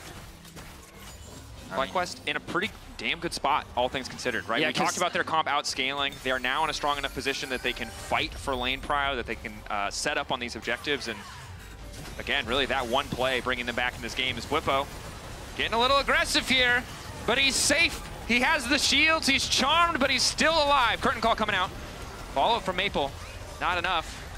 Oh, and this is the problem we've seen with some of these Ahri Jhin compositions. If you don't have the damage to finish that first kill, it feels so hard to follow up anymore in the fight. So that was what I was going to say. I feel like PSG are running into a bit of a damage problem now because it's not just that you have to get through this Renekton, it's that you've also got to get through that repeated support provided by Inspired. So with Jhin and Ahri, with this much utility, like... And the thing is, if you burn your cooldowns on the Renekton, you do not kill him, and you overstep even 1 second, it's Masu flying in on top of you. It's the war of attrition. Yeah, I just feel like you lose. You can't win the war of attrition, so you have. And you've got to reload. Like, it was cool when he was ahead. When he's even or behind, it feels really bad. Masu. Okay, it doesn't feel that bad. Nice sidestep for Masu. That saves his life. Does have the cleanse, but lucky he doesn't have to use it. TP now being used mid. That was the advantage they had from earlier, but Aj is off to the side. They have to keep their eyes on this Narc. Instantly Inspired now zoning him off, using Daisy to get him away. 13 seconds on Baron. They can't use their mid prior to go up. PSG already have setup on the Drake, and it looks like Fly feel more confident in the 5v5. They don't want to give them access into the river. Daisy going in, a bit more poke. Betty and Maple isolated. Bwipo leveraging the Fog of War, going to get spotted out by the trap though. Good patience from PSG though. They wait until Daisy not dies. Being started off. All of the vision is just like, look, they're out of wards. The only thing they get to see, oh, Busio. Quick stun. What are you out for now? It's the ulti again. Busio needs to be a little bit more patient, I feel. A few times now. Asma down. Bwipo going forward. Stun not quite hitting. The charm was perfect. Masu backs up, but Betty just flashes into his team. Redemption doing so much work, but Betty goes down. Void Seeker from Masu. He's ready to take over in this fight. Flash forward. The double. Redemption. Lethality bars was not enough at MSI, but the Kaisa is killing everybody in this game. Masu going for more. Can he get 4? Quadra for Masu. Maple running. They won't give him the Penta, but that's a redemption story if I've ever seen one. In the war of attrition, it is FlyQuest that stands strong. Quad's HP didn't even see a semblance of damage. And you can see how hard it is for PSG, even in a situation where the start of the fight looks promising. It's just not enough. Bwipo, his engaged fumbles. It doesn't work out, but the amount that he is able to tank up is crazy. A nice snipe comes through from Masu onto Betty. He flashes over the wall to secure that kill, and then it just becomes a chase down. FlyQuest, they use their comp to perfection, and they basically say, we're gonna run at you. If you can't kill us, we're gonna kill you. And I gotta say, credit to FlyQuest. Weathered the storm mentally when they were falling behind, when they were making 1 or 2 missteps against a team that had embarrassed them on the international stage, but kept strong, kept playing to their win conditions, and now they've set their sights on Baron. Hex flash over the wall coming in for Busio, trying to zone the way. Don't 50-50 this FlyQuest. Quad can miasma. Is that going to be the follow-up? Do they burn the objective for a split? It's a bit of a split focus, and Quad can flash over the wall, but it's awkward, but they will secure the Baron. Bwipo not too scared. Well played by FlyQuest. Yeah, they played that really well. Not only does Bwipo go over, but the moment he gets CC'd, Quad even throws down the miasma. The flash did come through. I say the flash. The Q came through from Ginger to be able to create space, but that was enough to help them secure the Baron. And FlyQuest with another objective could look to try and finally break the base. Again, the reason why it's been so difficult for them to leverage the advantage that they had earlier, even though they'd already kind of outscaled at that point, was just because of the range. It's very difficult for them to siege, so they kind of rely on the Baron, but now that they've got it, they can play through 2 waves and they can start to chip away at those towers. And also, just Bwipo is so damn tanky, right? Maple still hasn't completed really a major magic penetration item. He has some flat pen, but obviously Merc Treads as well. Really good in the context of playing against his comp. It does mitigate some of the damage he can put out. And now PSG really holding on. This position, earlier if Bwipo stepped too far forward, it was hard for him to survive, but at this stage, he can eat a bunch of cooldowns. And the rest of his team will be there to punish if PSG overcommit or cannot finish that kill. I don't like the fact that FlyQuest is basically just playing through one. Oh, okay, never mind. They're just just going to brute force it. They have the Daisy, and they know they're tankier. They know they win the 5v5. And this is the other awkward thing too, right? Is that there's just not, outside of Aja's ulti, there's not really a lot of reliable AoE. I mean, so you can't really punish them either when they group up unless Meganar's ready to go. Truthfully, PSG just don't have enough damage. And by that I mean, like, it's very single target focused. Yeah. You've got Ahri, you've got Jhin, and you've got the Vi, who all like lock down a target, and then once that target is dead, you can convert the rest of the fight. But like, you can't even kill that one target. So if you can't get rid of one, what are you gonna do about the other 4? And credit to Inspired, being willing to pull this jungler out, right? Ivern is a champion that people kind of love or hate, depending on what your champion pool looks like. But against the Vi Ahri, if you can weather the storm, Ivern's one of the perfect answers, right? Because it disrupts so much. The shielding stops the pick potential. It was one of his domestic comforts, right? That alongside the Amumu, and like he's proven why teams have chosen to ban it away from it multiple times. Woody over the wall, though, not spotted. Quad, we'll see him.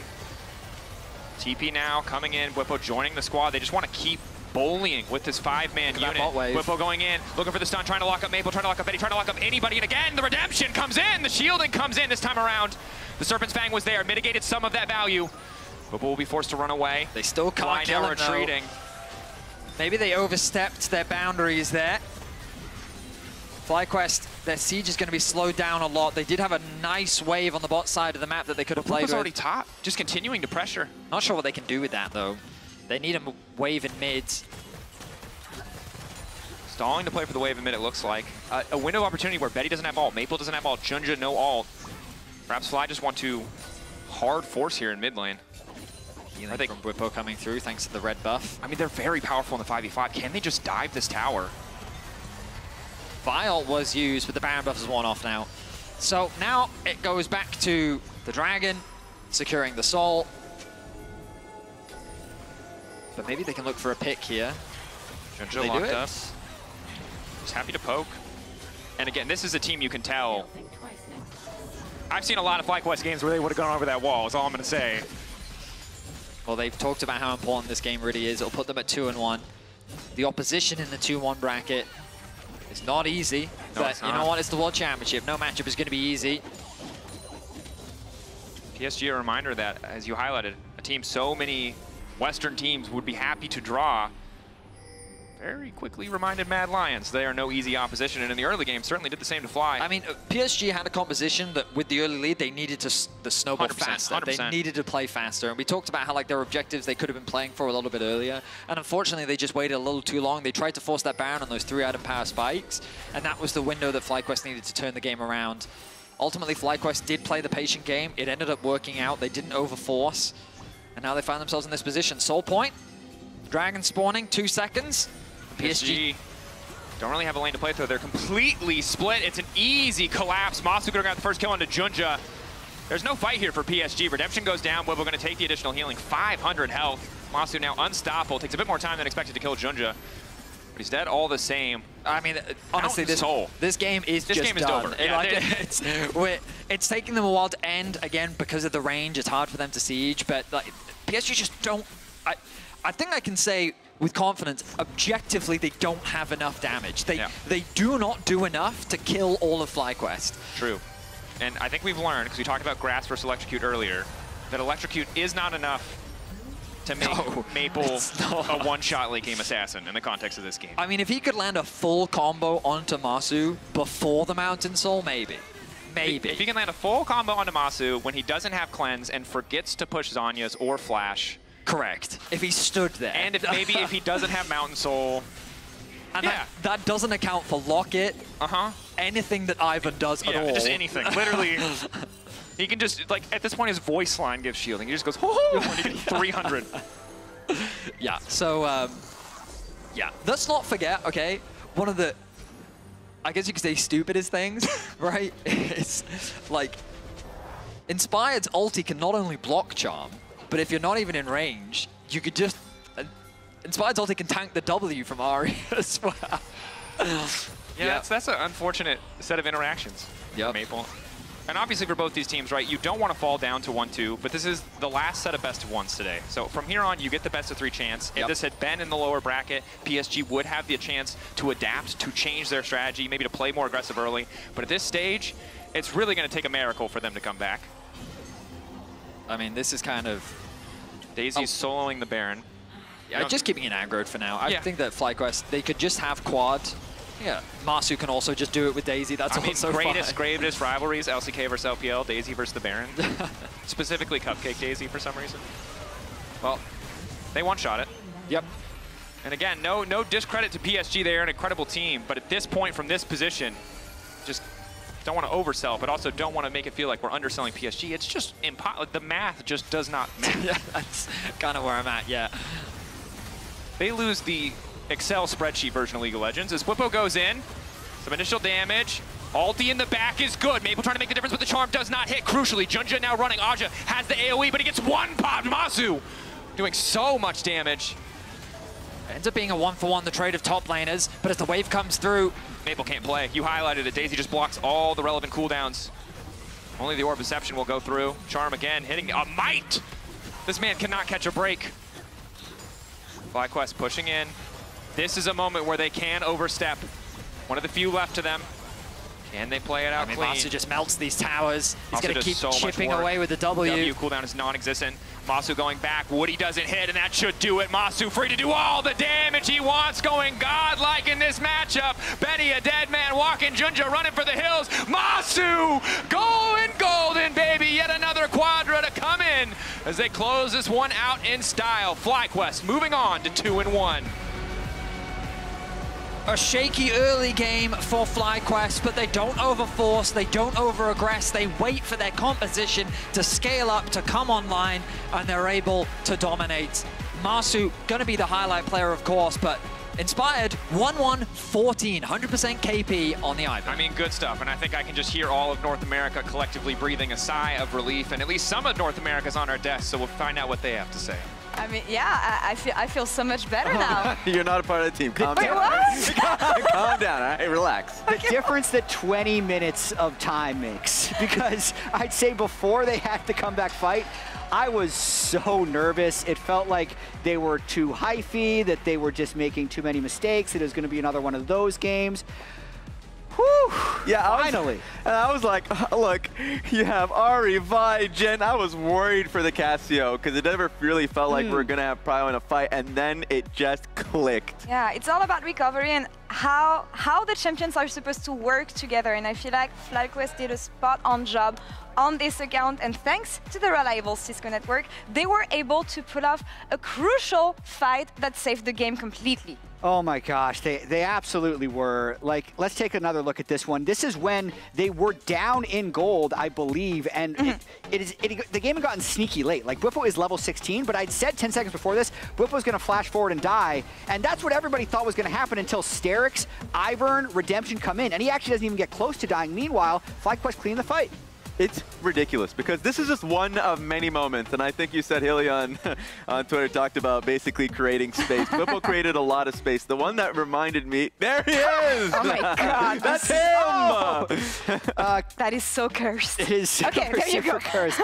And that's the game, actually. It's Bwipo's Renekton turning into it. But look at Masu. This was the result of the very long game. The Casio, I'm still not completely sold on, because especially when we see the damage graph, it's not like they dove into Casio and he repelled them. Yeah. It was Masu just doing 50,000 damage in that game. The freedom to walk up, because it was really difficult for PSG to do anything about it, especially that bot lane play where I would love to see the specific HP, but Renekton was like in the single digits, it looked like. Yeah. But there was no shot from PSG side to get a kill. And so Masu recognized it, that blue side jungle fight where he hopped in freely and chased them down. Beautiful to see. He did an amazing job. They all did an amazing job, I feel, collectively. 2-1. And we actually have Masu standing by with Shocks for the Verizon post-game interview. Masu, congratulations. What a hard-fought win. First question has to be, how does it feel to finally get revenge for MSI on PSG? It feels good. I never really had a grudge against PSG or anything, but I did really respect them, especially like they're a very good team. So it feels good beating them. Yeah, they showed that again in this game. I want to say, talk to me about kind of the approach and the difficulties early on and even to mid in that game and what you had to change in order to get that turnaround.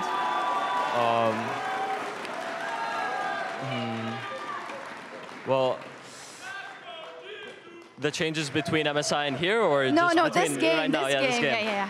Well, in the early game, we kind of made too many mistakes. We gave them a lot of gold, so we were on the back foot quite a bit. And we were fine because we scaled way harder than them. So we understood that if we just didn't give them too much gold, or we didn't let them stack Drakes or get Baron, that we can outscale them and win eventually. But yeah, that was kind of the mindset we had.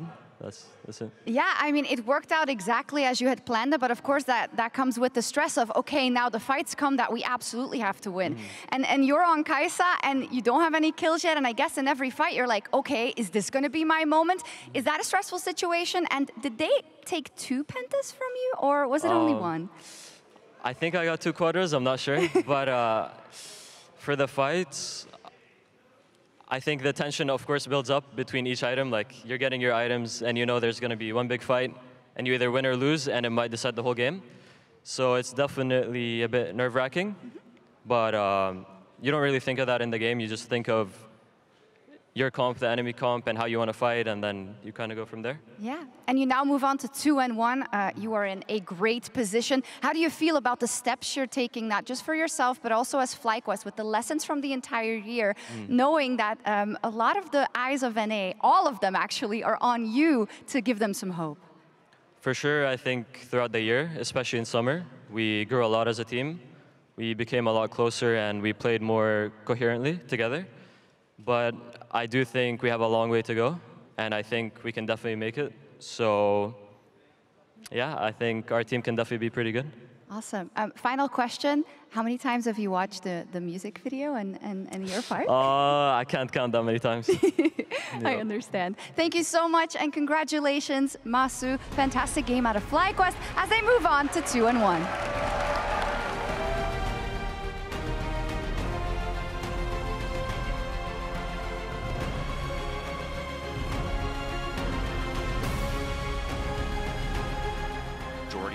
In the meta. Although hold that thought as Bwipo caught up in a bit of CC here. No ignite for Woodies. It's burning down on Bwipo, excuse me. He's gonna die. First blood.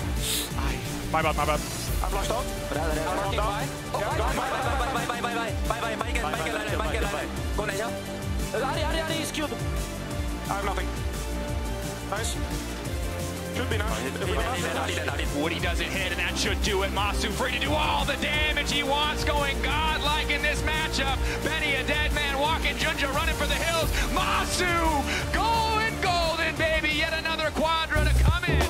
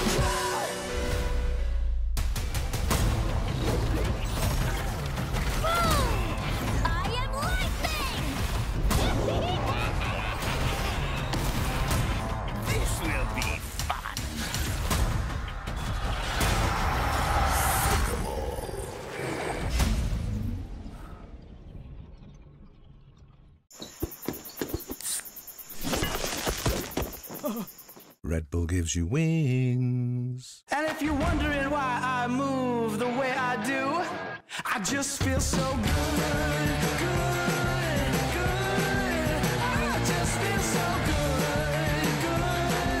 I just feel so good.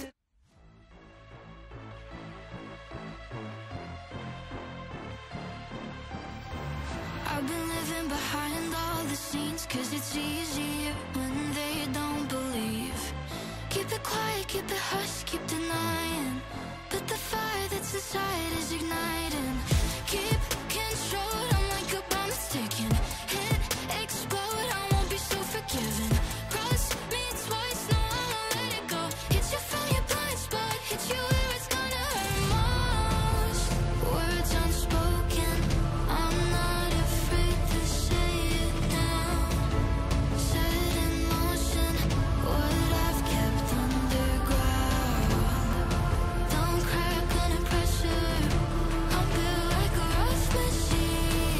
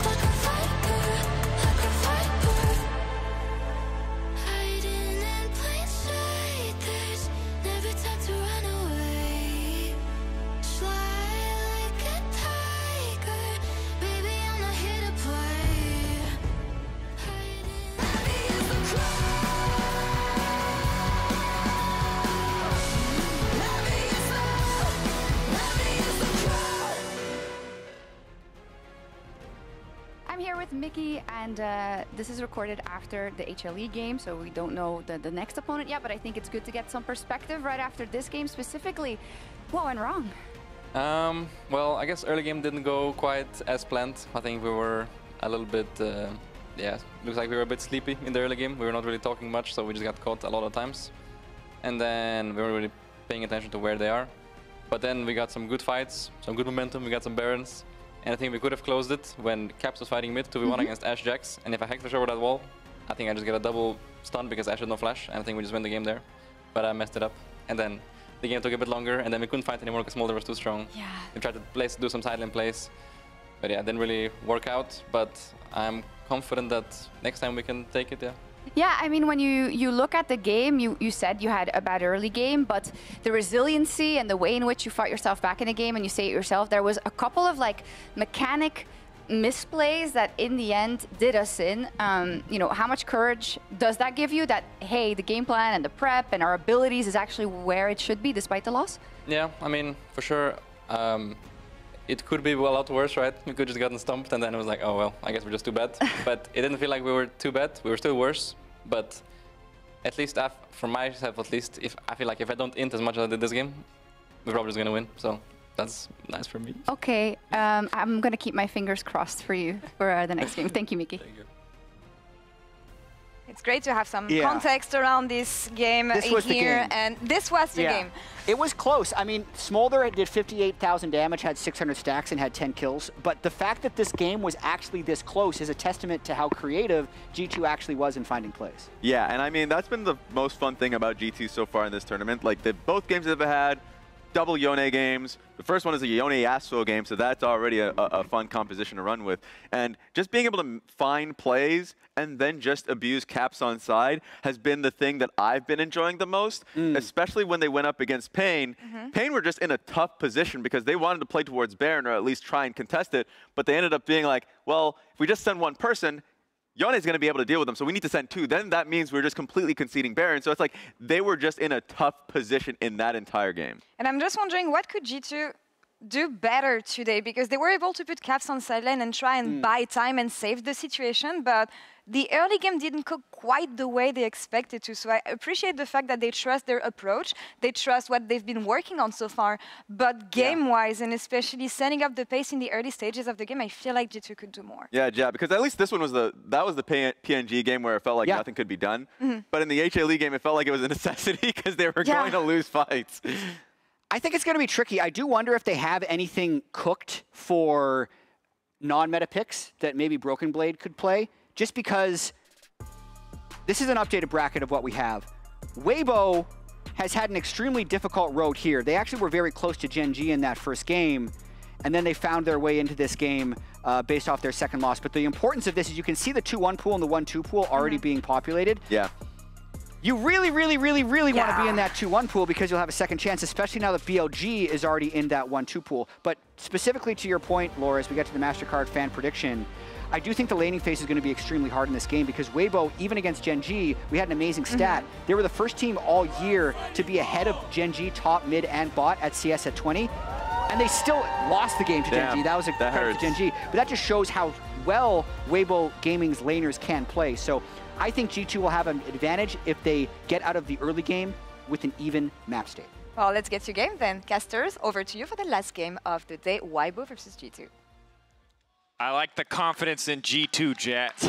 I wish I wasn't a pessimist. I could revel there with you, but obviously going to be a thrilling game no matter what, especially when you think about the history of these two teams, and also when you think about the history of the mid laners, right? Caps and Xiao, who have been playing against each other since 2017 Worlds. Back when it was RNG versus Fnatic. Now a new era, a very different story. 7 years. That's crazy. Yeah. That's like when we started casting. Yeah. The thing is, right, I think you could make the argument that on paper, G2 could be considered favorites in this matchup. However, Weibo are the most unpredictable team on the planet. Yes, they are. Domestically, they were a team that should not have made it to the LPL finals. And yet they did. And last year, internationally, they were not a team that should have made it to the World Finals. And yet, They did. Yeah, and they had a very good start in their game versus Gen G, and then they ended up getting outplayed. And then they had a bad start versus TL, where they were able to come back. And it's like, I can't figure this team out. And you know, I was speaking to Munch the other day, and I was like, am I mean for calling Weibo weird? And he's like, no, they're really weird. And I was like, okay, cool. Glad we're on the same page. They are a difficult team to predict, so I don't know what Weibo we're going to get today. What I do know is that Tarzan is an incredible jungler, and if you give him the tools to carry, he will carry. So let's see what's on the ban table. Weibo targeting out Yike, similar to what HLE did. Yeah. They banned away the Brand, they banned away the Zyra. That meant that if G2 wanted to go for the Yone, he would be forced onto the Lilia. And I think that G2 should branch out. Regardless, the Yone is going to be banned away. So the Aurora is available right now. You imagine that's going to be the final pick, ban, I should say, on the side of Weibo. And then it becomes a question of what does the first pick priority become for G2? Damn good question. A lot of high prio picks still available. Aurora, the one you highlighted first, and I think probably the most important, but Nidalee. I like that a lot. Yeah. We were just talking about Tarzan. I think this is one of his best champions. There is a difference. You'll notice Tarzan's early game impact when he's on a carry versus when he's on when he's not. That's not to say that he's bad when he's off carries. No, sure. But you really feel it in the early game when he's on something like a Nidalee. Also, just LPL Nidalees can be terrifying, right? And the sheer amount of CC and setup champs that are present in the meta right now that AD carries are mostly gone from mid lane, means she's kind of better than ever in a lot of situations. Kalista priority for G2. That explains the Poppy ban right from the start. Yep. Ashe removed as well. G2's coming with a clear game plan that they want to play towards the bot side of the map. Do they also want to try something like the Nico, potentially? Obviously a champion, or do they want to just set up counterpick for Mickey X, I guess is the broader question, regardless of what it is. You already talked about the LPL's priority around Jhin. I don't like it. I think in the right circumstances, Jhin can be one of the best AD carries in the game, but it's so much more about the other stuff you put around him. I don't think he is the safe kind of early pick that most teams are using him as. I was about to say the Rumble. This is one of the picks that he needs to be the best AD in the meta. Yeah, when you pair that up with the Rumble, we haven't seen it from Breathe so far at this tournament, but they are going to lock it in for him. I think that it's such a great, flexible pick, and I think that many teams have been finding success with it, in particular around the team fights. And this Oriana's still up, by the way. And this is something that Xiaohu's already played. This is something that was banned against G2 for most of MSI, if I remember correctly. But the thing is now, if you're G2, do you really want to play Oriana into this? Immobile carries against Jhin Rumble feels terrible. So now we have Galio. Remember that this is entirely a flex. Top Galio was kind of the big rumored priority pick. We've seen it a little bit. Hasn't looked too great. Yeah, we didn't look too great there. We also saw it mid in the hands of Scout yesterday in our series between LNG and DK. So still some room for interpretation in terms of where this is actually going to go, but definitely can mitigate some of the upfront damage of the Rumble paired with Rel. It's not support anymore. Will feel nice. So right now, really great engage tools. Some good tools to mitigate any potential dive threat as well. Galio taunt is so good, or has been so good historically against any kind of dive threat. Yeah, I mean, I wasn't convinced by the Galio top. We'll see if things are different this time around. Assuming that it is for Broken Blade, he was in Europe the big innovator for new top lane picks. He was the early adopter of the Rek'Sai top. He grabbed the Zac top as well. He's always been someone to try new stuff on the top side of the map. And we'll see if he does bring out this Galio. The Leona coming out for Crisp. I think this is definitely one of his preferred champions when you look across his career. Jhin Leona also just has great setup, and already Weibo have this fantastic siege composition. It's a bit old school, but like Rumble Ultimate into Jhin Ultimate, it's an easy way to force you off a tower, right? Yep. And if you throw in a Maokai as well, perhaps, easy Merc Tread setup there. Sure. But it just provides so much utility and zone control around these neutral objectives. One, I think this is the kind of the context that's important for both these picks. With Rumble nerf not as powerful early on, obviously ult is still really good, but I think it's these two champions together that kind of amplifies both their powers so much. And if you're playing something as short range as Kalista, you really need to be able to pull the trigger and engage aggressively. But if you make a mistake against a duo like Rumble and Jhin, games fall apart very quickly. Now, seeing the Skarner taken away, obviously Tarzan thus far has been more about supporting the rest of the team, hasn't been on carry junglers. I imagine with so much damage in top lane, we will see the same be true. So Sejuani another kind of long-range option to potentially... You can just keep G2 at arm's length. But Weibo's thinking about mid-bans right now. I think, anyway. Yeah, there's the Vi. I thought G2 may consider the Vi. Now they have to raise questions around, do they want to get rid of maybe Sejuani? What jungler are they even considering right now? Jungle pool is getting pinched a decent amount. With Kalista Galio, you really want some damage coming out of top and jungle. Galio can do a decent amount, but usually, you know, opting for I see what you're saying. You're defensive items early. Something like a Viego, maybe. I mean, Jarvan, maybe. Viego, big comfort pick for Yike. Obviously feels good when you can. I mean, you can see the G2. I think G2 was thinking about the Vi ban themselves, but once Weibo decided to do it, they've removed one of the comfort picks for Xiaohu in mid lane. You imagine mid lane's going to be saved for last, so we should see a jungler come through now. Sejuani is a possibility. Maybe even the Ivern. Perhaps it's a little bit too much on the... we talked about the Maokai earlier. There's going to be the lock-in. You are now kind of looking at maybe an AD mid laner. If they go for AP, it's a lot of magic damage on the side of Weibo. Into Galio, that's not ideal. But, like, I guess it's going to be a Tristana. I think it has to be a Galio top at this point. Yeah. This would be bold. That would be interesting. Drawing some inspiration from the VCS, Gam, perhaps.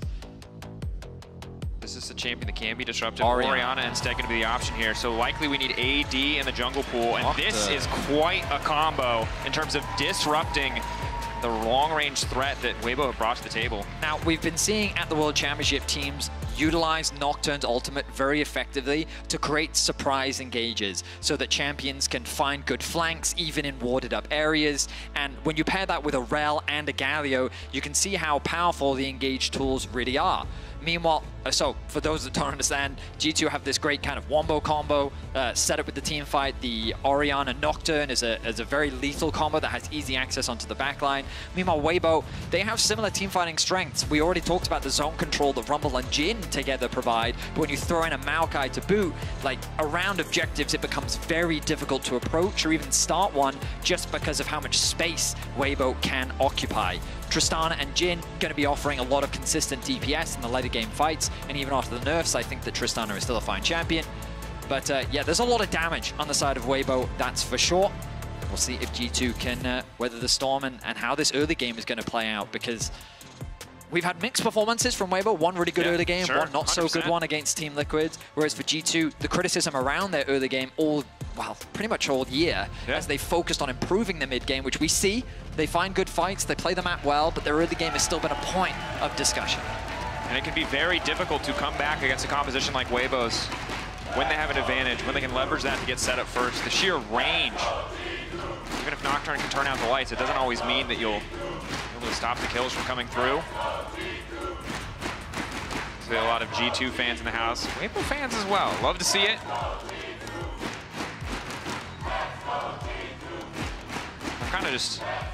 I'm starting to feel the tension build. Wonder if this is how Jat and Raz fell in our previous game. Because as you said, Weibo can be a bit of an unknown quantity, but frankly, I really like what they put together in terms of the draft. Jin, a champion that I think in the right circumstances can really take over games, really be such a fantastic powerhouse of a pick. We saw it in the Jackie Love game when he could get all those static shift procs, and Weibo have the recipe here to make that happen again.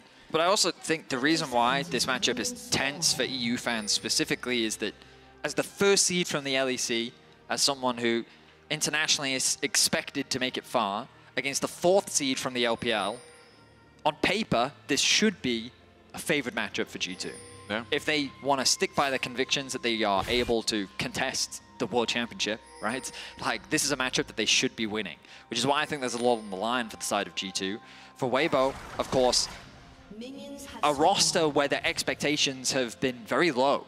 Yeah. From the outside in, it's difficult to gauge how strong this Weibo is, and the fact that they've continued to surprise. Last year's World Championship, this year in terms of their LPL playoff run, they're a team that's able to find that magic, and I think a lot of it comes off the back of Tarzan's consistency in terms of his early game impact, and then Light. This man is incredibly consistent in terms of his damage output, his laning phase, and G2 are putting a lot of emphasis in the early game on their bot lane 2 versus 2. Definitely are. I want to draw attention briefly to the mid lane just because there is so much history here. And of course, favoring Xiaohu. It's important to note a lot of these games happened in the Fnatic era when LEC as a whole, or EULCS at the time, weren't able to compete. When Xiaohu was really dominating with RNG across the board, it was Perks really who had the better record against Xiaohu. Now we'll have to see if this is a new chapter for this particular rivalry. As you said, bot lane early at least. Maybe a big center of attention. It's on Mickey. Nice exchange there. Ignite for Ignite overall. Both AD carries relatively healthy. Level 2 going to be coming through soon. Oh, Xiaohu gets a nice trade onto Caps there. Orianna does have the ability to consistently hit her opponent thanks to her Clockwork Wind-Up passive. Yep. But Tristana is still Tristana. So as long as she keeps hitting you in the face, she's going to do a lot of damage. On the top side of the map, we can see the Galio getting a bit of push in the 1v1 matchup. Broken Blades going for the Aftershock, providing him those extra bit of resistances. There's that magic shield from his W. Not going to be at a very high level early on. It is going to help him get some very nice trades. Maybe even really a kill. Good trades. Oh nice. my! On the E! Broken Blade just finds it. So this is what the Galio does in the matchup. You get the early push, you get the level advantage, finds a solo kill onto Breathe. Broken Blade holding on to the moniker of best top laner in Europe. And this is so crucial. Because it's not just about the laning phase, but Rumble has so much impact on what this composition of Weibo can do, putting him down early, delaying a level 6, getting a lead for this Galio. It's big for the side of G2 Esports. A misstep from Breathe, obviously a bit of an unconventional matchup. We don't see it that much outside of solo. I mean, who would expect that to just get... I just always love the E backwards. Because you can obviously, you can hit it on the wind-up if you go backwards. But also, there was this change when Galio got this like mini rework where the passive just comes up a lot more often now. And I think that Breathe just wasn't kind of expecting that to come out so quickly because the damage from Broken Blade really caught him unawares. No flash, ended up being burnt. And yeah, small lead. Merc Treads. Magic resistance already being bought by Broken Blade. Definitely the early itemization going to favor him a lot. Hansama forced to cleanse here as Tarzan's on the way in. Bit of an overstep. Might be some bad information where the enemy jungler was, but an easy and fast kill pick up for the side of Weibo. Tarzan taking the kill. Maybe not ideal, but didn't want to wait for Light to reload. A crucial mistake from Hans as he overstays for the wave, making sure that it gets underneath the tower. Mickey thinks that he's safe to allow him to push that in, but Tarzan's in a position to collapse, doing a full clear from his top side towards bot, and just like that, Weibo have equalized the kill score. Good opportunity recognition from the side of Weibo, and for G2, reminds me of yesterday, right? Broken Blade was doing fine in the top lane 1v1 for the early game, and G2's bot lane was winning initially, but they overstayed a little bit, and it cost them. Part of the reason why that early game was so rough against Hanwha Life. This mid lane match, however, much more even than yesterday's was. Crucially, both of Hansama's summoners are now gone. Light expended his flash as well, but still has the cleanse available. So while the top side of the map going favorably for G2, the bot side of the map, small advantage gained for Weibo.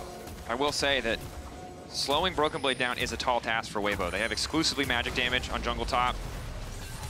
Broken Blade's naturally going to build magic resist. Hollow Radiance likely to be the first item. I mean, Merc Treads gets a lot of value. Merc Treads, Hollow Radiance, you're going to have wave clear, and he might, I don't know if he can win the 2v1, but he can certainly live for quite a long time.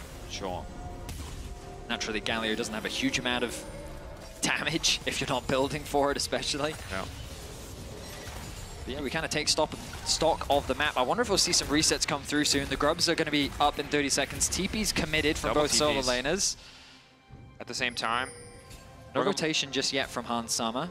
Keep in mind, Broken Blade could have probably walked back to top. You can see the wave's in a position where didn't necessarily need to immediately TP, but wants to have that prio. Wants to be able to open up Grubs as a potential option, or at least very least reset the wave. Now the TP from Xiaohu.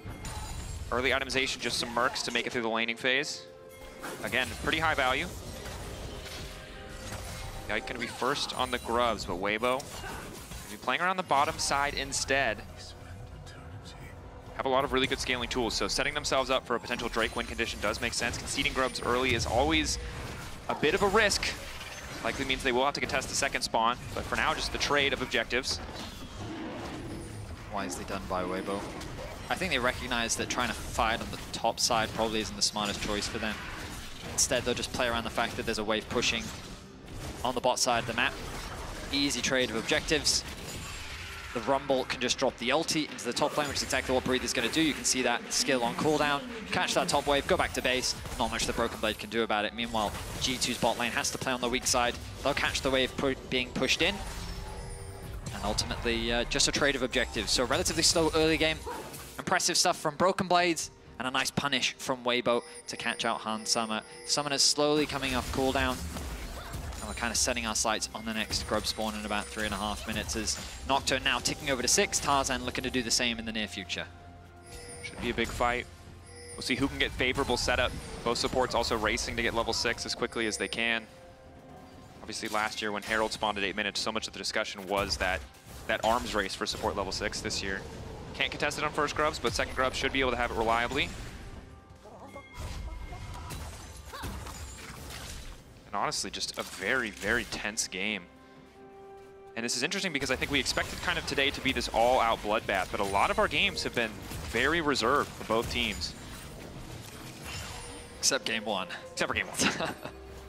Game 1 not reserved. Game 1 needed to be reserved. Yes. But it was not. It was not. Cap's looking for a bit of a trade onto Xiaohu. Crisp there to cover. Similar position for Mickey. I think both supports are a little outside of XP range. Mickey going to clear out that ward. A lot of emphasis on topside control here. Waves crashing in. I guess just looking to set up some control wards for future plays, future objectives. Keep eyes on Yike, obviously, post level 6. Paranoia can't always just be such a powerful tool to punish side laners, to punish anyone for overstepping on waves. Mickey in a good position, but going to be spotted out by Crisp. Both supports should aim to try and get their level 6 ASAP. And the next grub spawn is in 2 minutes' time. Yike continues to power farm through his jungle. Tarzan a little bit behind on the clear, as you'd kind of expect. Yike hasn't really looked for any ganks as of yet. He does have some setup on the bot side of the map, but with all their summoners available, it may be a little bit tricky. I think his first use of the ultimate is largely going to come off the back of Caps trying to find that wombo combo. We're really gearing up for a big fist fight around the next objective. All of these summoner spells coming back up, neither side. Going for too many aggressive moves. You can see G2 kind of forced to retreat here, not having an early support itemization, not having any wards in inventory does mean they don't have tri-brush control, and it's the looming threat of Tarzan appearing in their lane for the side of G2 is just always there without that information. Base going to come through from Mickey, who is now finally level 6. Crisp actually still short on that experience. Merc Tread's now secured for Mickey, along with the control wards. Tiamat picked up as well, perhaps the Phage, or missed which one came first. But Stride Breaker on its way for Yike, regardless. Here are the grubs now, 55 seconds. We've been talking a lot about them because I'm curious as to whether or not you imagine that G2 is going to have a priority on them, and the question is Weibo going to look to try and fight, given that there's still a minute discrepancy between the Dragon and the grubs, or instead will they concede it, perhaps look for some pressure on the bot side of the map? Mickey trying to create some pressure. I think maybe hoping to contest Xiao at least a little bit on his mid push here to ensure that they do have first access to the grubs. And when we talk about this G2 composition, it's not that they necessarily have the strongest side laners in the world, but whenever you build a composition with Nocturne, your side lanes just naturally get that much better, and you can really leverage this grub buff. Certainly can. Notice that the bot lane of Weibo has made their way up, so it looks like they're eager to contest. Hans Summer making a beeline towards there now. Cleared out that wave. Caps. He's prioritized first item completion. He has no boots. He just rushed that Ludens, wanting to be more powerful for the fight. Nice spike to have for sure. Downside of double 80 carries, you have no item spikes. Remember, Broken Blade doesn't actually have to rotate down if he doesn't want to. He can just keep the Rumble pushed and then has the ultimate available. Let's see how G2 can utilize the Nocturne ultimate as Weibo now trying to find space. Remember the amount of zone control they have, though. Maokai ultimate, Rumble ultimate, Jin ulti. This might be a situation where G2 just take the 4th grub and walk away. They're looking for more. Right now, Weibo Gaming are just window shopping. They don't have an angle into Rumble's the objective. too far away, that's why. Might get the 4th grub buff. You're completely right. Weibo have just sat and watched. And this is the problem, is they're waiting for that window of opportunity to leverage their composition, but G2 just don't really give them the angle, and they don't feel confident to just force and start the fight, and as a result, they show up to watch another team get a 6th grub buff. Now, G2 have said, we're quite happy to concede the next dragon, you can have it, because now we've got 6 grubs, and Kalista can be left alone in top lane. Breathe will have the ultimate available to clear out this wave. I think the idea from G2 is to maybe funnel some plates into Hansama, but I don't think this plan is going to pay off just because of the Rumble ulti. Difficult. Broken Blade, obviously when you're playing out on a side lane. Oh, the dive. Smart play from G2, but again, here's the Rumble ulti that we were just talking about. I think it's important to stress G2 playing incredibly well around the second grub spawn. Caps sacrificing himself in terms of boots, which would have helped the lane a lot to prioritize that first major item completion to make sure they were stronger. It does require them to concede the Drake, but now they're about to knock down the first tower of the game. They're really committed for this, and I think it's a good gold injection. They're sharing it across the room. I'm a little surprised that they would give some of that gold to Mickey, but that's first tower. That's a lot of gold. This is a very big gold lead. Weibo are setting themselves up for a Cloud Soul kind of win condition or a way to force a 5v5. But G2 are very rapidly accumulating a pretty significant lead. Notice that they've put Xiaohu into Broken Blade, with the idea being, ha, you've built all this magic resistance and we have an AD mid laner. That means that our Tristana can actually do damage to you. And then Broken Blade has said, okay, I'm happy to play this matchup, but that does mean that your Rumble is now at risk of being dived. And so, what could Breed do there? He threw the ultimate down, the idea was good, but then the next wave spawned, he's zoned away from the wave. Look, he's cautious to even approach this, because as you highlighted earlier, Nocturne, side lanes, scary, real scary, because if you overstep, the ability to collapse is very quick. Right now, the good news is it's only rank 1 of ultimate, and mid lane tower is still standing. When that one falls, it's so easy for G2 to get access to Weibo's jungle. But this is a situation where G2 are leveraging the power of their composition in the 6 grubs, but now Weibo want to punish Caps for overstaying, but here comes the Galio to try to disrupt the play. Mickey ready to turn as well. G2 should just be content to retreat. Maokai ultimate hitting 2, 4-shot on the Caps, trying to get him out of the exchange. G2, do they want this fight? They already absorbed the engage, they got what they came for in the bottom lane. No, they're not gonna take the 5v5, they just go right back to the tower, knowing Weibo doesn't have a wave to play around. Caps can recall and TP right back to mid. He has to be careful about that TP though, the risk of a dive is still very real. Maokai ulti used, but Breathe, his ulti is gonna be up available soon. Light and Crisp also used their engages. Smart TP from Caps onto the tier 2. The plates are still up for a brief moment, so they don't really have a way to threaten the entire tower. I mean, the criticism coming in was, can G2 play the early game well? I can say with confidence they're playing the early game well. They're leveraging the strength of the early grubs that they set up for cleanly. They're playing around the fact that Hansama is as strong as he is, and they secure top tower, funnel that gold into Hansama and Yike, then rotate towards bot, leverage the push they have to unlock that tower as well. And on top of that, Caps should have been caught, doesn't burn the flash, TP's back to mid, keeps the tower alive, and now they can have Hans and Mickey come mid with Caps to start sieging onto this final outer tower. And Xiaohu's still fighting to complete that first item, which means that it's very likely that Weibo cannot contest this Herald, which means that G2 are very likely to break mid, but they don't even need the Herald. They have so much pressure. They see Xiaohu bottom lane, they know he has no TP, they know Breathe has no TP, so they're gonna at least get a massive chunk here. They're gonna stick around. They're committing to this tower, and they will secure it. 3 towers, back to back to back. 15 minutes in, and the best they can get is a cross map on the bot side. Xiaohu trying to unlock this tower, but the Herald available as well. That top wave in an awkward spot, someone has to go and catch it. Caliber of early game we have not seen from G2 in a while. In quite some time. They are just playing the map so much better than Weibo is. We might even have to go back to one of those, the first T1 series at MSI to find something like this. But I mean, for international viewers, right, like, Dregs and I have cast G2 all year long. No, you guys don't understand. They just lose and then come back because their macro's good. They just die randomly early game and then they come back. And they're really good at coming back. Yeah, their summer was not great. Their summer was not great at all. And like the biggest question coming into this World Championship was, can they clear up their early game? So to see them have an early game like this is a surprise, but a welcome one. And I mean, Mickey talked about it. I think his quote was, if I just don't int, we would have won against each other. I mean, that could be one of many interviews. But, you know, talked a lot about the team ramping up and feeling like the HLE game was winnable despite a rough early game, and that giving the team confidence and that they're building towards that final form. But, of course, pro players are always going to say that. True. You know what I mean? They're always going to be like, yeah, we got it. We're one step away. To see it come to fruition. Impressive stuff thus far. When we look at Weibo on the opposite side, however, Leandri's is completed. Kraken is completed. You've got a Shiv. There are tools now to fight on at least more even footing with G2. As long as they don't finish those second item spikes, you have a reasonable angle to contest them. And don't forget, Weibo found themselves behind against Team Liquid. Team Liquid made a couple fumbles, and then Weibo were able to fight their way back in. Speaking of, Mickey in trouble now. The Crisp lights is dead. turned off. Crisp is dead. G2 quick to turn, and now they're going to try to lock down Xiaohu, isolate him out of the fight.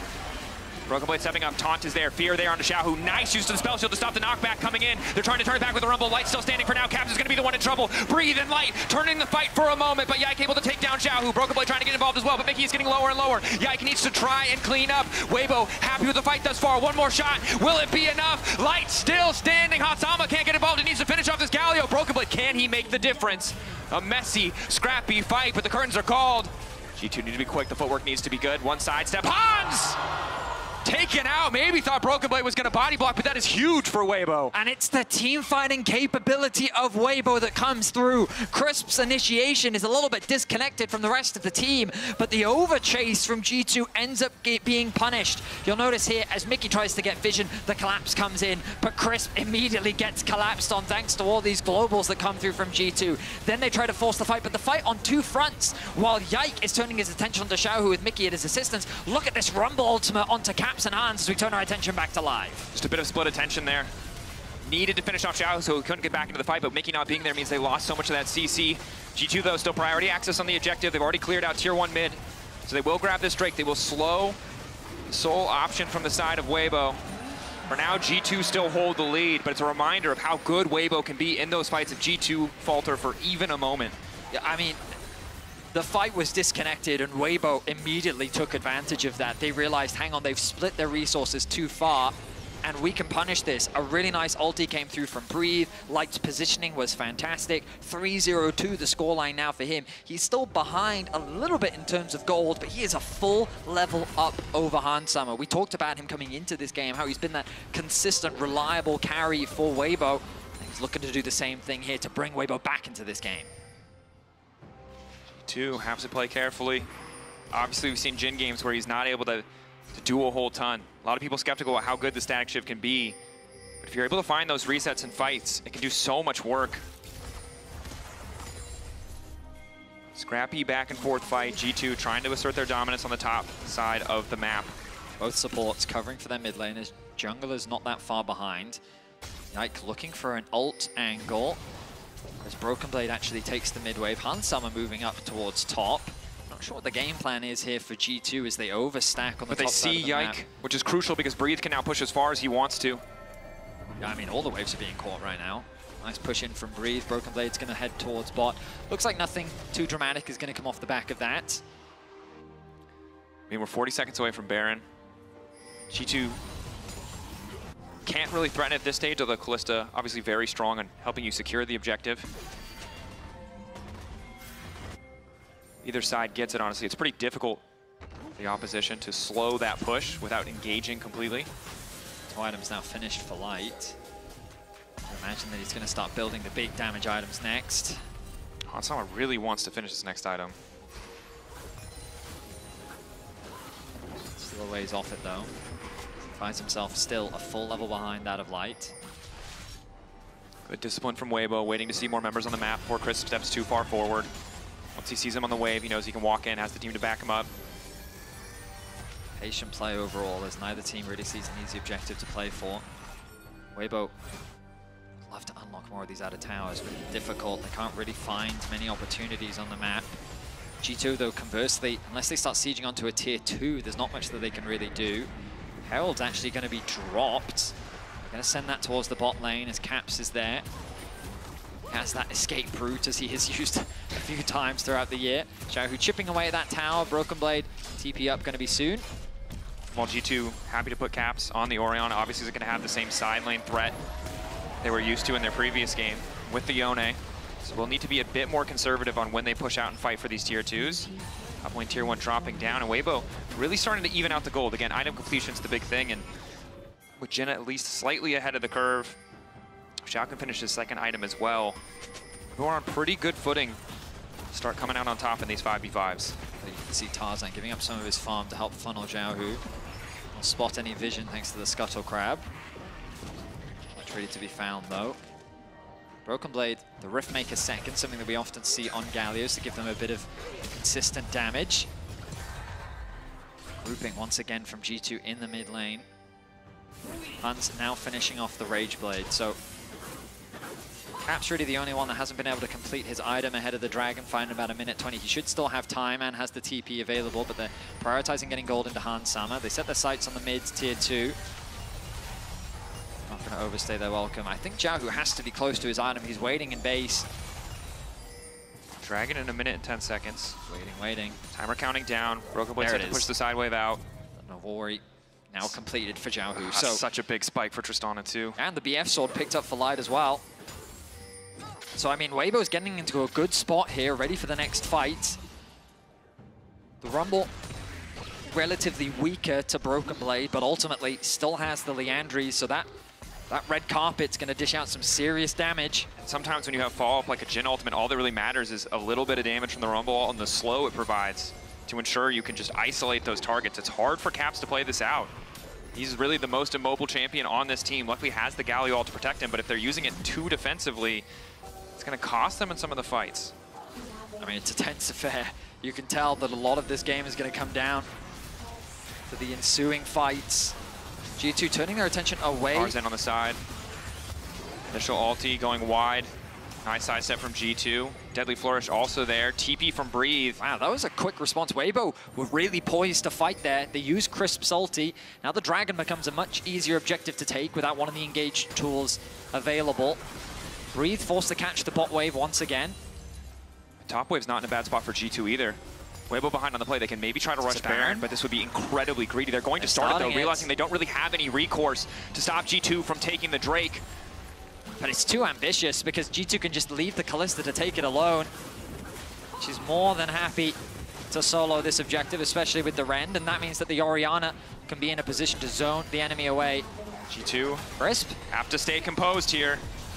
Going in onto Yike. Caps isolated. Tarzan now trying to follow up. Nocturne turns the lights off, and they're managing to burn through G2. Mickey trying to make his way out to safety. Yike already retreating. Weibo, they needed that fight. They find it, and now they can turn to the Baron. Great target selection from Weibo. They find an angle behind Caps, not giving him an opportunity to flash away. They're not even going to try and steal away the Baron. Objective secured. G2 trying to get what else they can on the map. It is going to take a bit of time, though.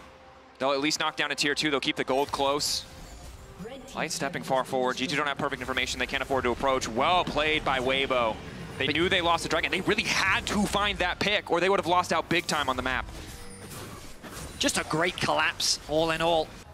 You'll see the chain CC that comes down onto Caps, and there's so little they can do. That angle from Tarzan on the left. Chris looks like that he's overstaying. He connects onto Yike, but this just gives him the ability to get on top of Caps, and look at that chain CC. Root into connect from the Jhin. They followed up with a pick onto Mickey, who doesn't bother flashing away, realizing there's little that he can do to get away. And that converts into a Baron for Weibo. Because of the 2 towers secured by G2, I believe they actually still hold on to the gold lead for now. But this is going to be much easier with 2 outer towers still available. There's a lot of standing gold. Oh, I say that 1 tower did drop in the top lane. Standing gold available for Weibo to grab at least in the mid lane. Important to even things up. Again, 80 carry, 3rd item spike's going to feel very good for Weibo. For G2, you're in a situation where they really set that play up better around the Drake, but Weibo really recognized that window of opportunity to force G2 to come up to them, to threaten the Baron, and then were able to find that engage. Yike maybe a little bit late on the paranoia, you could say. Didn't really have too much effect on the fight. And now we're in a much more even game state, but with Weibo, the next minute and 40 seconds, they control the map. I mean, this is the thing. It's a lot harder for G2 to level. Oh, engage on a Breathe. They get the Seekers out. Weibo, are they in a position to follow up? Ulti from Mickey not going to connect, but they get the flash out of Breathe. Meanwhile, Xiaohu in the side lane. Someone's eventually going to need to respond. G2. Seems like they want to force the fight. Your eyes on Yike. To overstay here. Tarzan sticking around.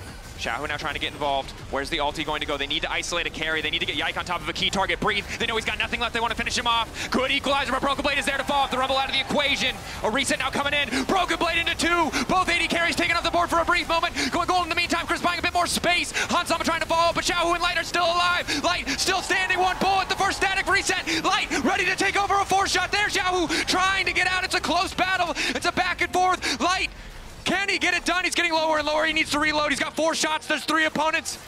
If he can find the kill, the math might work in his favor. The spear coming in. Caps finishes it with the wind-up. Xiaohu versus the world now. Desperate to get the rocket jump reset. He's going to get one, but he will go down. It's a close fight, but G2 take it in the end. It's an ace for G2 off the back of Broken Blade's heroics. He finds a crucial two-man knock-up into Taunt, setting up the whole fight. You'll notice here at the start, G2 turn their attention onto Breathe, isolated as Mickey becomes the target. Zhao, who's not in a good position to follow up, and the near sight from the Nocturne ultimate makes it hard for him to follow. The Galio ultimate coming through, and then Hanzo ultimate, and this flash, Taunt into knock-up. It's the two crucial carries. It buys enough time for G2 to reposition. Xiaohu and Light's forced to retreat, and then the fight gets split up. Broken Blade and Caps turn their attention to the top side. Light almost single-handedly turns the fight around if it weren't for the tower. But then he's forced to retreat as Caps regroups with the team. Xiaohu with the TP tries to turn the play around, but then Light takes too much damage. The Leandries finishes him off, and while Xiaohu almost cleans up the fight, it's too much damage. And it's G2 that walk away with an ace. Incredible fight from both sides. Light was one auto away from killing 3 members of G2. All it would have taken is one more static proc, and he would have been able to clean up the rest. Incredibly close fight. They have to be careful at the Jhin in the future. He's only getting stronger. You see 4K damage. Han Sama able to auto attack so consistently, manages to outmatch him. But this is a game of inches. Centimeters, it's so damn close. I mean, but regardless, like, Broken Blade is the MVP of this game. This man is having solo kill top. An incredible performance. Weibo haven't really found a reliable way to deal with him yet. It's so difficult, though, with the Nocturne ultimate, and then the Galio can come, and you just can't see it coming.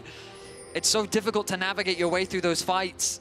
Weibo kind of need to be the ones to initiate. And crucially, Light is flashless. He's so vulnerable to that combo in the next fight. Breathe flashless as well. Hasn't got enough money to complete the Zhonya's either. Here we go. But it's Broken Blade who's potentially been caught out. Initial taunt looks good. He's going to try to ult to his teammates. Forced back. Goes gold, and the rest of the team now on the way. Yike does have ultimate. Do they want to go for this one, or do they want to accept the loss? Beautiful pick from the side of Weibo. I mean, they're doing a good job of keeping Xiaohu on a side lane. Typically a strength that you associate with Caps on the Orianna. He just can't do what Xiaohu's been doing this game. He's been getting so many resources. He got that tier 2 tower in the top lane as well. He has a 2-level advantage over Caps, and he is at 3 fully completed items. They know that he's the one carry that can shut down Broken Blade, and they're able to catch him off on a side lane. Big for the Baron setup. A minute now. Top wave pushing in will demand a response. Mid lane slightly in favor of G2. I mean, Xiaohu is really the big problem. I say Xiaohu's the problem. Light's also a problem. Yeah. I mean, this isn't going to be an easy road. G2 won the last fight. But you can see how Xiaohu still has the tools to make this game complicated in a way in which G2 often leverage the side lane to convert games in their favor. Xiaohu can do the same thing in this game. Level 16 being ticked over for many members on both sides. I mean, Tristana's also got a lot of range, the reset potential here, but it looks like G2 want to try and find a fight, want to try and find a pick of their own. They spot out Tarzan. How many resources can they afford to burn to kill this jungle? It looks like they're willing to spend all of them as Tarzan's about to fall. He tries to flash the safety, but the Rend is there. Broken Blade again off to the side. He finds the Jhin. Isolated, but Breathe is there to protect him, to keep him standing. G2 want to keep going. They know they can take the Baron. 8 seconds. Jungler dead. They should just be able to grab it, but Weibo not dropping anybody else, refusing to fall. Don't have the Rumble ultimate, which is such a valuable tool. Light gets sent back to base. They have a little bit of vision thanks to the Scuttle Crab, but Tarzan's death is likely going to cost the Baron. How are they going to steal this one away with the Rend available too? They're going to try their best to fight their way back in. Weibo approaching. Light standing back 8 seconds till the current call. This should just be G2's Baron. They recognize they have no access, no way to get in. G2, great pick onto Tarzan, recognizing that window of opportunity to take a jungler out. I like the idea there from Yike as well. Groups up with Broken Blade, immediately turn their attention onto Light, trusting the other members of the team to clean up the pick onto Tarzan. Means that they almost got Light as well. He's only forced to burn the cleanse though. Just like that, Baron secured for G2. They need to reset though, shouldn't overstay their welcome. And you're seeing how difficult this composition is for Weibo to navigate. Functionally, if they're the ones to initiate, the layering of their ultimates can be massive, especially onto a low mobility carry like this Orianna. They can really limit the movement of a Kai'Sa as well. Unfortunately, they haven't really been given many opportunities to set that one up. Outside of the pick that they were able to find on Caps, a lot of the fights have been set on G2's terms. There was a situation in the bot lane where G2 overcommitted and overforced for the fight in which Weibo could turn things around. But whenever it's G2 to initiate with the Nocturne ultimate, Weibo just, it's so difficult for them to fight their way back. And with G2 having the Baron empowering their push, allowing them to set up this vision first, the opportunity for Weibo to start those long-range engages just really isn't there right now. Minute 45. Look at Tristana once again, though, in the mid lane. Xiaohu sees that he has an angle. Hard for anyone really to match him. Broken Blade a threat. Ulti there. Tarzan trying to kick things off. Breathe an ultimate as well. A lot of resources burned to try and stop the push here, but there's another Baron wave coming in. They're going to have to concede this inhibitor. Ulti? They have to be ready to go straight for the 5v5 if they don't want to lose this. But I think they should just give it up. They're going to. Look at mid lane as well. Broken Blade keeping the push up, ready with his ultimate to join the fray at any moment. G2 have to be careful, though. Walking through that choke is such a risky proposition. Tarzan not having ult, though, is big. Weibo, I think, conceding their ultimate ability just a little bit too early. Now going to have to give more. Nice ulti coming in from Breathe. No immediate follow-up. Hansama quick to cleanse here. Flashes on all the carries. Cleanse down for Hans. The 6 scrubs doing so much work as well. G2 continuing to push forward. Tarzan once again isolated from the rest of the team. Broken Blade going in, taunted up by Crisp. Nice stun to stop from pushing forward. Broken Blade getting lower and lower. Dash through. A decent angle. Curtain call there. Xiaohu hoping to find the resets. Ulti coming out from Yike to try to get some more space for his team. Xiaohu now looking to follow. Sterix gauge big there. Xiaohu has to be careful, though. It's a greedy move. It's going to cost him. Burned down. He thought he had the angle, but G2 playing with discipline, just back off. He was looking for a moment of resets. Get that first kill, reset comes through. Maybe he can clean up the fight. But unfortunately, it doesn't come to fruition. A lot of flashes were burnt on the side of G2, but they get 2 inhibitors. The Dragon spawns in 50 seconds, but maybe they don't care about it. With a few, well, with not much time left on the Baron, maybe they're setting their sights on the top lane.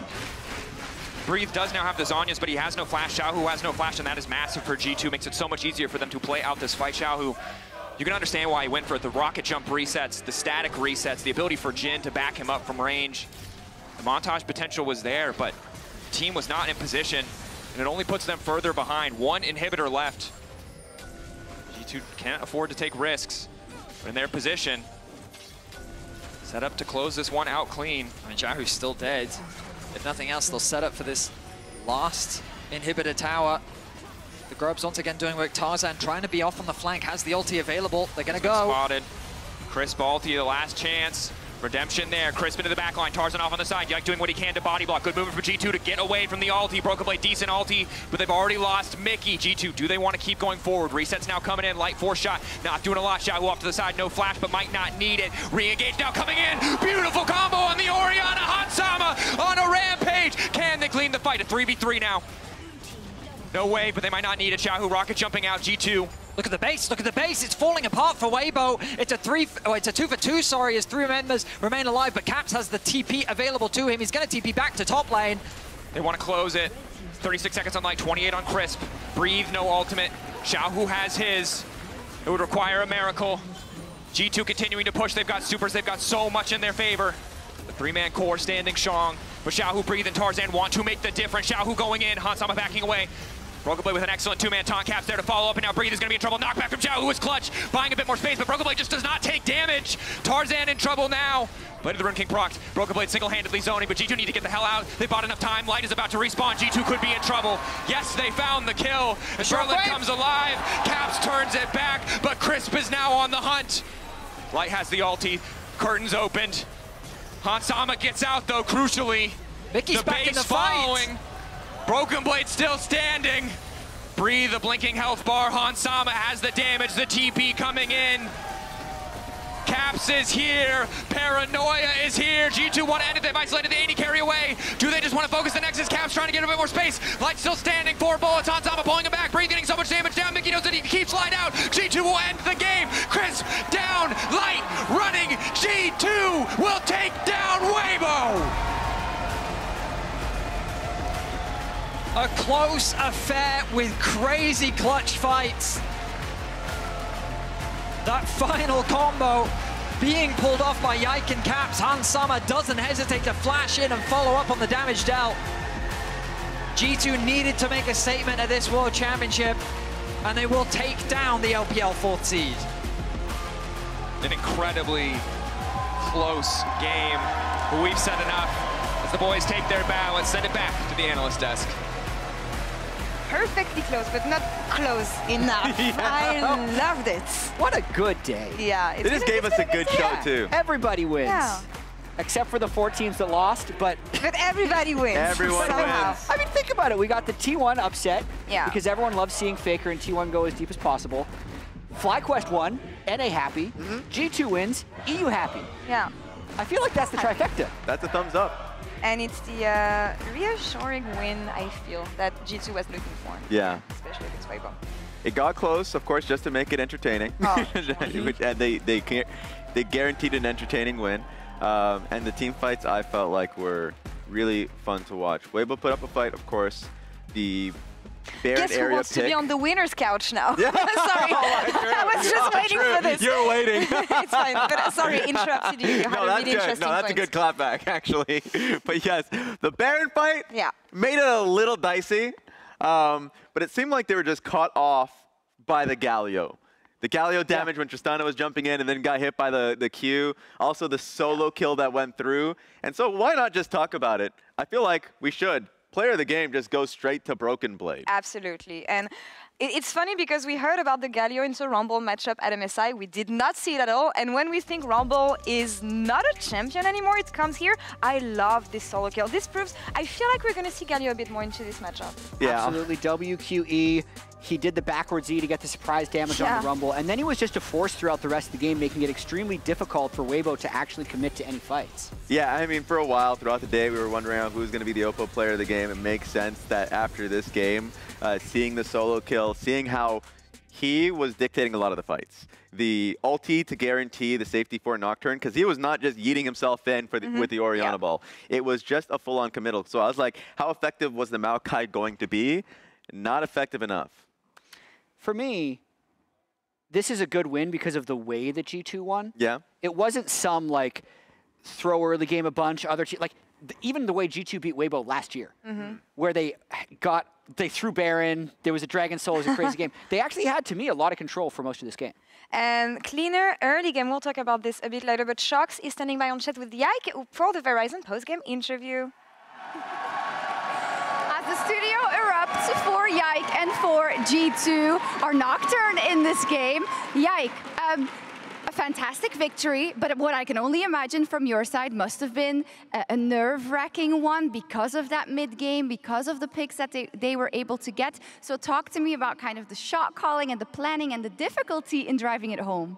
Yeah, so I think we had a very good comp this game. I think we had like Nocturne, Orianna, Rel, Galio. We had like a really big wombo combo. And we were trying to do it a lot this game, but they were really respecting it. So it was very hard for us to just find opportunities. And that was like what made it hard for us. But I think we got like a lot. We got all of the objectives after the 2 dragons they got. And then it was just kind of easy because they didn't really contest anything. Yeah, I wasn't actually sure what was...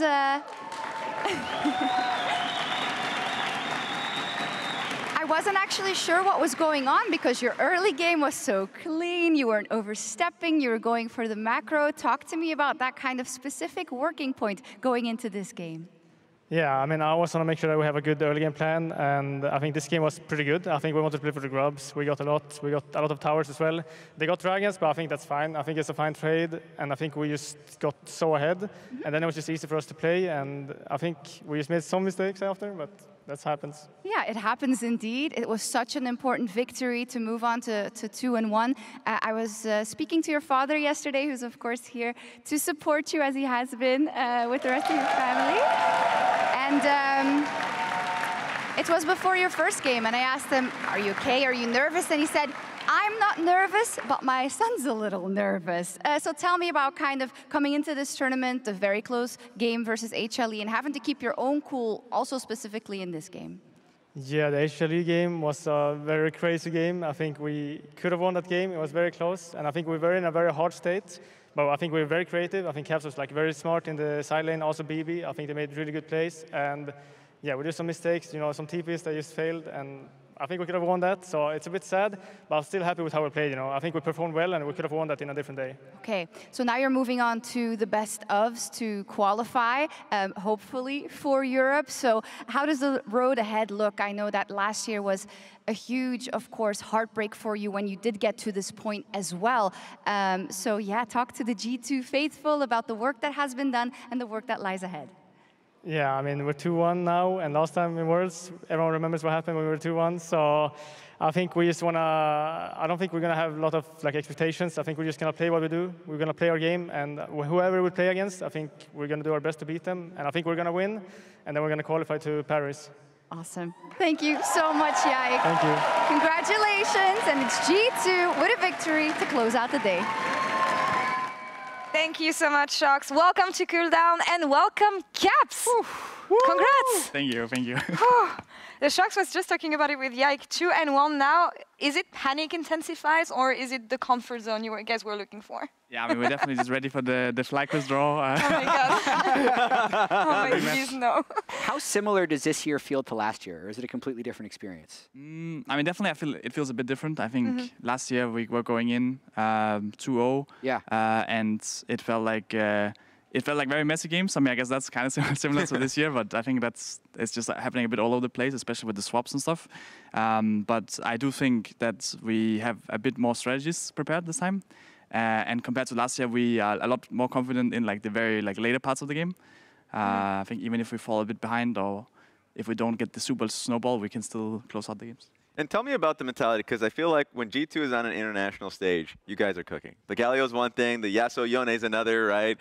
Same thing happened in MSI.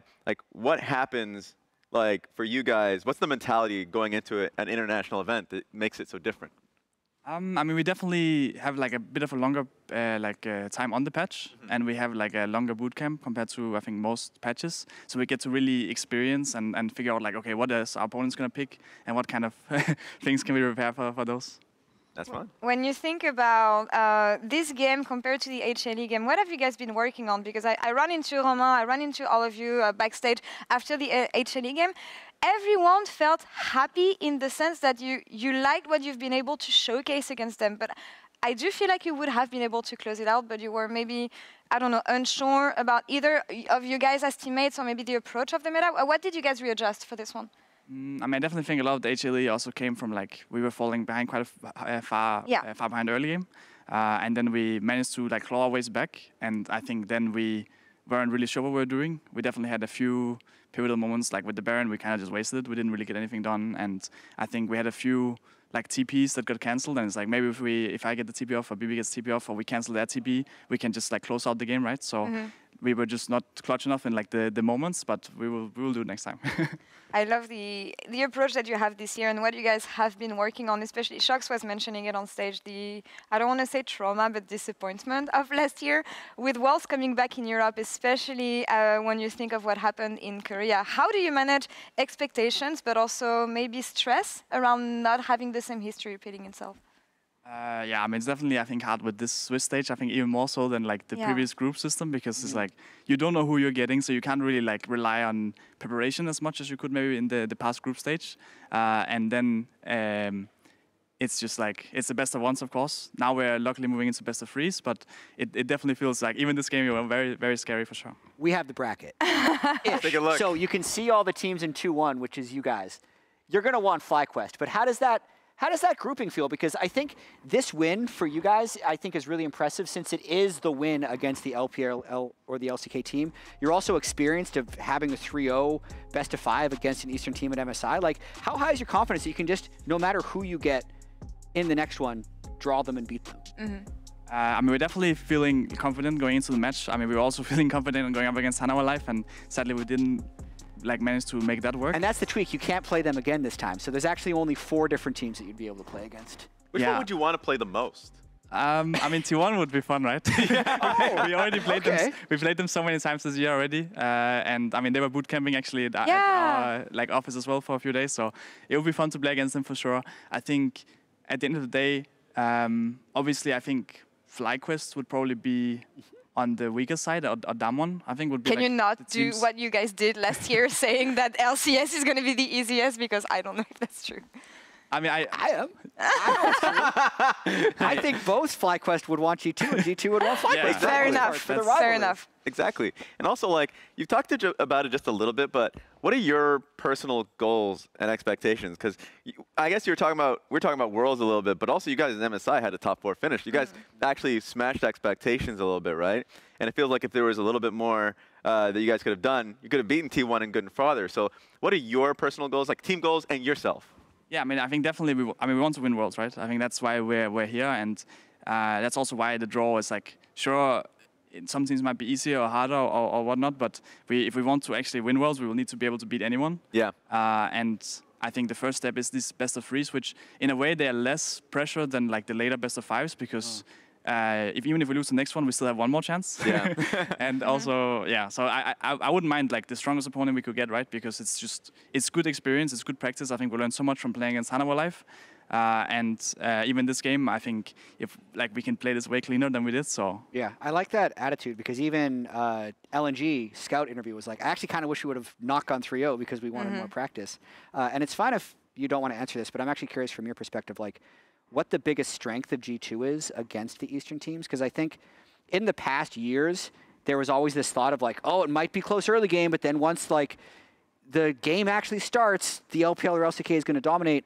But I feel like you guys are almost reversed. Like, I feel like once it gets to the mid game, you're extending your gold leads against everybody you play against because your macro is so good. But I'm just curious what your assessment is, because that's my read. Yeah, I mean, it's definitely always hard to compare like against other regions because there's like different teams and stuff like that. I think definitely we have a lot of innovation in draft. I feel like even these games where the Galio or the Yasuo and all these kind of picks coming up can definitely be clutch for us. I definitely think something we were practicing a lot was like the later parts of the game, just because, you know, when we found success in the past years with like past G2, past Fnatic, it was a lot of the later parts of the game. We were struggling quite hard in the early game. And it was kind of funny that last year was like the opposite, where we were doing very well early, but then every mid-late game we just started throwing. So now I hope we can reach a point where we're not like 10k down in the early game, but we're also like contesting them and doing well in the later parts. Never want to make it easy for yourself. Go ahead, Russ. And also just like, I feel like this world has been a little bit different than the others, because you can see a stark difference in people's meta reads this late in the tournament, it feels like. Some of the conversation has been like the Korean LPL teams coming in late, and because they had their own scrim bubble. Have you felt that? Have you felt like there's still an adjusting on people's reads on the meta and patch right now? I mean, definitely. I think there was a huge patch, right, to change things up, and especially from us going from like the 14-15 with like basically only 80 carries, right? Yeah. And I think everyone has like a bit of their own picks going on. I think we're seeing a lot more 80 carries. Like with the Smolder, the Tristana, actually I only played against 80 carries so far. So we're seeing a lot more 80 carries like, from the LPL LCK teams than we maybe did in the EU NA bubbles. Yeah.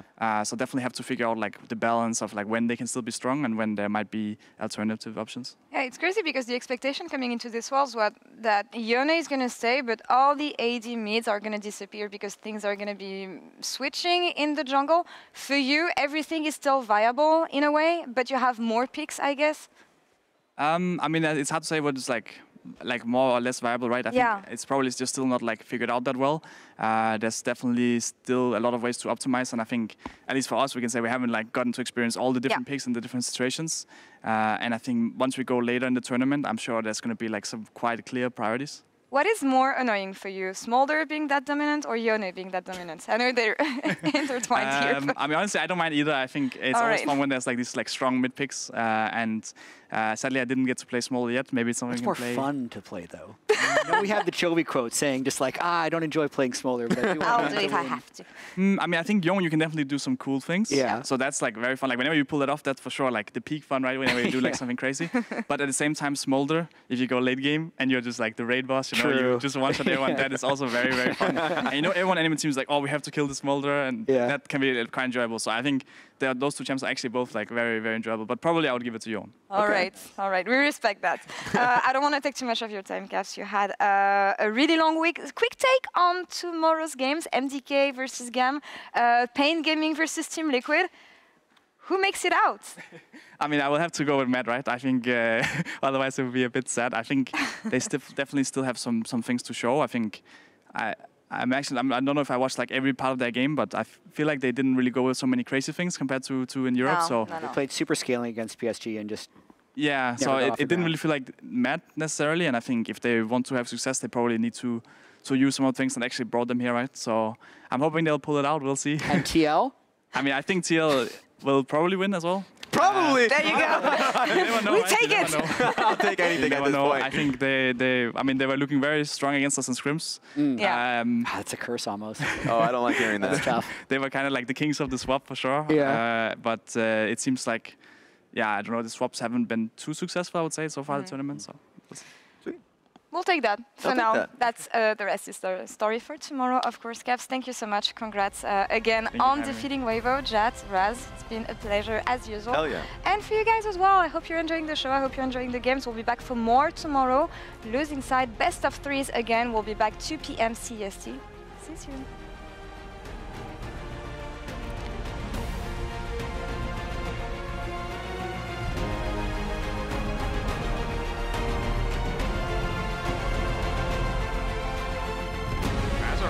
Maybe they're going to be able to turn this play around. Immediate ultimate coming in. The Impale, a bit of work there for the follow-up. Not Jackie Love over the wall. Huge damage and a massive punish on the Fnatic, who thought they had the angle on the bot lane play. Noah already over the wall, perhaps could just go for the curtain call, but Mako now go for the re-engage, and Jackie Love is there, right in the nick of the time. The equalizer coming down. It doesn't do a lot, but they don't need it. TES tearing through this fight. T1 zoning him off. Faker goes in again anyway. Flash away from the charm. It's perfect. The pop on the Q2 coming through. Ben feeling more confident in the 1v1.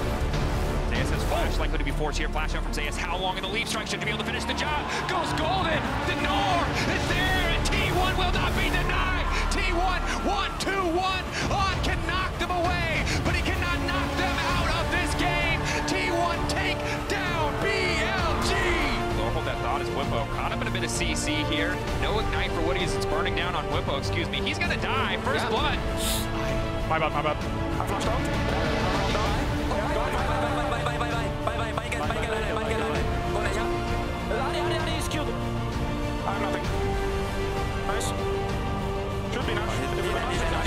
Woody doesn't hit, and that should do it. Masu free to do all the damage he wants, going godlike in this matchup. Masu going golden, baby. Yet another quadra to come in. Lightor, kill him. Lightor, nice.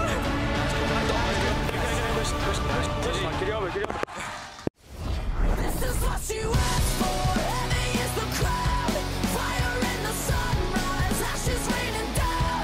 Try to hold it in, but it keeps bleeding out. This is what you asked for. Heavy is the crowd. Warrior. The mentality to never give up, never give in. To the death. For the life of me. Warrior.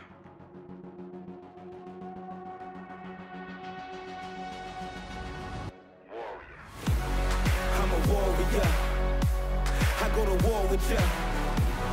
I fight to the death, give it everything I got till I got none left. No, like a warrior. I go to war for ya. Till my very last breath, give it everything I got till I got none left. No, I'm a warrior. I go to war with ya.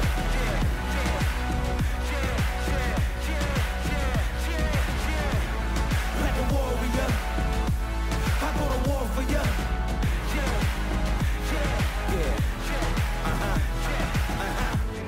Yeah, I was born for it. Now I'm ready for the war. Ain't no turning back now, no, I can't back down. Can't run nowhere, gotta stand up. Right hand on your chest for your valor. Kneel down to no man, ice running through my veins cause I'm cold-hearted. Look what they done started. I'm sharp with my aim. The best in the game. On fire, hot like a flame. Wild like a beast. I can't be tamed.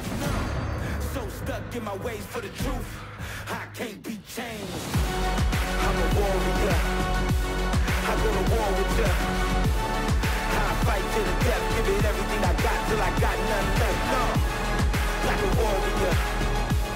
I go to war for ya.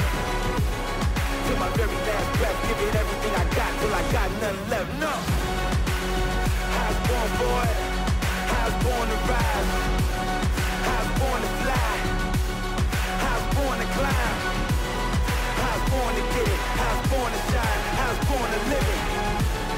Like a warrior, like a warrior, like a warrior. I go to war with you. I fight to the death, give it everything I got till I got nothing left. No, I'm a warrior. I go to war for you. To my very last breath, give it everything I got till I got nothing left. No. Yeah, easy. I've been a bad bitch to pay phone. I've been a rat kid for your station. I've been a quiet storm in a terror zone. I've been a big show worth taping. I keep it 100 and I take a lump sum and I keep a good vibe in rotation. As far as the waves, they're amazing. I'm talking like